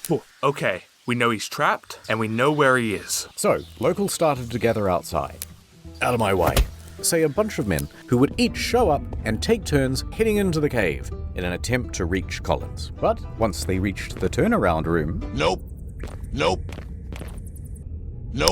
They would fail to reach him, emerging from the cave, soaked in mud and cursing. Out of my way, they would say as they were heading in the reverse direction. So a few more hours passed. Word would spread around town. Dozens of locals from Cave City started to gather outside. Floyd in the cave. Oh my god. Subprimal energy. Oh my god. Oh my god. This presents an opportunity. An industrious mind would use this moment to sell tickets to see the man stuck in the cave. Oh my god. Please tell me, instead of bringing him outside, they started selling tickets to see the guy in the cave. Oh my god. Over in Louisville, Floyd's 22-year-old brother, Homer, he gets a phone call. Hello? I see. My brother. He's trapped in a cave? I'm on my way. Homer jumps on a coach and makes his way to Floyd's cave. Homer struts up to the scene. Dozens of men are standing around outside. He ignores them all and marches right into the cavern, still wearing his city clothes. He makes his way in, down the chute, through the narrowing passages, down on his hands and knees towards the turnaround room. And when he arrives, he does not hesitate. He squeezes into the hole, scrambles his way through to the ledge on the other side. He sees Floyd below and slides down to meet him. Floyd! Sup? It probably wasn't that casual. Oh, thank God you're here. Homer took a moment to shine his light around the area and assess the situation. It was not good. This rock formation is going to prove almost impossible to work around. Alright, so let's have a look. Floyd is here. The rock is here, pinning his ankle.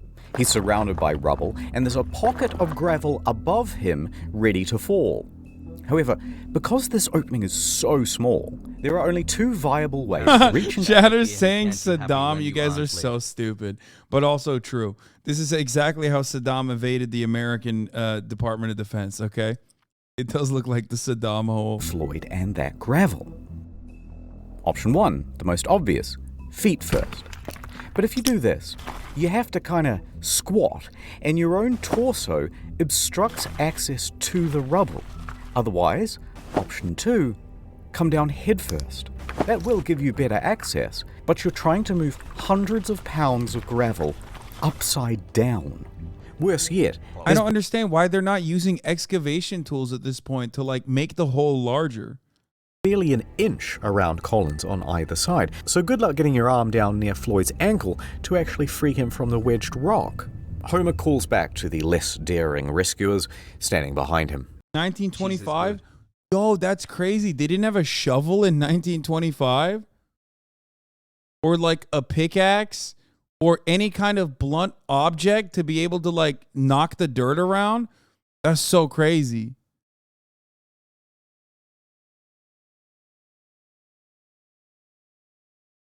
Know nothing of caving and it shows us on? Bro, use a fucking screwdriver. Use a knife.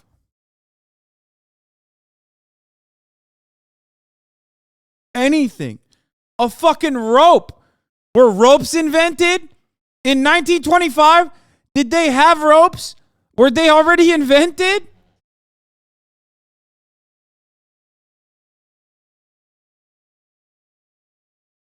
Hasan, the kids miss you. What's happening? Home, Saj. Quickly, some food and drink. They send it through. He hand-feeds his brother a pint of coffee and a total of 9 sausage sandwiches. Feeling better? Much better. Then, Homer went to task. He began removing rocks and gravel, tiny scoop at a time, with the help of an old syrup can. Thank God he's like smart enough to...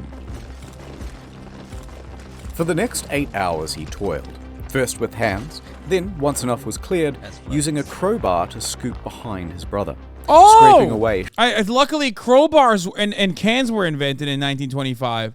So there you go. Luckily, there was some tools. Everyone in the chat was like, Hasan, shut the fuck up. It's too narrow to use any kind of tool whatsoever. Suck my dick, chat. Sharp protrusions as he went. It was slow progress. Virtually futile. As soon as he removed one rock or scoop of gravel, another would tumble from above and land in the new absence. And it was exhausting work. By sunrise, Homer's arms and back were knackered. His lungs burned. He was losing hope. Homer emerged hours later, shivering violently, skin bruised from his fingertips, but the cave barely yielded at all. However, something new. By the time Homer reached outside, he was greeted by a sea of approximately 100 men and women standing around, drinking, squabbling, and talking big game about how they too were going to save Floyd. The press was also present to help people gawk from afar. Now, Homer recuperated at a small tent near the cave's mouth. I knew it. Brain rot. Strangers immediately crowded around him to ask innocent but, frankly, frustrating questions, and offer unsolicited, obvious advice, as well as wildly impractical solutions. He should try untying his shoes, said one. No, we should send him down with a contortionist who's got a mallet and a chisel. We should jerk him off, right guys? Alright, I made that third guy up, but you get the idea. And they started to argue with each other about their plans. Hey, how about using dynamite? One clique formed, insisting that it was a great idea. And another saying, no, the explosion will kill him, and the weight of the new rocks will surely crush him. They fought for a while until they started arguing about gas torches. Bro, this is literally Twitch streaming. This is open market Twitch streaming. When you have a 10-minute follow mode. Okay? Keep up the good work, I can Hassan. suggest like the most obvious thing, the most obvious problem, and Twitch chat will be like coming up with the most like ass backwards fucking grab your left ear from the right side solution. Straight up, this is Twitch chat. Let's just put mustard on him. Which will cook him or asphyxiate him, or the gas will poison him. But by far the most common suggestion, of course, was amputation. Never mind that the foot itself was unreachable, and never mind what the blood loss and shock would do to Floyd's weakened body, and never minding even more that Floyd was strongly reluctant to the idea. Whatever you do, don't cut my foot off. All of the squabble would not have gotten on Homer's nerves, except that not one of them would just brave the damn cave and continue shoveling away the gravel. The formula was always the same. Brave heroes go in with food and supplies, then reach the turnaround room and immediately lose their nerve, then dump the food just outside the hole, and then return back outside and go, oh, absolutely. No, he says, thanks for the food. Thank you so much. Yum, yum. No one would go through that squeeze. Dozens more men would try. Wait, what? Okay. One would go through that squeeze. Brother, that is the size of a lantern. Yeah, no shit. They probably didn't even realize where the hole was. My dick won't fit in that, brother.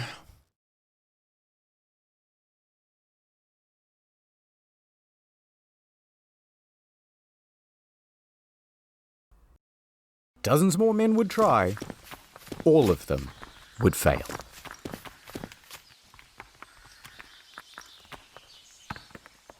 February 2nd, 9 a.m. So far, Homer has been the only person to have reached Floyd. And that would continue to be true until... Here we are at the Louisville Courier. There's a spirited young newshawk named William Miller.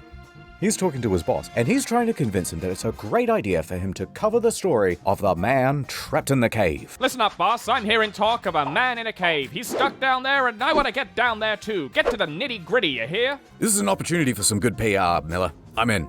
But I want us to sponsor that rescue. Picture this. Man saved from cave by Louisville Courier, the finest newspaper in the state. That'll drum up plenty of business. 24-carat idea, boss. I'll make it happen. I'll get down there toot sweet. So off Miller goes to Floyd's cave. Back over at the cave, Homer is sitting outside trying to recuperate as Miller wanders up. He glares at the man in his city clothes and answers every question with either a grunt or a one-word answer. Yeah. Sure. Finally, he gestures to Sand Cave. Listen, you want more information? The hole's right behind me. Why don't you go take a look yourself? Now, Miller is only 21, but he is a slender and determined man. He takes on the challenge. So he removes his suit, drapes himself in coveralls, and grabs a lamp. Miller slowly enters the cave. He finds himself stepping in puddles and having to correct his balance against the ever-softening walls. These were accumulating problems thanks to the gawkers outside who had lit campfires all around the entrance. That caused snowmelt, and the stable environment of the cave is starting to shift. But Miller makes it further than most. And all that's left is that final squeeze, and he's there. He stops. He takes a moment and decides to call out to Floyd. Floyd! Hearing there is someone on the other side, he feels ashamed not to try, so he closes his eyes and moves forward. His slender figure begins inching through. The crystal gypsum cuts into his elbows and tugs at his clothes. He gets snagged. He's spluttering through the pools of muddy water. He stops, collects himself, and pushes on. He can barely inhale. If he gets stuck in here, he can only hope that someone else can come in from behind and pull him out by the legs. But eventually, he makes it through. Fantastic. He's now standing on the edge of a 10-foot pit, and he clumsily bumbles his way down. He sat right next to Floyd, ready to interview him. But Floyd didn't really answer any of his questions. That's insane. In fact, he was incoherent. Most normal journalist, by the way.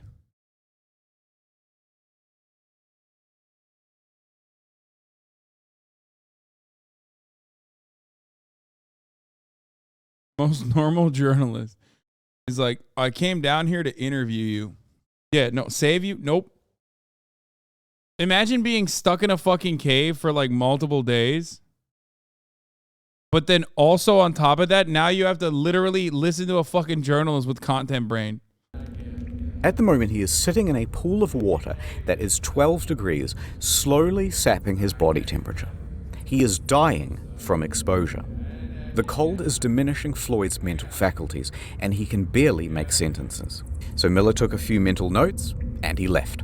He worked his way back through the squeeze, past the turnaround room, and out into the daylight. He is covered in mud and scratches and numb head to toe. And when Homer saw, his hope reignited. Someone else had made it to Floyd. You and me. Together, we can get Floyd out of there. If Miller hadn't gone to that cave, there's a good chance that Floyd's story would have remained an obscure footnote in the back pages. But the interviews and first-person accounts gave the audience a glimpse of something real. Fear, hope, desperation, the full range. And so from Los Angeles to New York, Floyd's story was picked up everywhere and described the Kentucky man's plight in sensational detail. It was also the era when radio became a regular feature for regular Americans. Radio allowed something new, hourly updates, letting people get engrossed into the story. So, mostly thanks to Miller, the story of Floyd over the next week would grow and grow, seemingly frothing over into every aspect of American life. The press at large would be clamoring over each other for every little extra scrap of detail they could get about Floyd. And everybody wanted to know, will this man make it? Okay, at this point, the brother's kind of cucked for not making money off this. Yeah, I'll say it. Okay?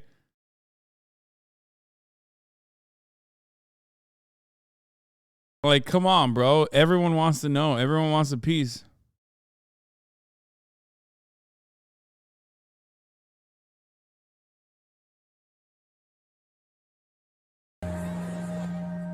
Back outside the cave, someone new enters the scene. Lieutenant Robert Burden, a thin but strong 33-year-old Louisville firefighter. Like Miller, he was able to navigate the passages of the cave and brave the squeeze. Scratched up pretty good and drenched in cold, muddy water, he managed to get through. He grabbed the rope and confidently lowered himself to Floyd's position. It was not an optimistic sight. Floyd's condition was deteriorating. Well, we've got a heck of a problem here, but I think I can get you out with a rope. Floyd nods in approval. Go on. We might just pull your bloody leg off. Just pull my leg off then. Get me out of here. Burden returned to the surface and faced the crowd. He announced, "We will attempt a rope pull." The crowd laughed. It was dangerous. It would certainly break his foot and could. That's so crazy that it's been like a week. And this is the time. It's been a week and they're finally like, maybe we should do the fucking rope thing. Thank God. Thank God ropes are now invented, okay? Wasn't invented before, but thank God they're now invented. So that's why they're like, yeah, let's do the fucking rope thing, mate. You know what I'm fucking talking about? Let's do the fucking rope thing, mate. Altogether pull it off. If there are jagged... There's a reason why Kentucky keeps voting for Mitch McConnell. Yeah, bro. Even in 1925, these motherfuckers were on some dummy shit.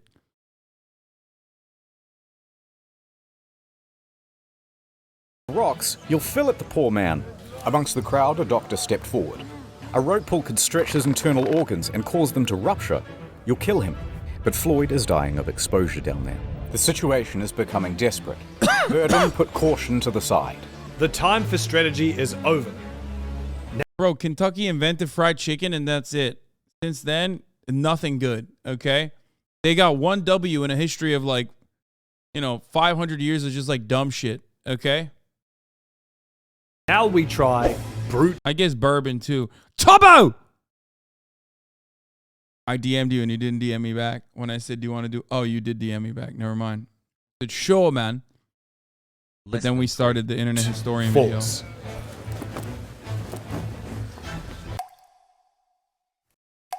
Tubbo, we're learning about Kentucky history right now.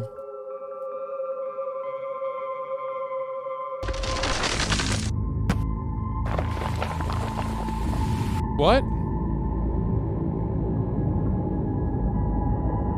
What the fuck just happened?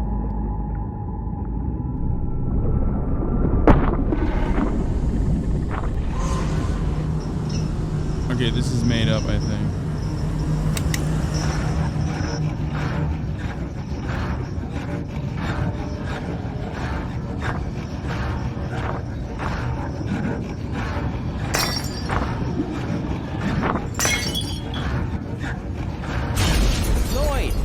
Floyd, we're here. We're gonna get you out of here. After 79 hours in the cold water, he is delirious, fading in and out of consciousness. Homer It might be real. We don't know enough about Kentucky. That might have been real. gave his brother some coffee and fed him a couple of ham sandwiches. That warms him up and gives him a bit more energy, and he comes back to lucidity. Oh, much better.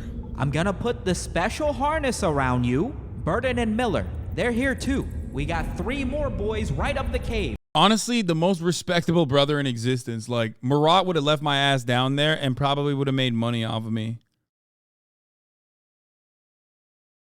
Like, straight up. He would have been like, he literally would have been like, yeah, your dumbass is stuck down there. Can't do it. Sorry. Too busy making satellites and stuff. And they're all ready to pull as hard as they can to get you out of here. Floyd was frightened. I'm not gonna lie, it's gonna hurt. He gave his brother some whiskey and a strong sedative to calm his nerves, and also to help him withstand the shock in case his foot is destroyed. Floyd took the opportunity to appreciate being surrounded by friends and family. Go on. Do it. All right, strap him up. Homer tied the harness around Colin's chest and knotted the rope. Ready? Above, Miller is crouched at the top of the pit. Ready?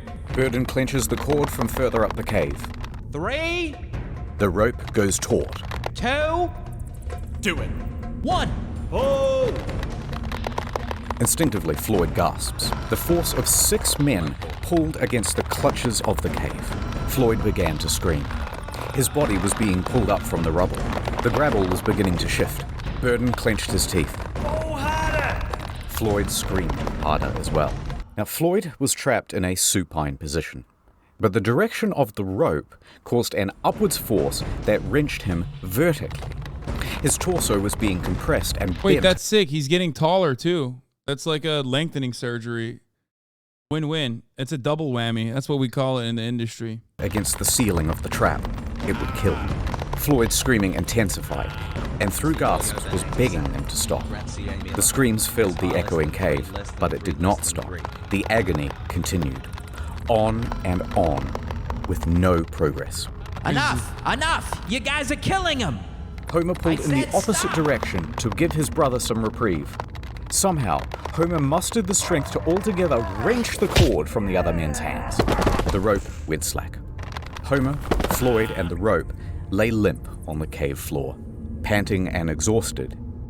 No progress had been made. Okay, maybe the rope thing wasn't that smart. Never mind. Your joke about trans people The cave choosing would names. not let this I man tried go. calling myself Gertrude and The Agnes, futility and there's of no this. way I could do that at Hasanabi. I love your joke about trans people choosing names. I tried calling myself Gertrude. Oh, fuck, I missed it.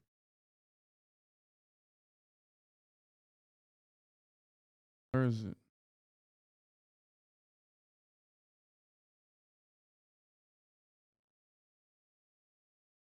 The situation sank in, and all they could do was leave for now and reassess. Everybody was shaken by the experience. Burden fainted as he crawled towards the exit. Most of the other men had to be carried away. Outside, the crowd had grown to 200. They buzzed and asked useless questions, and Homer walked dejectedly past. Isn't the problem that they're like pulling him not in the appropriate direction?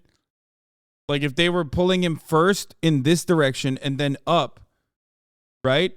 Then that's it. Like he would be safe, but they would need, you know. He sat by thinking what he could do. The cause seemed hopeless. Homer? Then, someone showed up who could turn things around. He looked up to see a childhood friend of both his and Floyd's, Johnny Gerald. Gerald knew more about cave rescues than most. No shot. 2 first names? That's sus, bro. I'd be like, turn around, Johnny. Don't need you here, okay? Don't need your feedback. Don't need your input. Sorry, we're not doing that. In fact, just that summer prior, he had... John Gerald, what is it? Ginger Heimel, what? Ginger Heimel Schmidt? What is the fucking song? Oh no, that's John Jacob. I'm not American. Fuck you. helped untangle Floyd from a different snag. He was just the man for the job. Butchered that so. I don't think I got a single name. I don't think I got a single name right in that, dude. I think I literally fucked up every name on that except for John.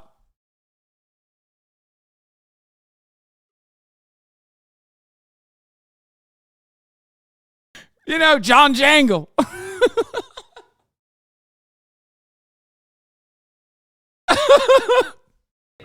Let me go see him. Well, look who it is. Floyd perked up immediately. Yay. Thrilled to see Gerald. All right, let's see what we can do. Gerald jumped down. For the next 3 hours, Gerald went back to the original plan of prying away rocks. His stamina was good, and progress was surprisingly good as well. For several more hours, he continued, just moving stone after stone. New one would fall in its place, and he'd move that one too. By midnight, he had enough room to shift position and clear some of the gravel that was at... Bro, no fucking way, dude. Ain't no fucking way, dude!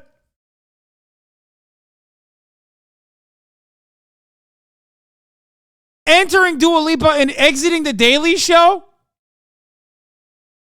That's messed up. At each side of Floyd's body. Gerald would spend several more hours scooping. And it worked. For the first time, Floyd's torso was now available. Then his hips, his upper thigh.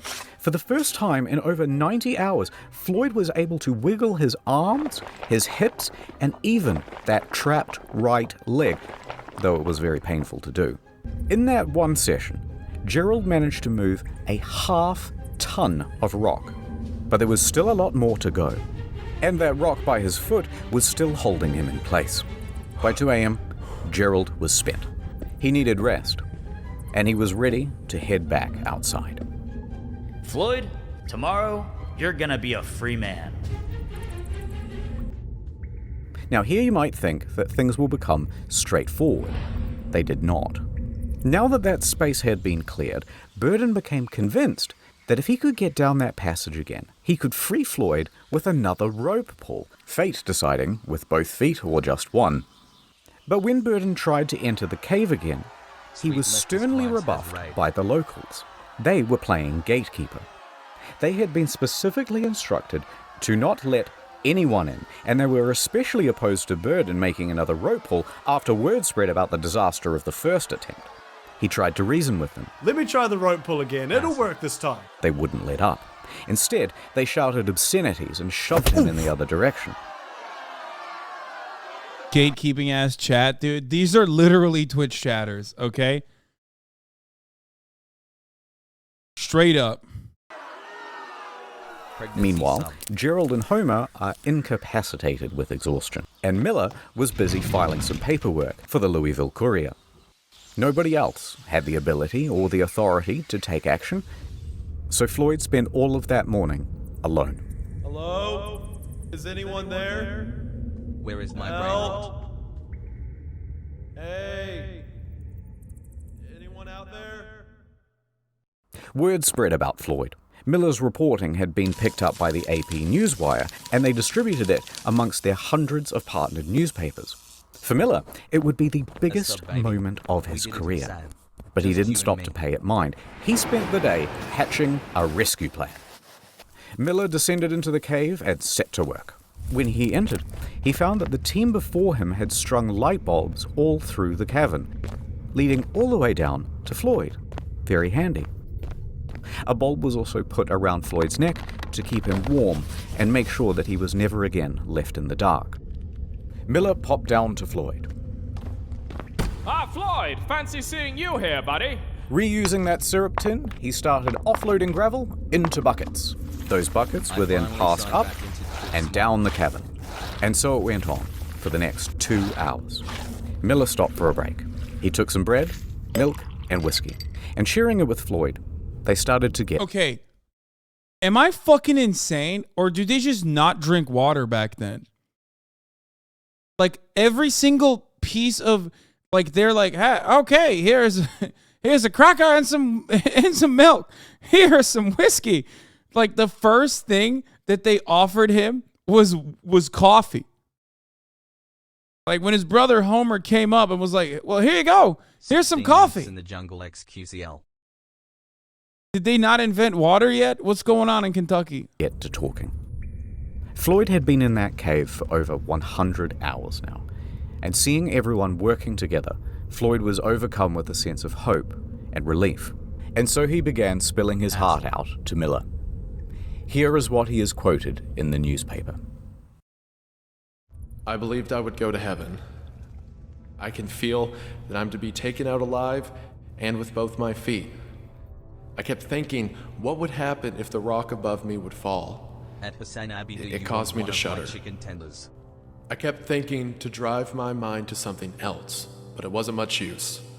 I couldn't do much to help those who came to help me, but I knew that a lot of people were willing to do all in their power. It gave me courage.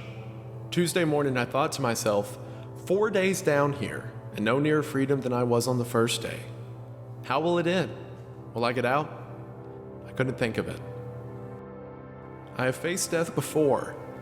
It doesn't frighten me, but it is so long. Tell them I am not going to give up. Tell them I'm going to fight and be patient and never forget them. Meanwhile, Floyd's story kept growing. Pedestrians would gather around corner store windows to read the latest bulletins. The press began using giant typefaces, commonly only reserved for declarations of war. Churches in all of the nearby counties were holding services for Floyd. Theaters even... That whole smells like piss? Brother, that whole smells like fucking... Okay, that whole smells way worse than Liver King, okay? I'll tell you that much. You know his ass is farting, pooping, pissing, everything in there, dude. He was the early streamer. A content monkey for the rest of America to watch as he pissed, shat, and farted himself. Interrupted their shows to update the audience.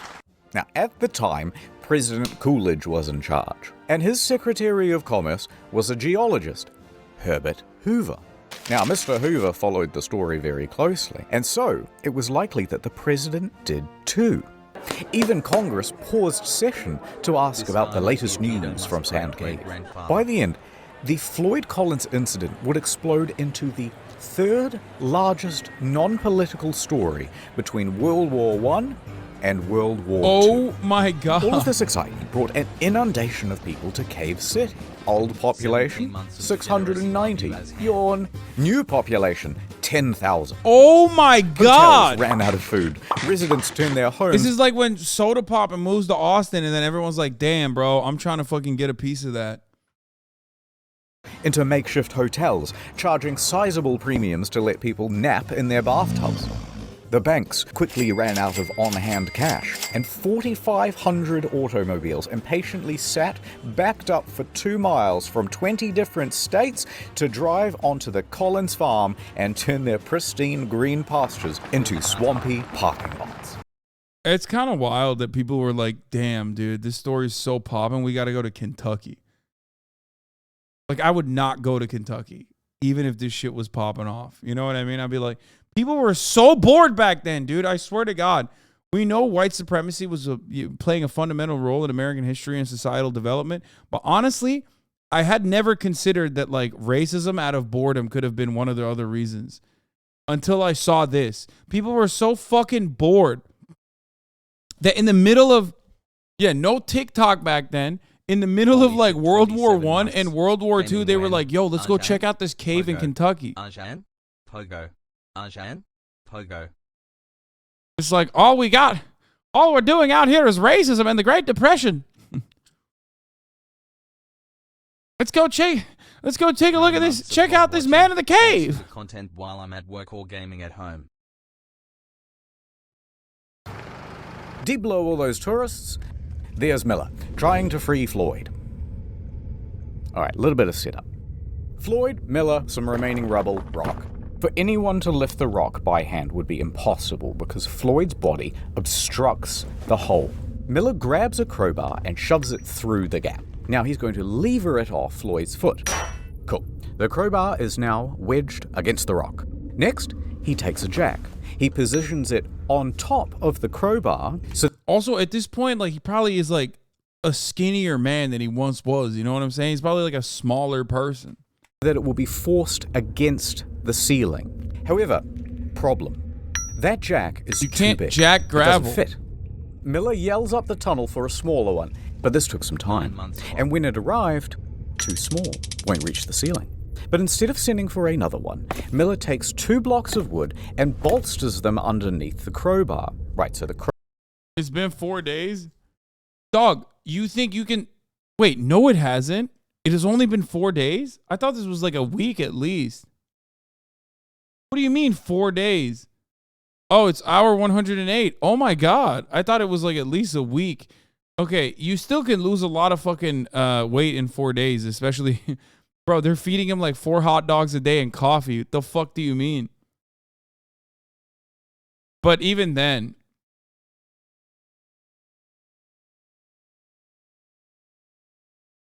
You thought 75 hours was a week? No, I wasn't paying attention. I'm actually kind of surprised that news traveled so fucking fast. Dua Lipa, Sag. Like, the way he described the story made it seem like it was happening over the course of 1 week. At least. They had telegraph, they had wires. No, dude, I know it's not the Wild West, dog, but like the entire country was paying attention to this in 4 days. That's crazy. Lel.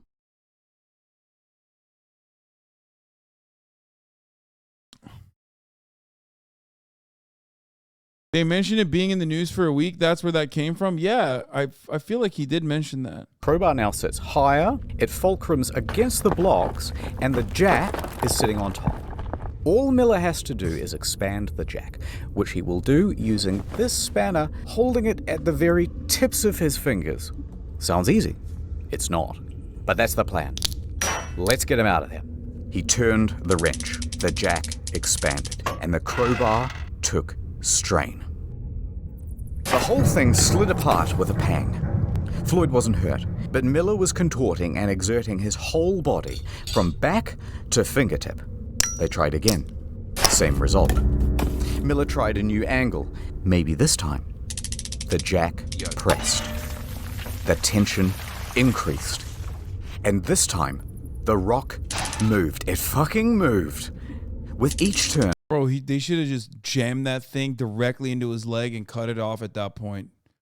Straight up. Like, there's no leg recovery at that point. You either survive and you're one-legged like a pirate, or you're just not. You know? What the fuck are they doing? The stone shifted a little more. Miller's hands shook with adrenaline, his face and body dripping with sweat. Pang. One of the blocks slipped, and the wooden tower went sideways.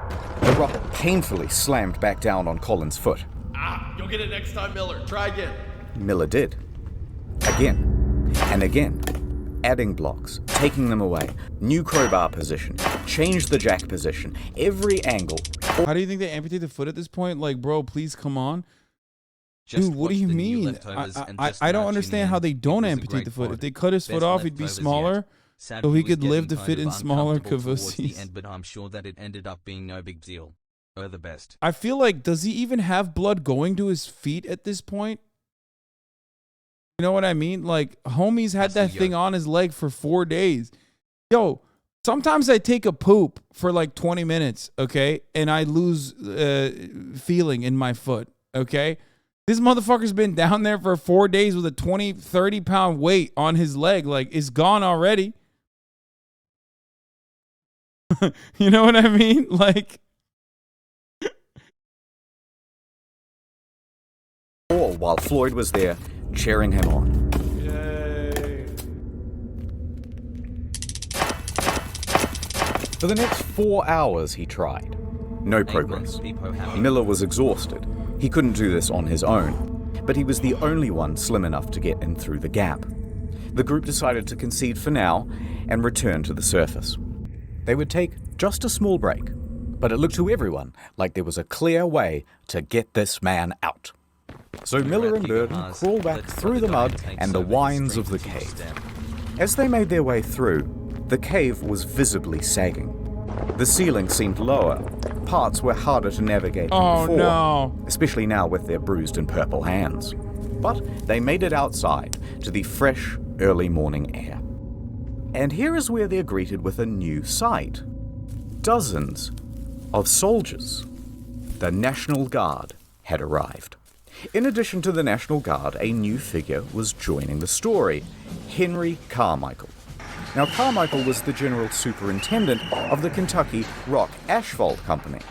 He had been on site since Tuesday, and he was appalled. Oh, I got it. He's there to call he's there to call Miller a pedophile.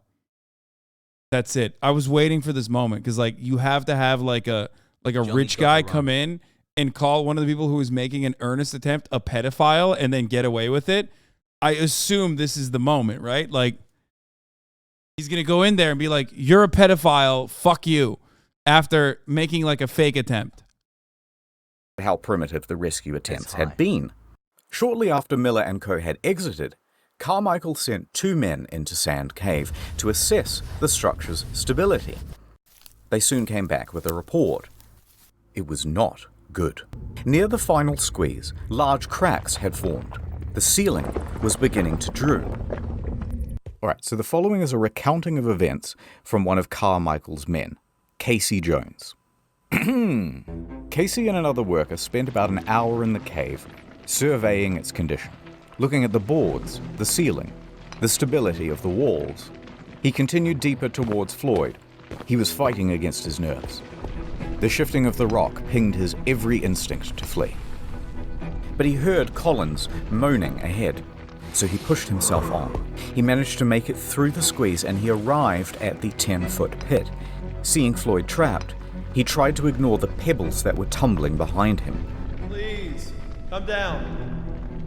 I can't right now, Floyd, but I will when I get back. Behind Casey, his partner is begging to leave. Below Casey, Collins is pleading for help. Please, I'm so thirsty. Okay. Casey slid headfirst into the pit and hastily ladled Floyd some coffee. Floyd... Dude, fuck yes. Oh, are you dehydrated? Let me get you some fucking coffee, mate. Rejected it. No. Rumbling intensified from above. And in that moment, Casey realized that this was not a plea for sustenance. Floyd knew that a cave-in was inevitable. Scared and approaching his 5th day trapped, he was completely at his wit's end. He knew he was about to be trapped in that cave, and he didn't want to be trapped alone. For God's sake, Casey, come on, you'll get us killed. Stay with me, please. Don't leave. Casey looked into Colin's eyes, set the coffee down, and pulled himself out of the pit. No, they He gotta wiggled kill him. underneath the sagging ceiling and crawled towards the turnaround room as fast as his limbs could scramble against the cave walls. He looked back to see the passage closing like a maw. Reflections from the bulb shining around Floyd's neck were no longer visible. Instead, just sobs could be heard, muffled from behind the rock. That's fucking crazy. Is this a true story? Yes. They should have mercy killed him. Miller and Burden awoke in the late morning, confident that today would be the day that they saved Floyd. They had some new equipment too. Some wire to wrap around the wooden blocks to prevent them from slipping. And they changed their mind about that acetylene torch. Dog! I want to give a quick fuck you to every single motherfucker in the chat that was like, tools were not invented in the state of Kentucky in the first, 24 hours of them trying to do this excavation thing, okay? Y'all made it seem like motherfuckers were coal mining with their fingers, okay? I just want to point out, you made it seem like they were straight up mining and excavating with their fucking fingers, dude. Or wait, did they just invent it?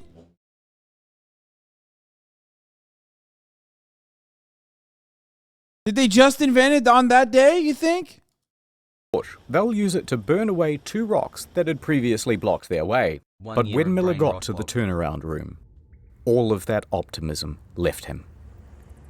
The entrance to the squeeze was now just a pile of debris. Miller froze, staring at it for a long while. Then he sighed and did the only thing he could think, attempt to move some of the stones. But each adjustment led to more rock. Bro, Miller loves this man almost as much as his brother does. Respect to Miller, dude. The only good journalist. Just tumbling down and landing in that space. He persisted until... crash. A large chunk of clay landed onto his feet. Spoke too soon. Recognizing the danger, Miller returned to the surface. 15 minutes later, he emerged from the cave with a bloodied up nose and bruises down his back and shoulders.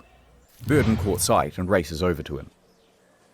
Miller just says, "For God's sake, just don't let Homer or anyone else back in there." Thanks for the memories, Now, Hassan. he didn't actually need to worry about Homer going back in there because he was sidelined with illness. But he did, however, need to worry about Gerald because he was furious. Gerald had warned everyone that putting dozens of people in Sand Cave would cause a collapse. It certainly did. The rest of that day would be wasted, as men threw blame around and screamed at each other about how to handle the cave-in.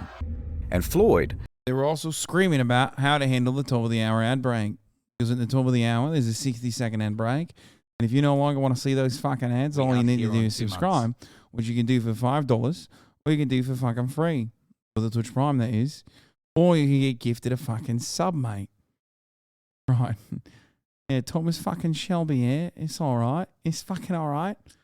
This is literally 1900s Twitch. Yeah, no, straight up. Cyber Ferret 2, thank you for the 5 Thanks gifted. for being a hunk that a fat guy like me can look up to. Okay, what's the bot say? What does the bot say? Let's hear it. Stop rating my performance. What does the bot say? Spice Ice. It hasn't said anything yet. 2 years. It hasn't said anything yet. Stop rating my performance with 1 out of 10. You need to be honest. You need to be honest. You need to be fucking honest, mate. Here's the 1 minute ad break now. People that like randomly stumble upon my streams are probably so fucking confused whenever I do stuff like this. My brain has finally broken from the lib brain rot. I now love Kamala Harris. Please help. Spent the rest of that day alone.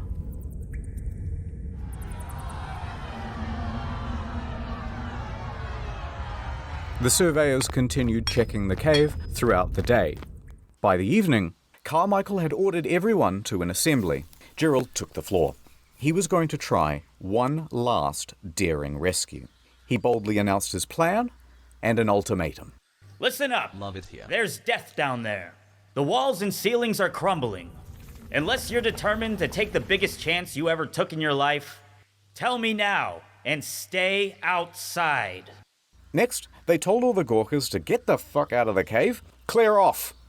And over the next 8 hours, Gerald would enter and leave Sand Cave at least 5 times, chipping away at that pile of debris. In the woods, men sawed trees and chopped logs to shore up the cave walls. Underground, the crew reinforced cracks and wobbling boulders with fresh strips of wood.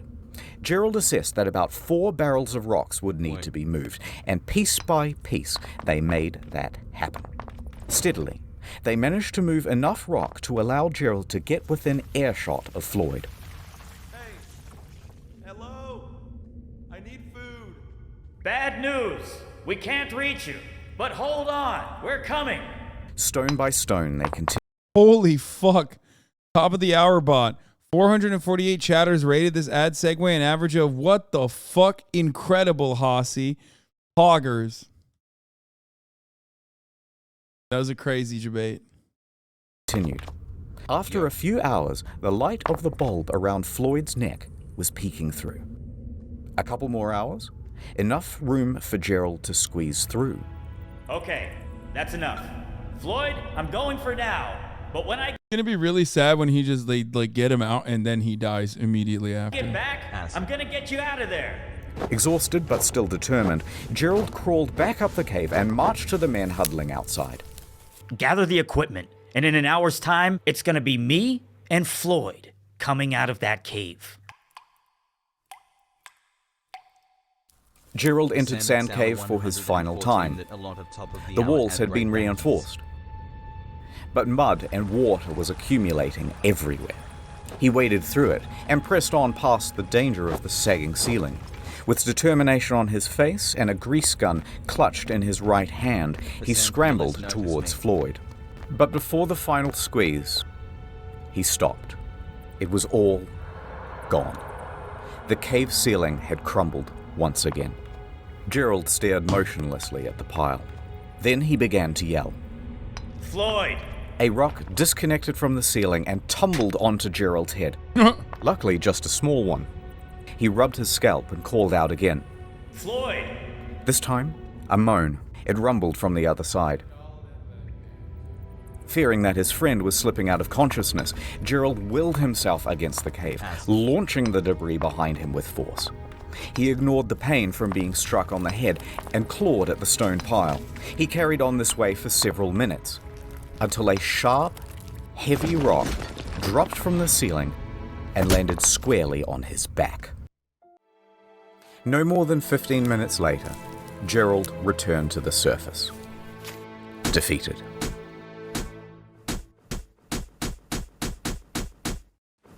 Only after the cave-ins did they start to think about all of the things that they could have done. Wait, why didn't we rig a portable telephone line? That would have been incredibly simple here in 1925. Yeah, why have we been running in and out to deliver updates? Why didn't we give him an AM radio? He could have had something to listen to and receive messages of support from the public.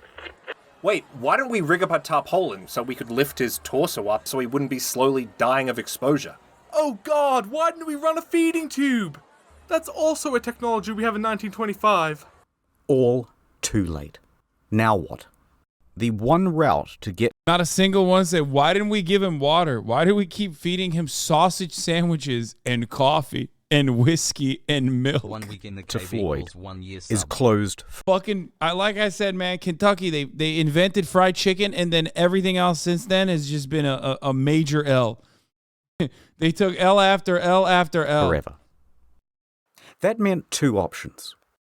Number one, capitulation. Surrender him to the cave. Or number two, dig down from directly above Floyd. Now, the prospect of digging from above seemed almost fanciful. At least, it did in the beginning. But luckily, they had some help. Owing to Miller's reporting, Floyd had become practically the most famous person in the country. The rescue had become a high priority for the governor of Kentucky. Lieutenant General Denhart enters the scene. He's been updated on the situation, and by the way, I just want to point out, multiple people in this chat, time and time again, every time I brought the water up, I was looking at chat, said, dude, they didn't have filtration. Brother, did they not know how to fucking boil water? Is that unironically the argument that you're making? Like, they just did not know that you could boil water in 1925? I don't know why chat kept saying this. Read the blurb. What do you mean?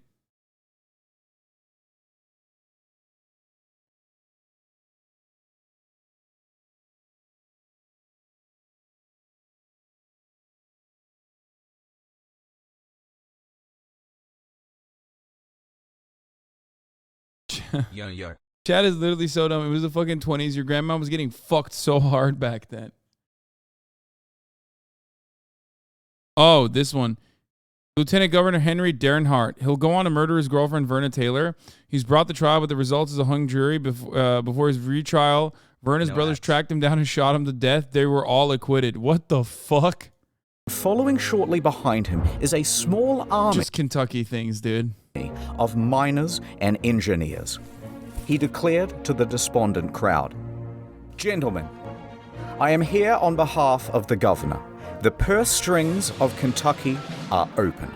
Take this blank check and bring that man out alive." Floyd, in that cold, wet confine, could not have imagined the scale of the operation that was going on 55 feet above him. Authorities assumed control of Colin's rescue. Denhart gave Henry Carmichael the lead to dig, and Carmichael raced to get to work. He enlisted his employees, his fleet of expensive high-tech machinery. Professional groups were brought in from all across the state. Local townspeople were mostly excluded, and for the first time since Collins had been trapped, work was now about to go ahead in a systematic manner. Everyone knew the plan, everyone had something to do, and everyone was working fast. But just as hopes were rising, they were once again dashed against the rocks. They had all of this state-of-the-art machinery shipped in and assembled by the engineers and rearing to go, and it was all worthless. See, the problem is, the cave drew air into it. These diesel-powered engines pumped out enormous volumes of choking exhaust. Within a day's operation, the cave would be filled with carbon monoxide. Wait. If the cave is drawing air into it, doesn't that mean that there's another hole out there? On the other side? Let's go. Implying that Love they your could have, cheers. like, probably tried to figure out that there's another entry point? Or does it work the exact opposite way?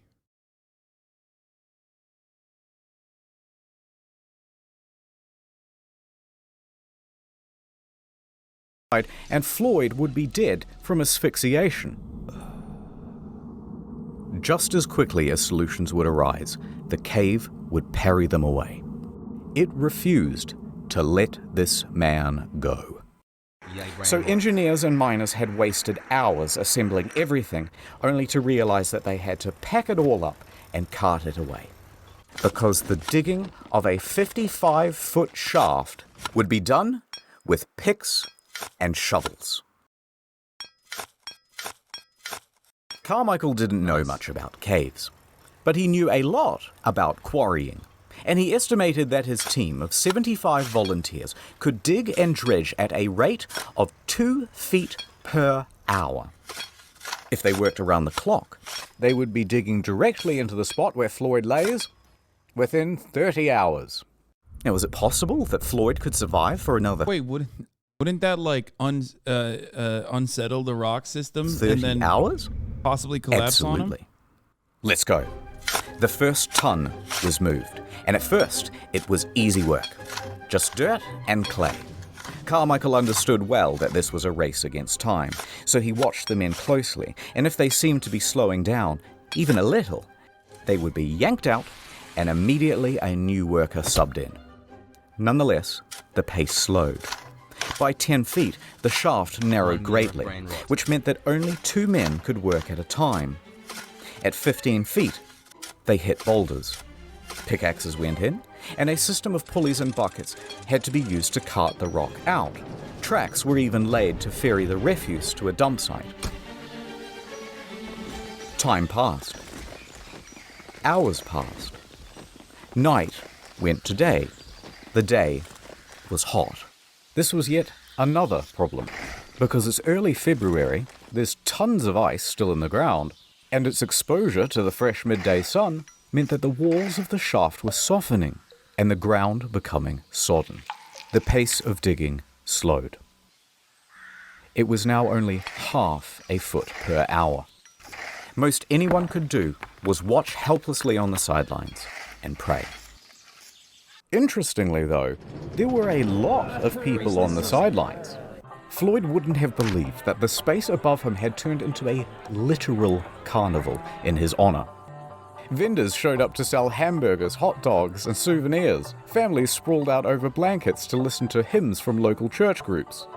The local mountebanks sold moonshine and miracle cures. There was even a bloody juggler. And Old Man Lee was there, walking around, shaking his jar, and soliciting donations. But there's nothing more American than developing cottage industries for like any sort of crisis, okay? When others see crisis, an American sees opportunity. Homer and Burden and Miller during all of this. Okay, let's back up a bit. People did not properly understand exactly how Floyd was trapped, and the news didn't help much either. So the obvious question started to arise. Why hasn't he been rescued yet? Just clear some gravel or pull a rope. How is this so hard? Motive was attributed. I heard they didn't even want to have him rescued at all. I heard that they're doing all of this for publicity. And Lee's activity of soliciting donations, remember from before, further inflamed rumors. I bet Floyd isn't even trapped in there. These were all real rumors, and they got worse. You know what? I've heard he comes out at night, and then he just goes back in the morning. Other rumors included, I heard that after Floyd went into the cave, someone murdered him. Another America moment, or rather a Reddit moment. This is the most Reddit story. This is a pre-Reddit story. It's just like, once something gets to, like, once any person or any issue reaches, like, the terminal velocity, it is inevitable that people will start hating on him, okay? No one has been able to evade this. I call it the Jack Harlow effect, okay? Jack Harlow got too famous for his own good, and immediately everybody started eating his ass in the QRTs. And that's exactly what's going on in this situation as well. This motherfucker didn't even ask. It's been a hell of a run. This motherfucker didn't even ask to be this famous. He just got caught in the rookie hole. Okay? Others said, I think they're withholding food and water from him so he dies. This whole thing is a fraud. As time went on, it was harder and harder to ignore the hoax claims. Then, people started to form righteous mobs, claiming the whole thing was a fraud, and they started to get nasty. In fact, 2 people even went to the telegraph office and pretended to be Floyd. By the way, this kind of means that, like, even without Facebook, you still had this shit.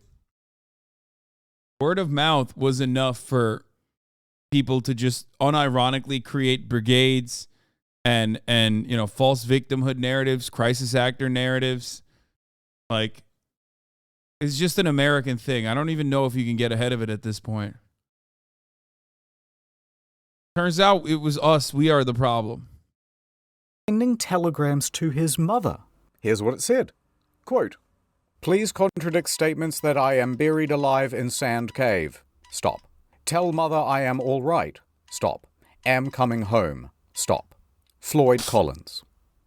Naturally, the AP published these telegrams unquestioningly, and now word is out to the press that he isn't actually in the cave after all. Fake news! That made the authorities look foolish, and it could not go on. So, a hasty court-martial was arranged, and Homer, Miller, and Gerald were summoned. They hold one session on Monday and another on Tuesday. Lee and everyone else is cleared of charges, a retraction is written, and things carry on. I am so fucking invested. Generators rumbled. Pumps churned out water. Men continued working in shifts and carrying away the earth. Here they are with strips of lumber to shore up the walls. They were only 25 feet down. The pace had slowed to 4 inches per hour. In their desperation, they resorted to dynamite, but this did little to the boulders. Despite all these bleak circumstances, people's spirits were high, because everyone was keen for their turn to dig, and because they had one more thing to latch onto. He is probably still alive. Now, how do they know that? Okay, so remember that light bulb around Floyd's neck? Well, it's powered by a simple copper wire. Bare copper wire is subject to very minute fluctuations in resistance. So, an engineer rigs up a radio amplifier to this wire to read the current and see those small fluctuations. There they were. About 20 per minute, the rate of steady breathing. As his chest expands and contracts, they can read it from this device. And so, they kept going. And going. Thank you for all and going. Has to pass. 30 hours was the original estimate. Now 144 hours had come and gone, and they were only at 44 feet. Then, rain I was wrong about the Minecraft thing. Apparently, you are supposed to dig down. I was wrong about that. fell. Rain that mixed with dirt to make mud, much of which then froze to make ice. Oh no. Ice which expanded and damaged the integrity of the shaft walls.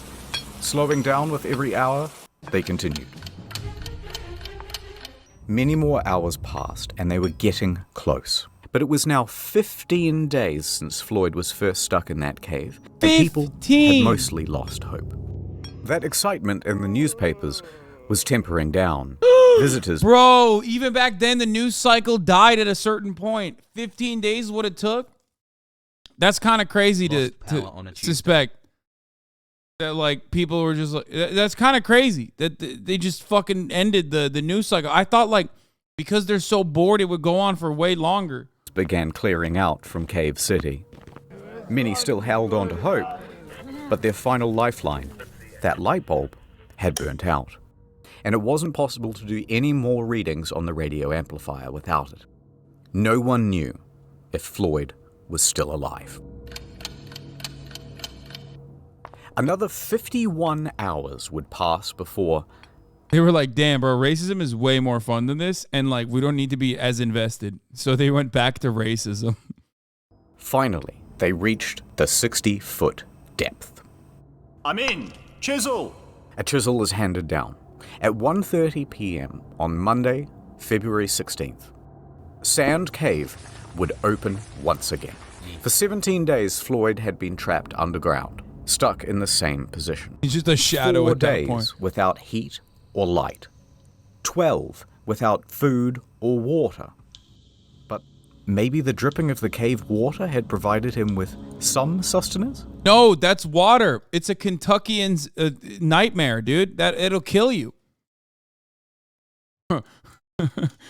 That's why they kept giving him fucking coffee and sausage sandwiches and whiskey, dude. There are stories of people surviving harsher extremes. Rescuers frantically tugged at rocks to widen the hole. Everybody stood by, absolutely silent, peering into that hole. Ed flashed his light into the gap, then eased himself in. Brenner aimed his light around the room, and then, finally, at Floyd. The first thing he saw was a golden shimmer. It was not the light bulb. It was the reflection of Floyd's tooth. His mouth hung open. Oh, he was dead. He dead. Brenner was helped out of the cave and he delivered the news. Dead.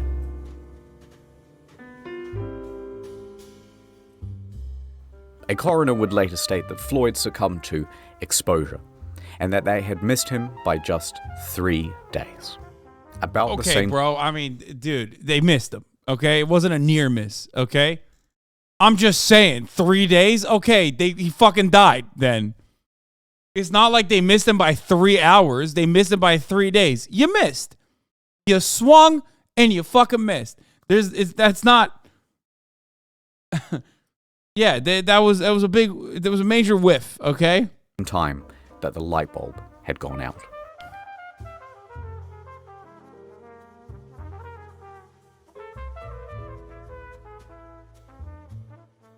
But what would they do now with the body? The shaft walls were ready to fall inwards, and risking lives to remove a corpse was seen as just irresponsible. Blow it up, dude. America, baby. What do you mean?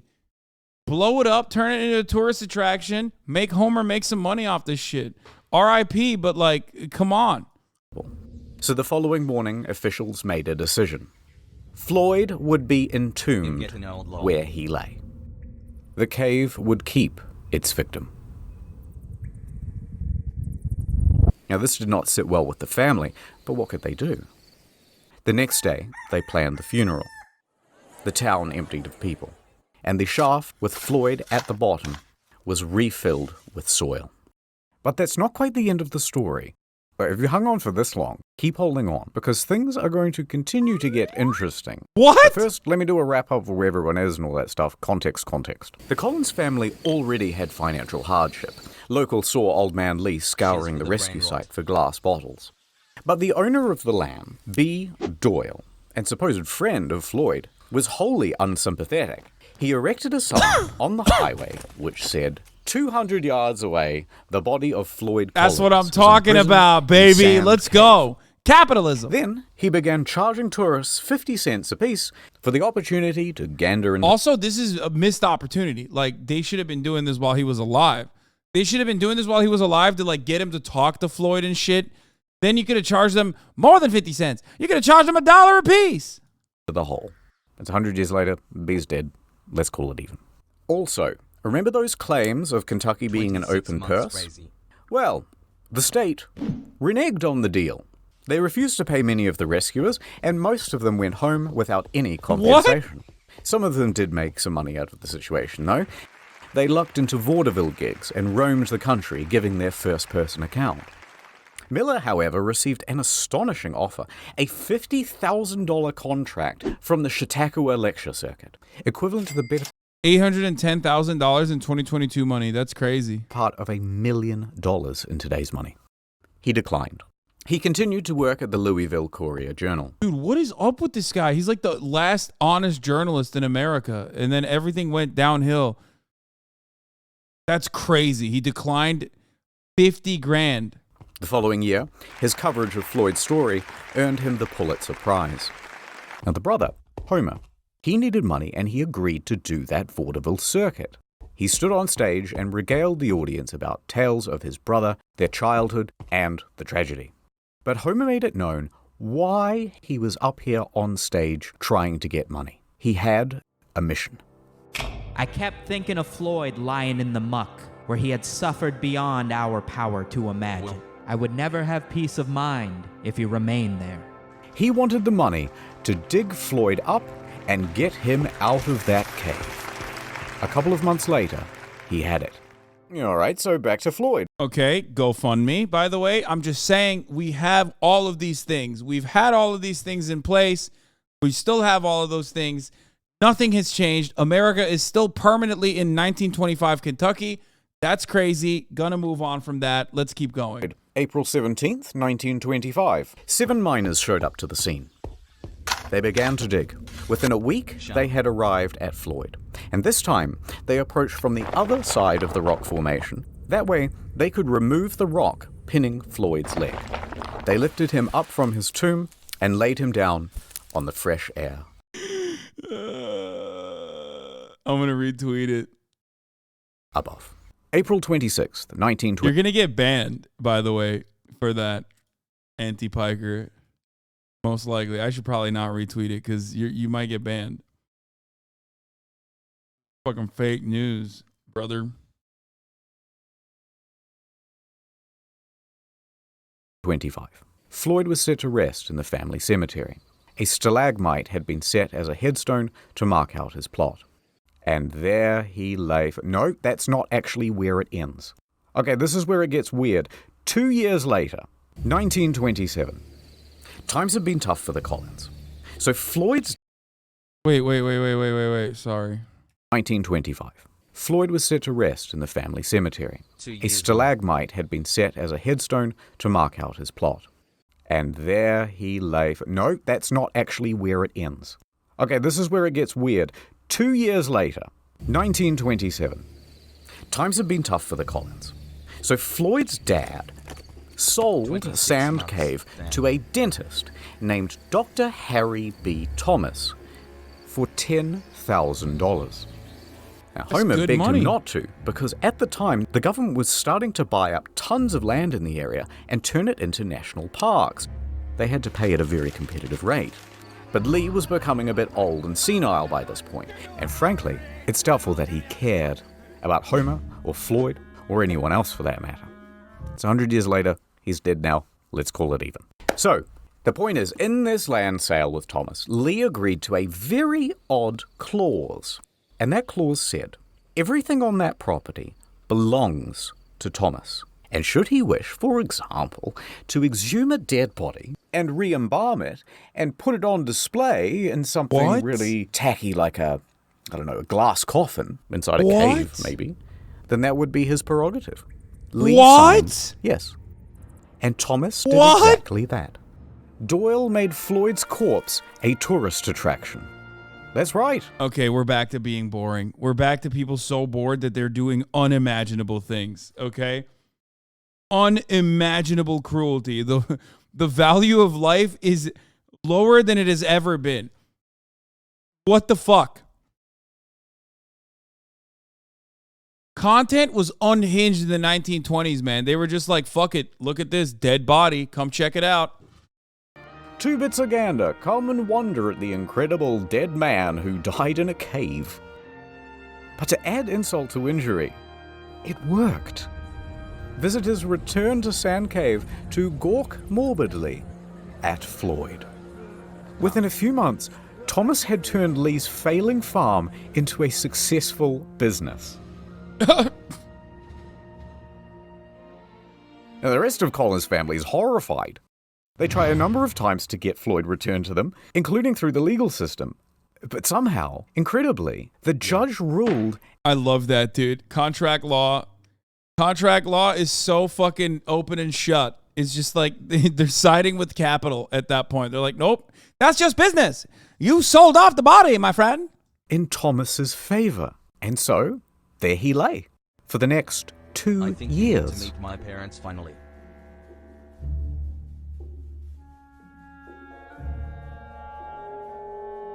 The cave was not done with Floyd. Until someone hatched a plan. Okay, to be fair, there is a very important moral here, and that is just don't do caving. Okay? Don't do caving, not even once. Don't even do it in Minecraft, okay? Just stop going into caves. I will never go into a cave. I'm promising to you right now, I'm not going in a cave. Fuck no, okay? It doesn't even sound cool. It's called spelunking, dude. That shit is like such a red flag. Nothing so dangerous has sounded so fucking whack. Oh, look at me, I'm going spelunking. No, dude. Fuck no. You don't even sound cool when you say it. You are not dying, risking your life on doing an activity that, as a chatter correctly pointed out, sounds like a poop hitting the fucking toilet water inside of the toilet bowl. Oh, I died while I was doing spelunking, dude. That's crazy. Why would you ever do such a thing? 2 years later, it's midnight, outside Sand Cave. Footsteps can be heard rustling through the brush. Now, we don't know who these two men are, but we know why they are here. To rob a grave. They sneak inside and clamber over the rocks in the darkness. Reaching Floyd's casket, they undo the latch and throw open the lid. There is his shriveled body. They throw him in a gunny sack and they race off into the night. For 800 yards they carry dear Floyd like a couple of sweaty Santas about to deliver a really terrible Christmas present. Panting, out of breath, knowing that they're going to get caught any minute, they reach the Kentucky Green River hillside. There's no time. With a 1, 2, 3, they launch his body towards the river, and Floyd goes sailing into the air, up, what? Into the starlit beyond, and landing in a bush. Oh, God. The two men flee from the scene. Now, the next morning, Thomas notices that the body of Floyd is somewhat missing, and he contacts the authorities. The police come, they dust the casket for fingerprints, and bloodhounds are given Floyd's scent. These motherfuckers have fingerprints back then? That's crazy. Wait, I don't understand. I thought they did 0 crime scene investigations back then, where it was like, that's why like in the 60s, you could just like do serial killer shit, like nonstop. No fucking way, dude. No DNA evidence, but fingerprinting they're doing for a stolen corpse. And let loose into the hillside.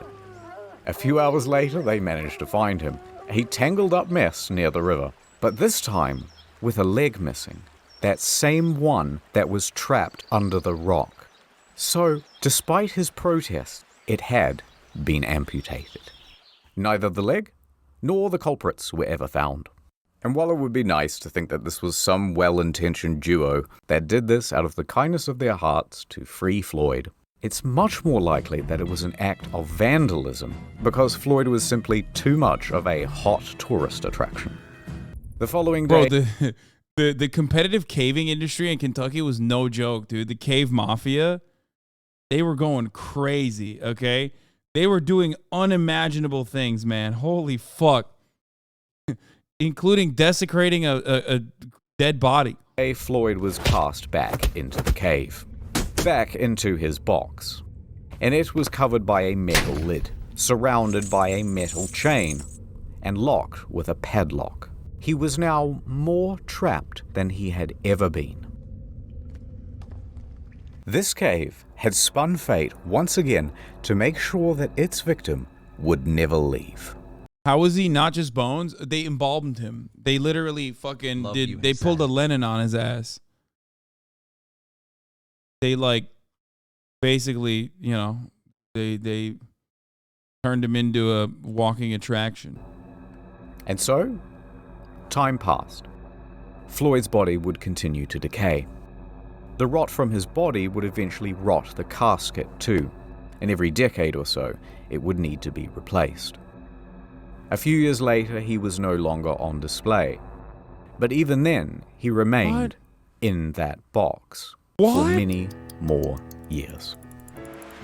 In 1961, Floyd... Bro, this shit happens to me. I'm haunting the fuck out of everybody, okay? 7 generations minimum. I'm coming back.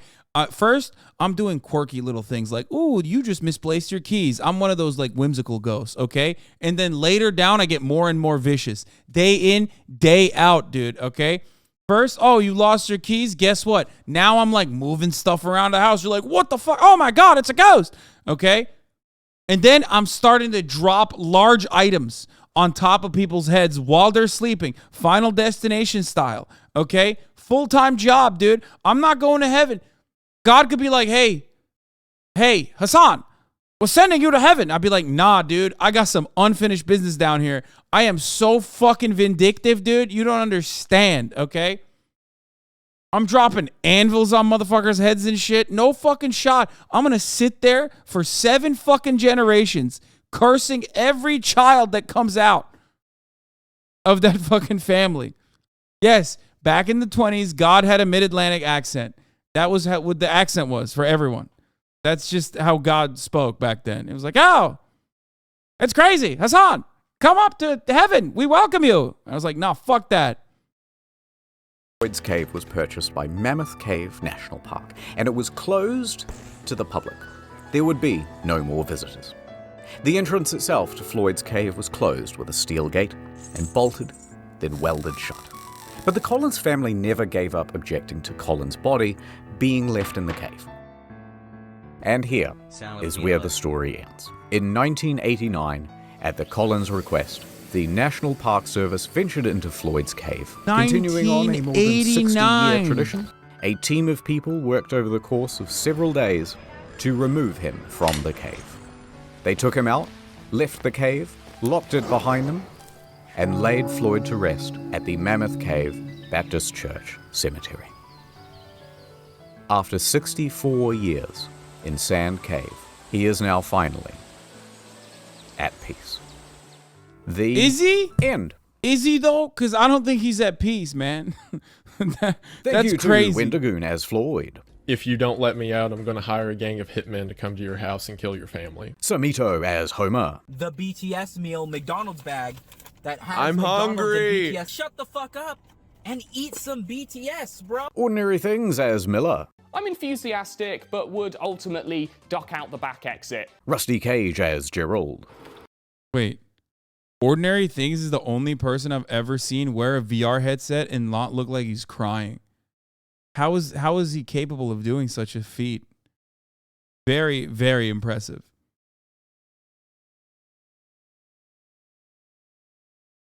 I've worn those things before. Every time I put it on, it's like, meh, it looks like I'm crying, like I got the crying filter on. But would ultimately duck out the back exit. Rusty Cage as Gerald. Oh, well, hello there. Haven't seen y'all in a while. Welcome to my new home. And many kudos as Burden. Hey, buddy. You right down there? I can. A little sleepy? I can. Yeah. We get your coffee? Cold and Little cup of Joe? Little cup of Joseph? I'm starting. A cup of Joseph from a little sleepy guy? Also, by the way, in case you're confused about the channels, this is how it works now. And do not forget, World of Tanks. Wait, what? This is how it. Internet historian, scripted content, incognito mode, unscripted, story mode, different content. Wait, have you not seen Murdoch Mysteries? Ludwig literally plays a cop in it? What?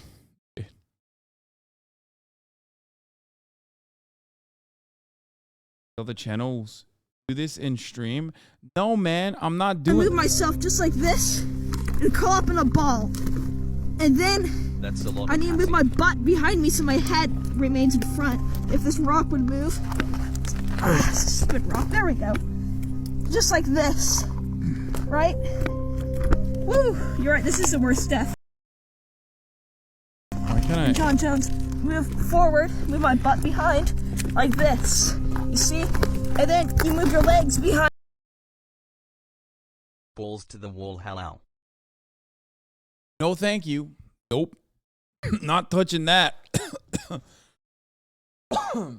Dude, white people need to go to war. I said it already. They need to go to war. They need like something to occupy them, bro. What the fuck is this? Behind you. And you successfully. I'm telling you, we just gotta. You got to keep him busy. You have to keep him busy. Otherwise, they're going to do shit like this, and it's crazy. Hard. Bruh, played the video. I play video games on good. Yeah, no, I'm good. I'm so good on that, dude. I'm so good on all of this.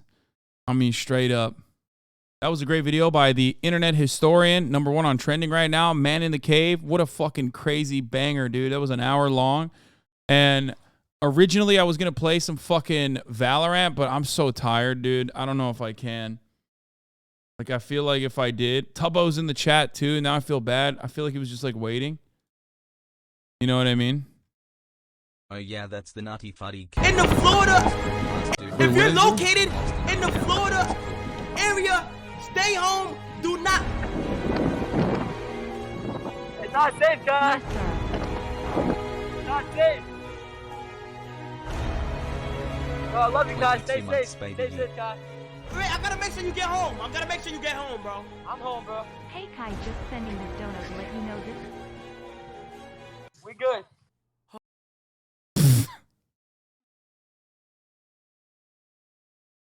Oh, jeez. Christ. Jesus fucking Christ. Wendigo was a caveman. We could watch some spooky fun content.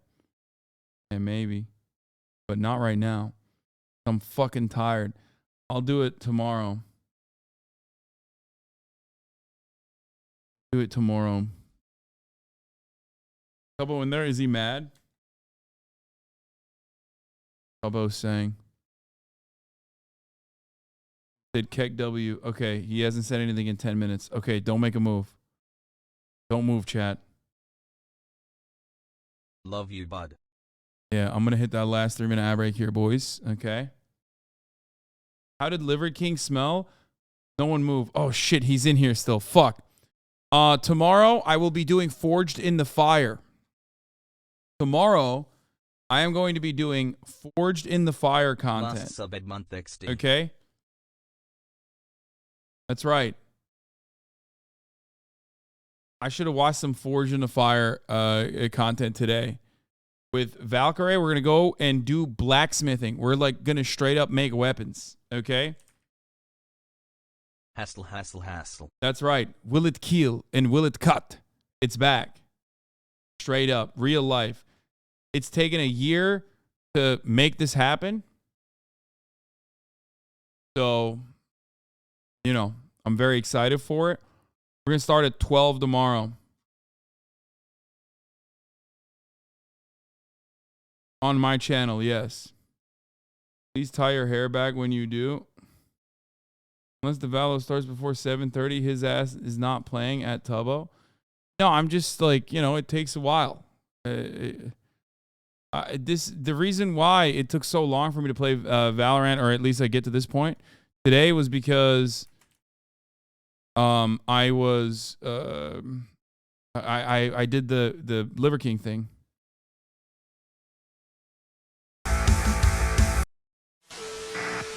That's why.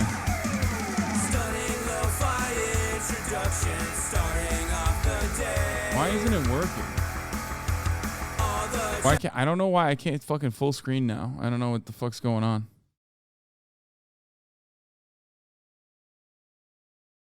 Anyway. But yeah, exciting content coming tomorrow. Okay? Love you guys. And I will see you tomorrow. Peace.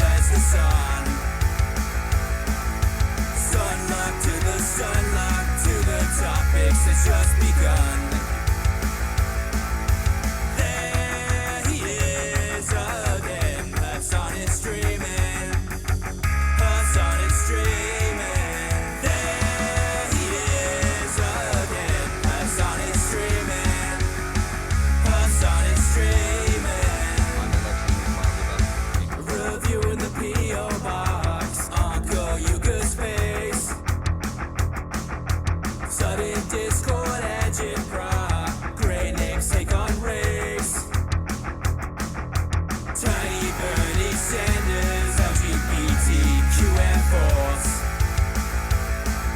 The whole left at your feet.